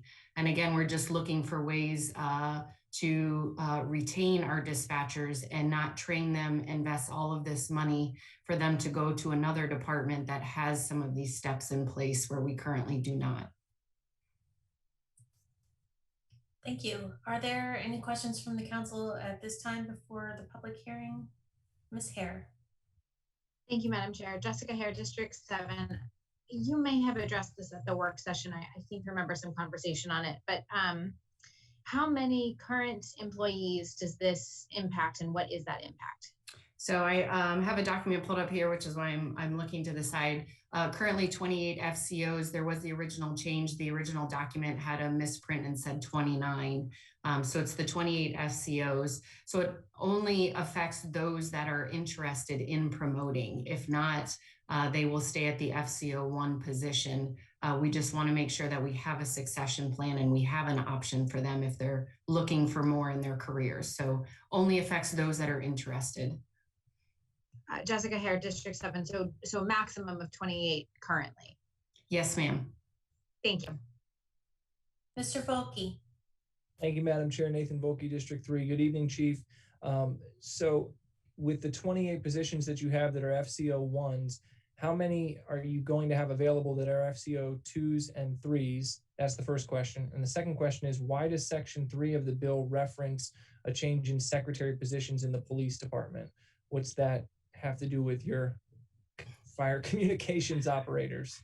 I'll answer that one first because it has nothing to do with my bill as fire communication operators. So I will defer that answer to Mr. Pete Barron. Chief, I'm going to actually pass the buck over to Office of Law on the specific question on the drafting of the legislation. Lori Blair Klassmeyer, Deputy County Attorney. Won't pass the buck to personnel, but basically this bill, the purpose of this bill is to deal with position control in classified service. So yes, the FCOs are being created and there's a position control for the FCOs, but then there's adding in the position control for the police department. It's a change for the police department as well. And then again, Tricia Wolford, Fire Chief, Councilman Volkey, I just want to answer the first part of your question.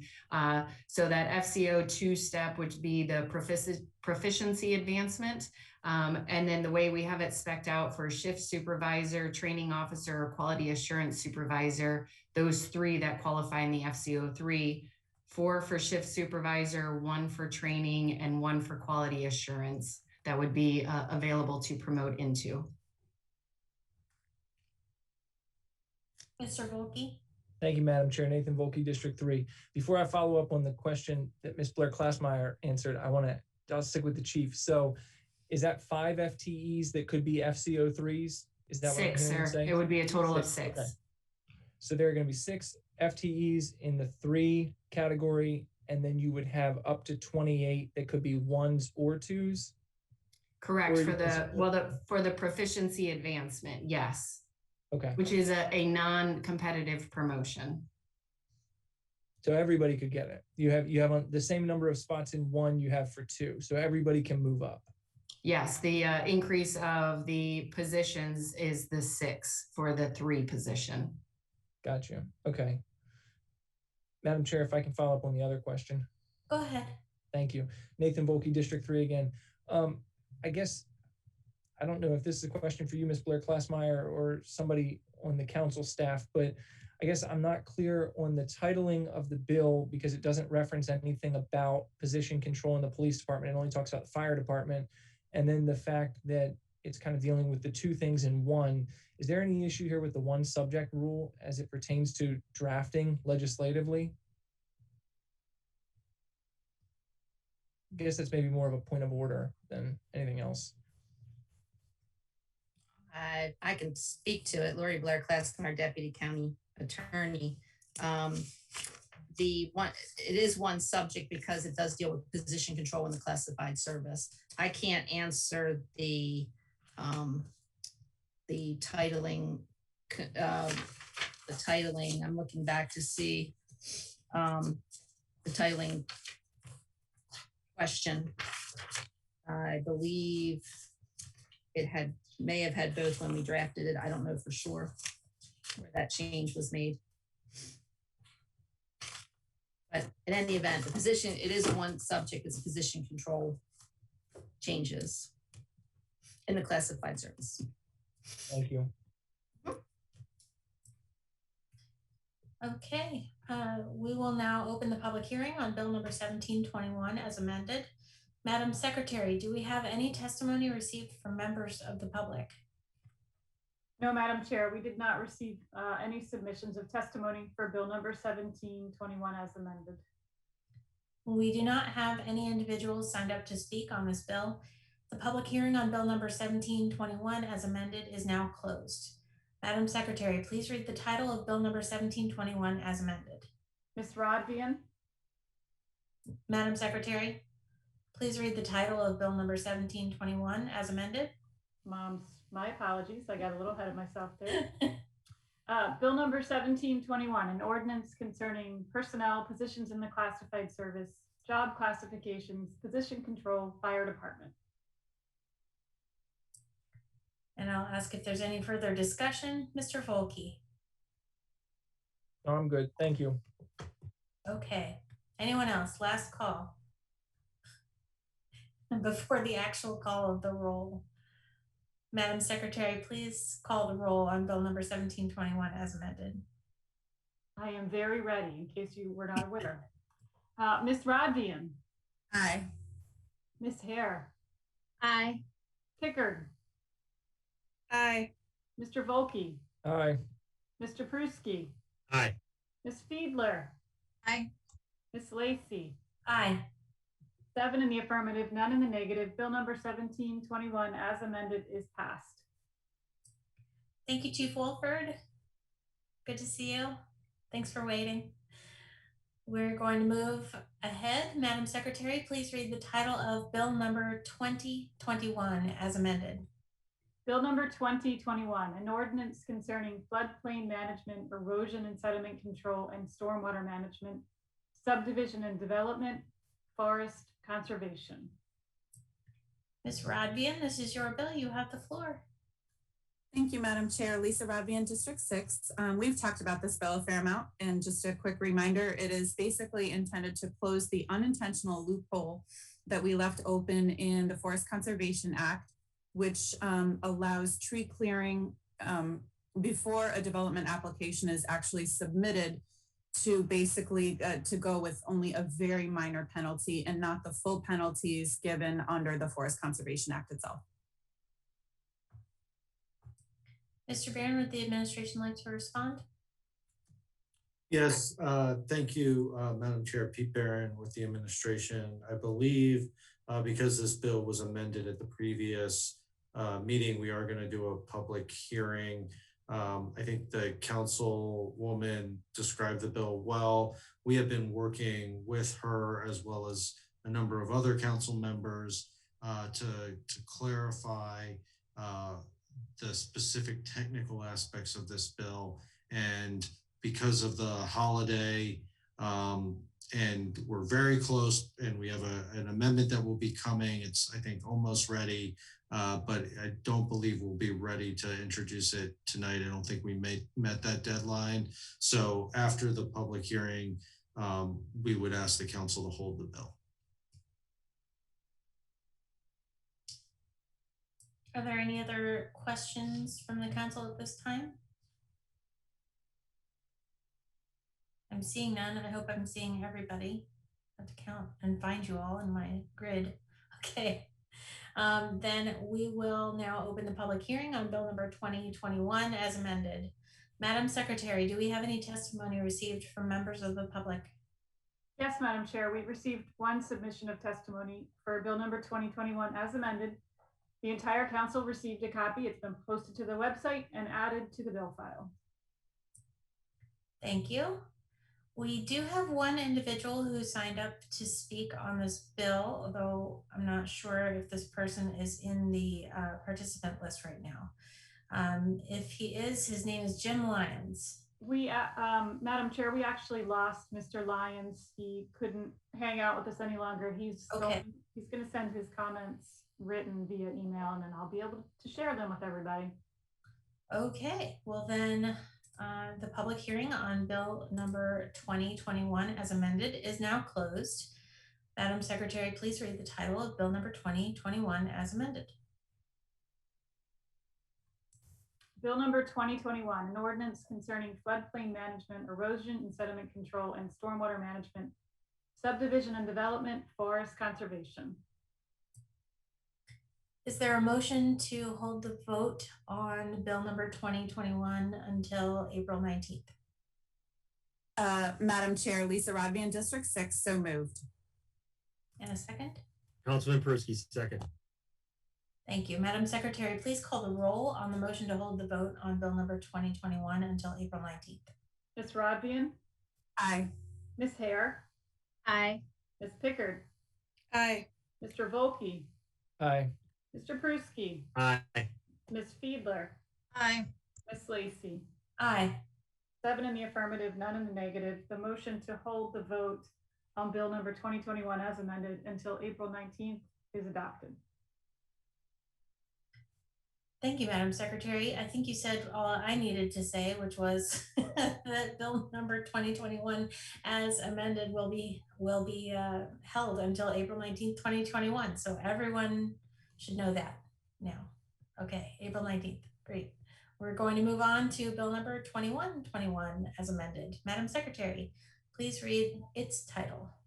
Bill number 2121, an ordinance concerning zoning, landscaping, and tree contracting with accessory recycling of logs into firewood. Ms. Hare, this is your bill. You have the floor first. Thank you, Madam Chair. Jessica Hare, District 7. We've talked about this at the work session in March, I believe, and at the last meeting where it had an amendment. So all I will say at this point is please support recycling of logs into firewood unless anyone has any questions for me. Mr. Barron? Thank you, Madam Chair. Pete Barron with the administration. Joining me from OPZ is our director, Mr. Kai Ziegler, and Ms. Miller, and from law, Ms. Kelly Kennedy. Appreciate Councilwoman Hare's brevity.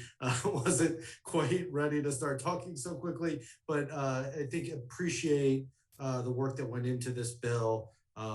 Both the Councilwoman and OPZ, I know, put in a lot of time to get this right. As you recall, it was amended, and we're ready to vote and look forward to signing the bill. Are there any questions from the council?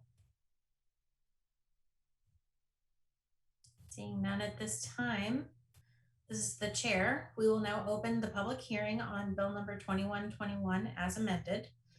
Madam Secretary, do we have any testimony received from members of the public? No, Madam Chair, we did not receive any submissions of testimony for bill number 2121 as amended.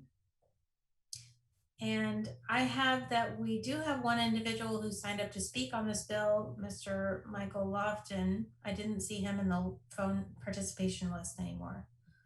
Unfortunately, Mr. Lofton had to leave the meeting as well. He couldn't hang out any longer with us this evening.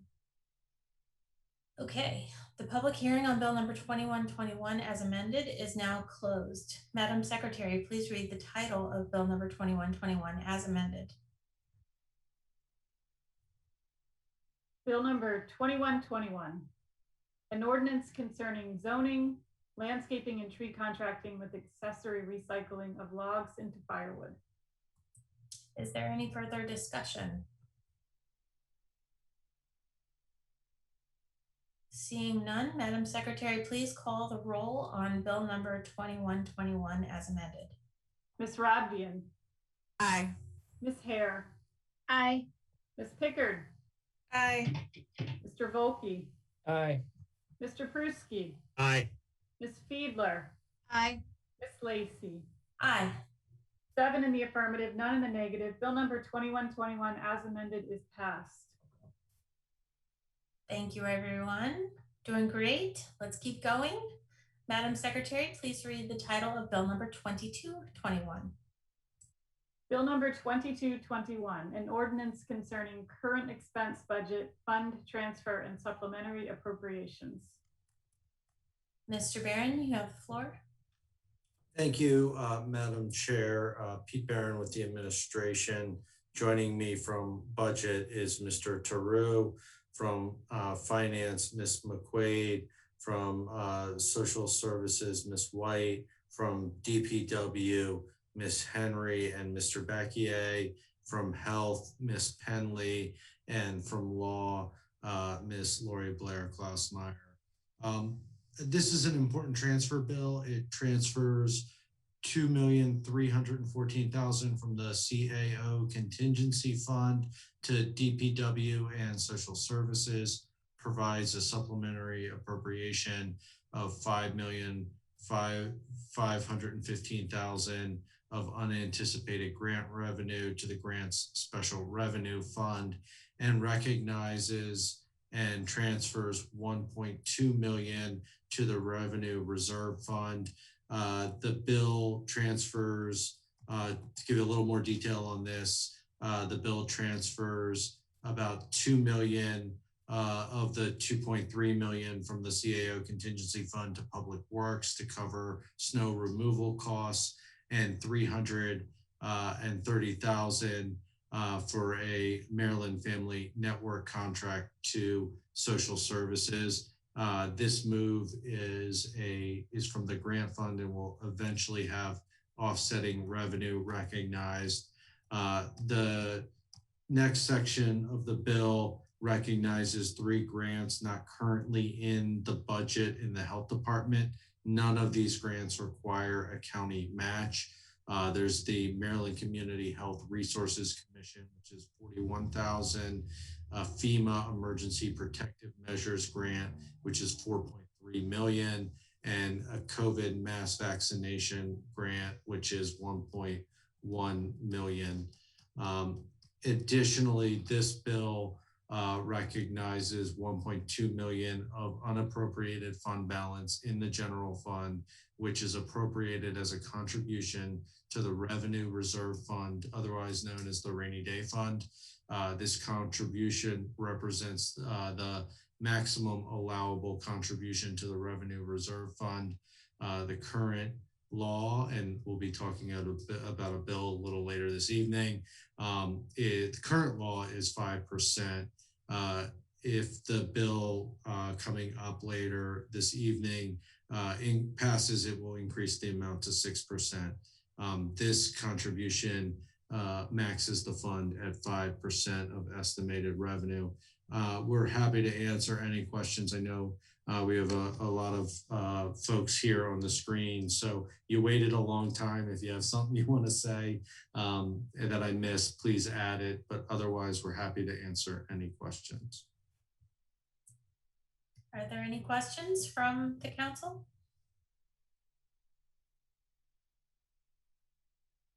Okay, while you think of your questions, we will open the public hearing on bill number 2221.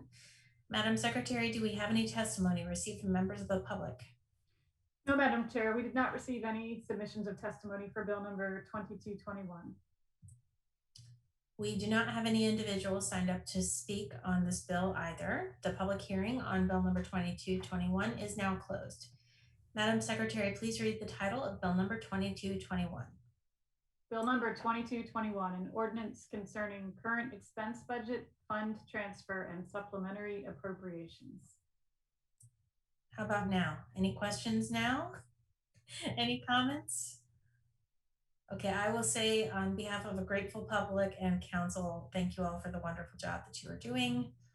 And I will ask Madam Secretary to please call the roll on bill number 2221. Ms. Rodvian. Aye. Ms. Hare. Aye. Ms. Pickard. Aye. Mr. Volkey. Aye. Mr. Pruski. Aye. Ms. Fiedler. Aye. Ms. Lacey. Aye.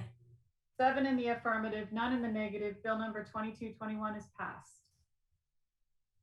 Thank you all very much.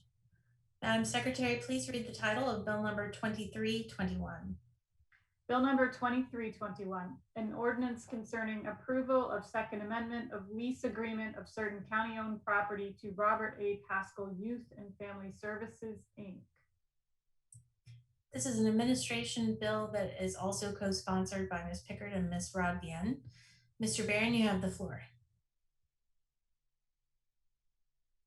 You are muted.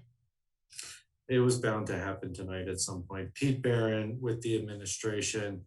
Thank you, Madam Chair. Joining me is Mr. Taru from Budget, Ms. Romans, our Director at Central Services, Mr. Walker from Real Estate in Central Services, and Ms. Niederer from Office of Law. We've discussed this bill at a work session. We're excited to bring this bill before you. This bill will approve an amendment to the county's lease agreement with the Pascal Youth and Family Services for the Crownsville Hospital Center and extends the lease terms by 15 years. We're all very familiar with the good work the folks at the Pascal Center do. Their current lease expires in April of 2022. The extension of the 15-year lease, which because it's a longer lease, it requires, I think it's 35 months, anything longer requires council approval, which is why you have the bill before you.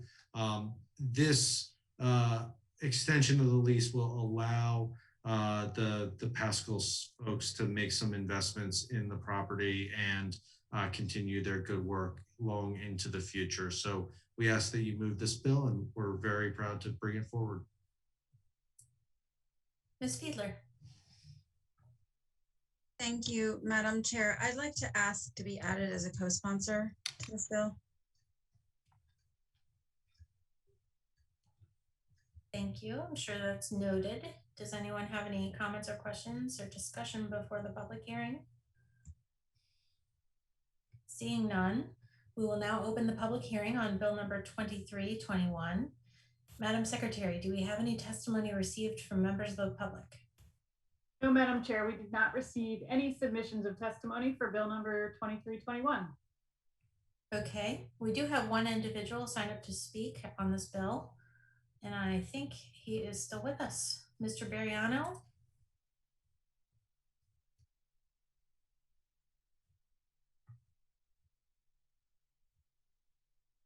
Mr. Bariano, if you are able to speak, you would have 2 minutes. Please state your name and address for the record.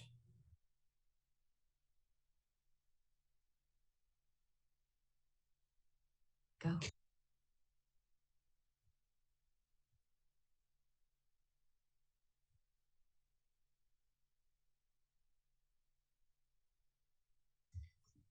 Hello, can you hear me?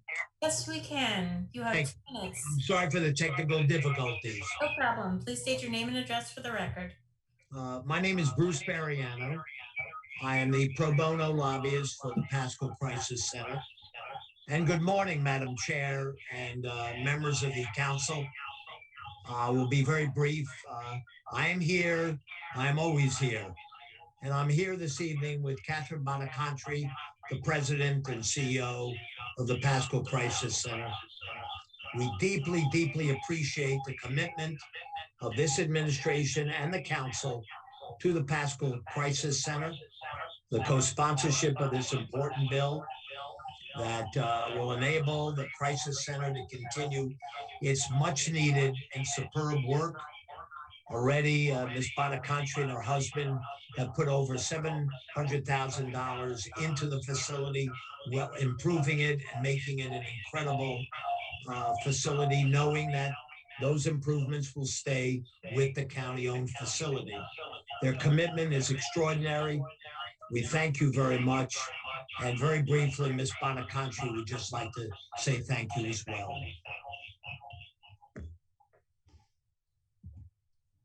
Go ahead. Hello, can you hear me? Yes. Wonderful. First of all, I just wanted to thank everyone for listening to us tonight. I realize that you might be hearing an echo. I apologize for that. The truth of the matter is that this center has been a labor of love, and our commitment to the community will continue if we are able to receive this 15-year extended lease. It will bring Mr. Robert Pasco, who recently passed away just a few weeks ago. It will bring his legacy long into the future. So thank you very much. Thank you both very much. We appreciate your testimony. The public hearing on bill number 2321 is now closed. Madam Secretary, please read the title of bill number 2321. Bill number 2321.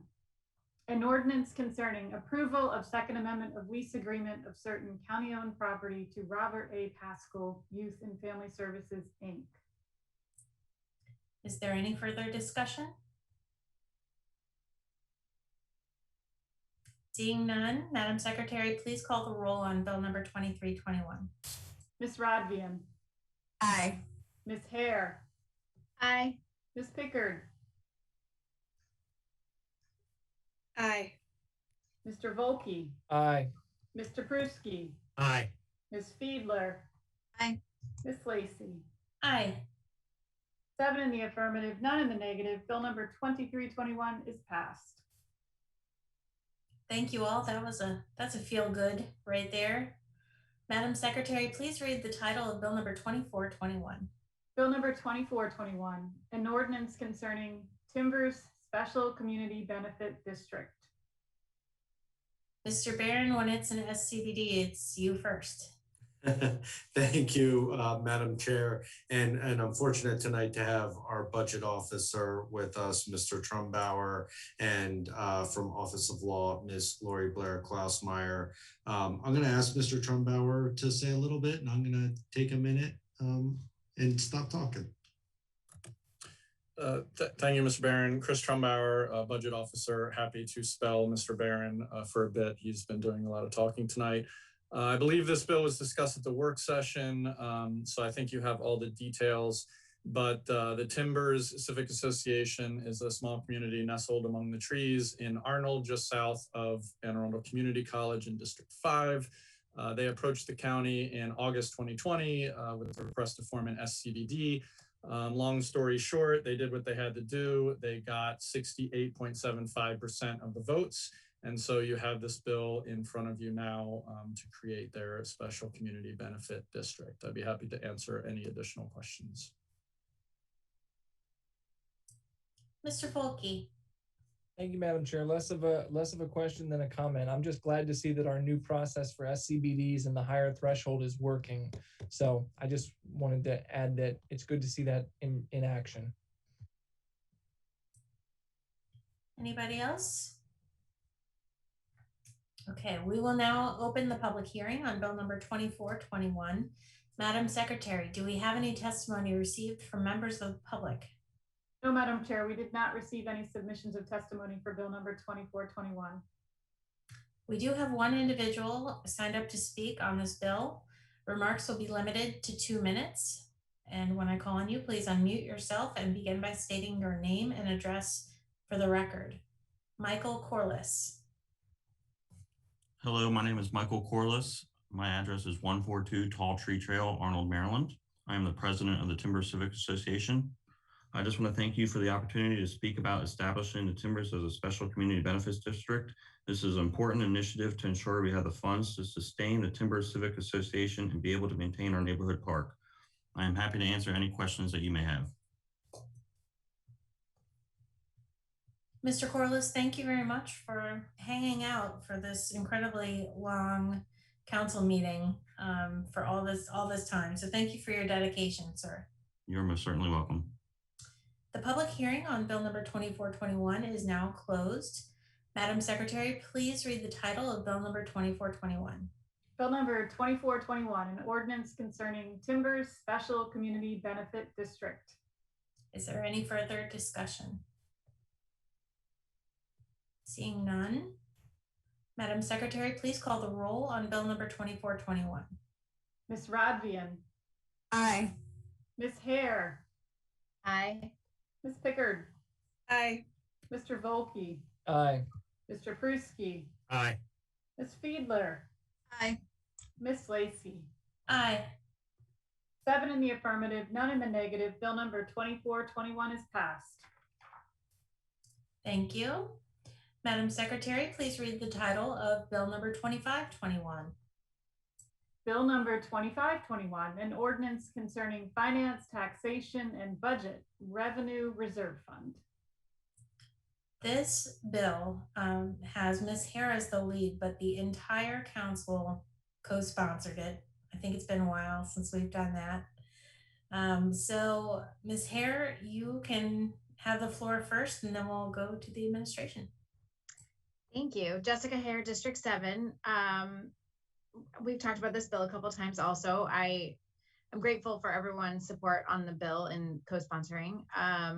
You know, we talked about this kind of concept about raising the ceiling on the revenue reserve fund last budget season. I'm glad we were able to revisit it.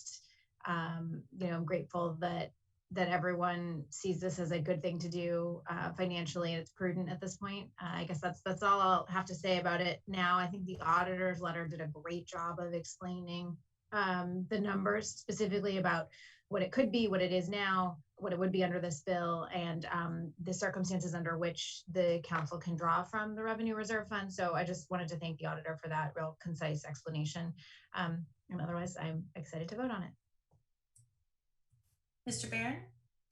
Thank you, Madam Chair. I have with us our budget officer still, Mr. Trumbauer, and from Office of Law, Ms. Blair Klausmeyer. Mr. Trumbauer did much of the work on the admin side with this bill, so I'll turn it over to him to make some comments.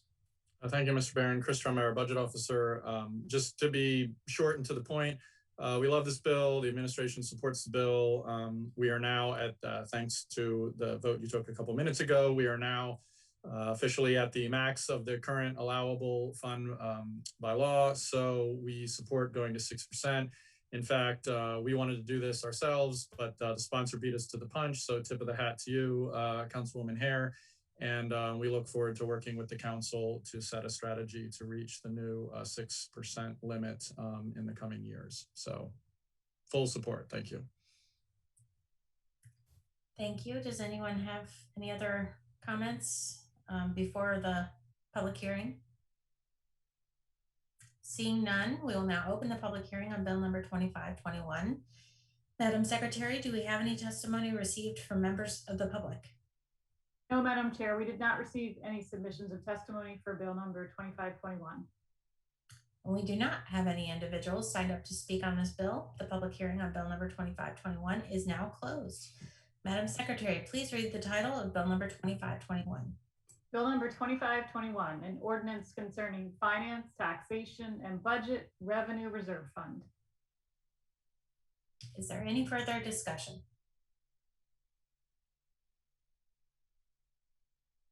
Seeing none, I think we all can claim 1/7 of a win. Somehow that adds up like tenancy by the entireties, right? Madam Secretary, please call the roll on bill number 2521. Ms. Rodvian. Aye. Ms. Hare. Aye. Ms. Pickard. Aye. Mr. Volkey. Aye. Mr. Pruski. Aye.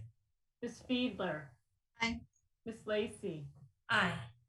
7 in the affirmative, none in the negative. Bill number 2521 is passed. Madam Secretary, please read the title of bill number 2621. Bill number 2621, an ordinance concerning crimes, civil offenses, and fines. Crimes, noise disturbances. Hello, Major Passman. Good to see you. Thank you for hanging out for so long for the hearing or for this bill. This is Mr. Volkey's bill, so you have the floor. Thank you, Madam Chair. Nathan Volkey, District 3. I also want to thank Ms. Kenny, who I believe is still here. She has worked a lot on this along with Major Passman. Thank you both for sticking around past the time that now it's going to be, if this bill passes, we can't be too loud because this bill will change the noise ordinance from 11 p.m. down to 10 p.m. that you cannot be unreasonably loud. In addition, this helps to clean up a section of the code which is a little archaic. We talked about this at the work session. I think I have given the background on this bill a bit. Constituent reached out to me, had some problems with a neighbor using very loud devices at all hours of the day and night. And so the concern was that the way the code is written, it was a little too restrictive and it needed to be expanded to meet where we are today in terms of sound or audio producing devices. So we have done that in the first part. We have adjusted the hours that you are allowed to operate these types of devices from 11 p.m. down to 10 p.m. And then we've cleaned up the language about the rebuttable presumption just to make it clear that if the noise can be heard 50 feet away, there's a rebuttable presumption that that's a violation. But the purpose of this is to ensure that the officer who is there can still use their discretion if they find that it is in fact unreasonable. That being said, it's not a major change to the code, so I would ask everyone's support on this. And if there are technical questions, I know Major Passman is the expert. Mr. Barron?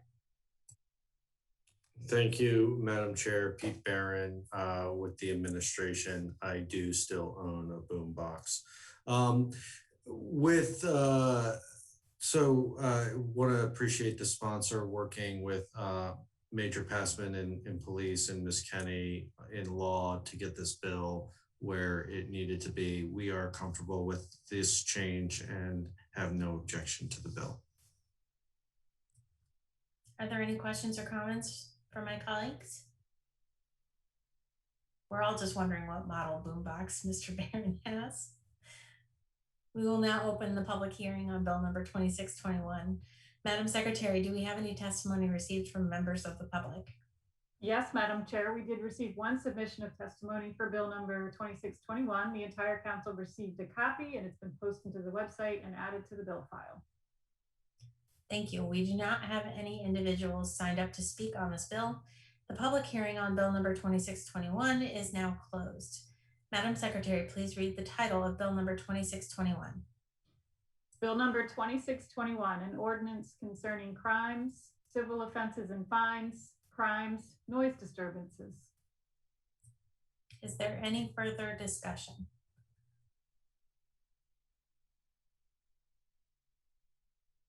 Seeing none, Madam Secretary, please call the roll on bill number 2621.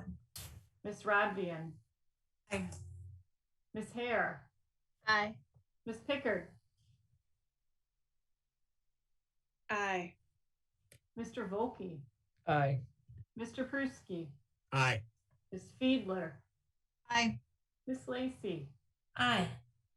7 in the affirmative, none in the negative. Bill number 2621 is passed.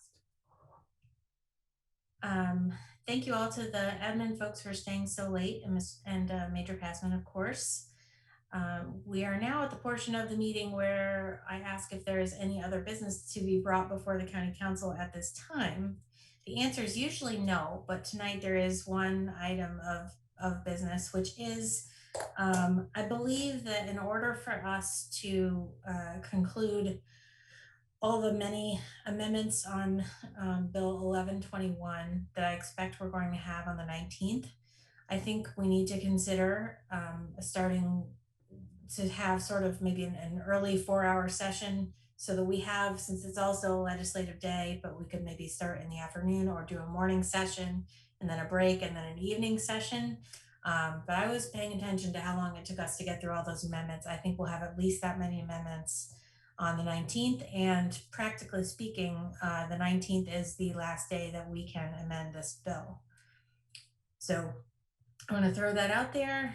Does anyone have any other thoughts? We have, Laura and I did check with legal to think of any possible contingency plans, and this is the only plan that there is, aside from if ultimately you still have amendments that you'd like to make and we're into May, well, too bad. We just have to not pass the bill and have all the amendments rolled into the bill, and then we could see the bill again and we get another 90 days to work on it. And I don't think anybody really wants that to happen. So my hope is we can get ourselves together on the 19th because it's already a legislative day. So normally we start at 6 p.m., but we can change that by, especially if we were to agree tonight as to a start time, or I'm not sure, Laura, what day you run the advertising for the meeting, but as long as we decide in time to make that advertising requirement, then we would be fine. Does anyone have any thoughts other than this bill needs to be done with? Yes, Mr. Pruski. Madam Chair, as a point of order, I don't know if, again, we decide this at the council meeting, we could certainly survey.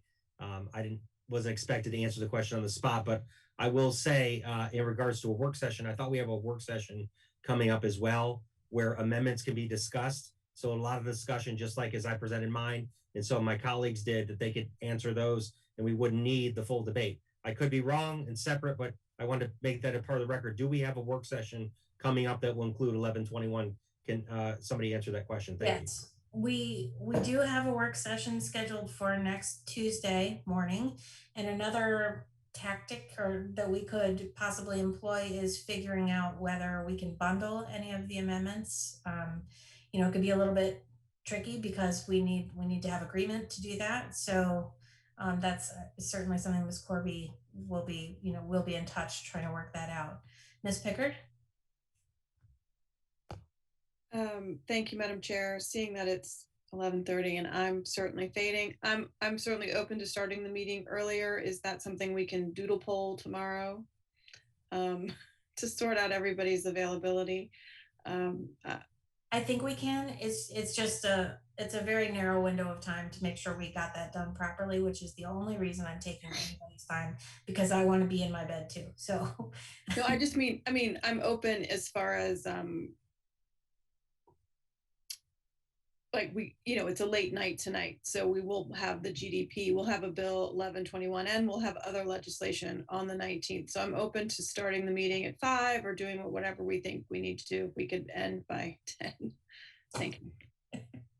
Ms. Fiedler, did you have your flag up? I'm sorry.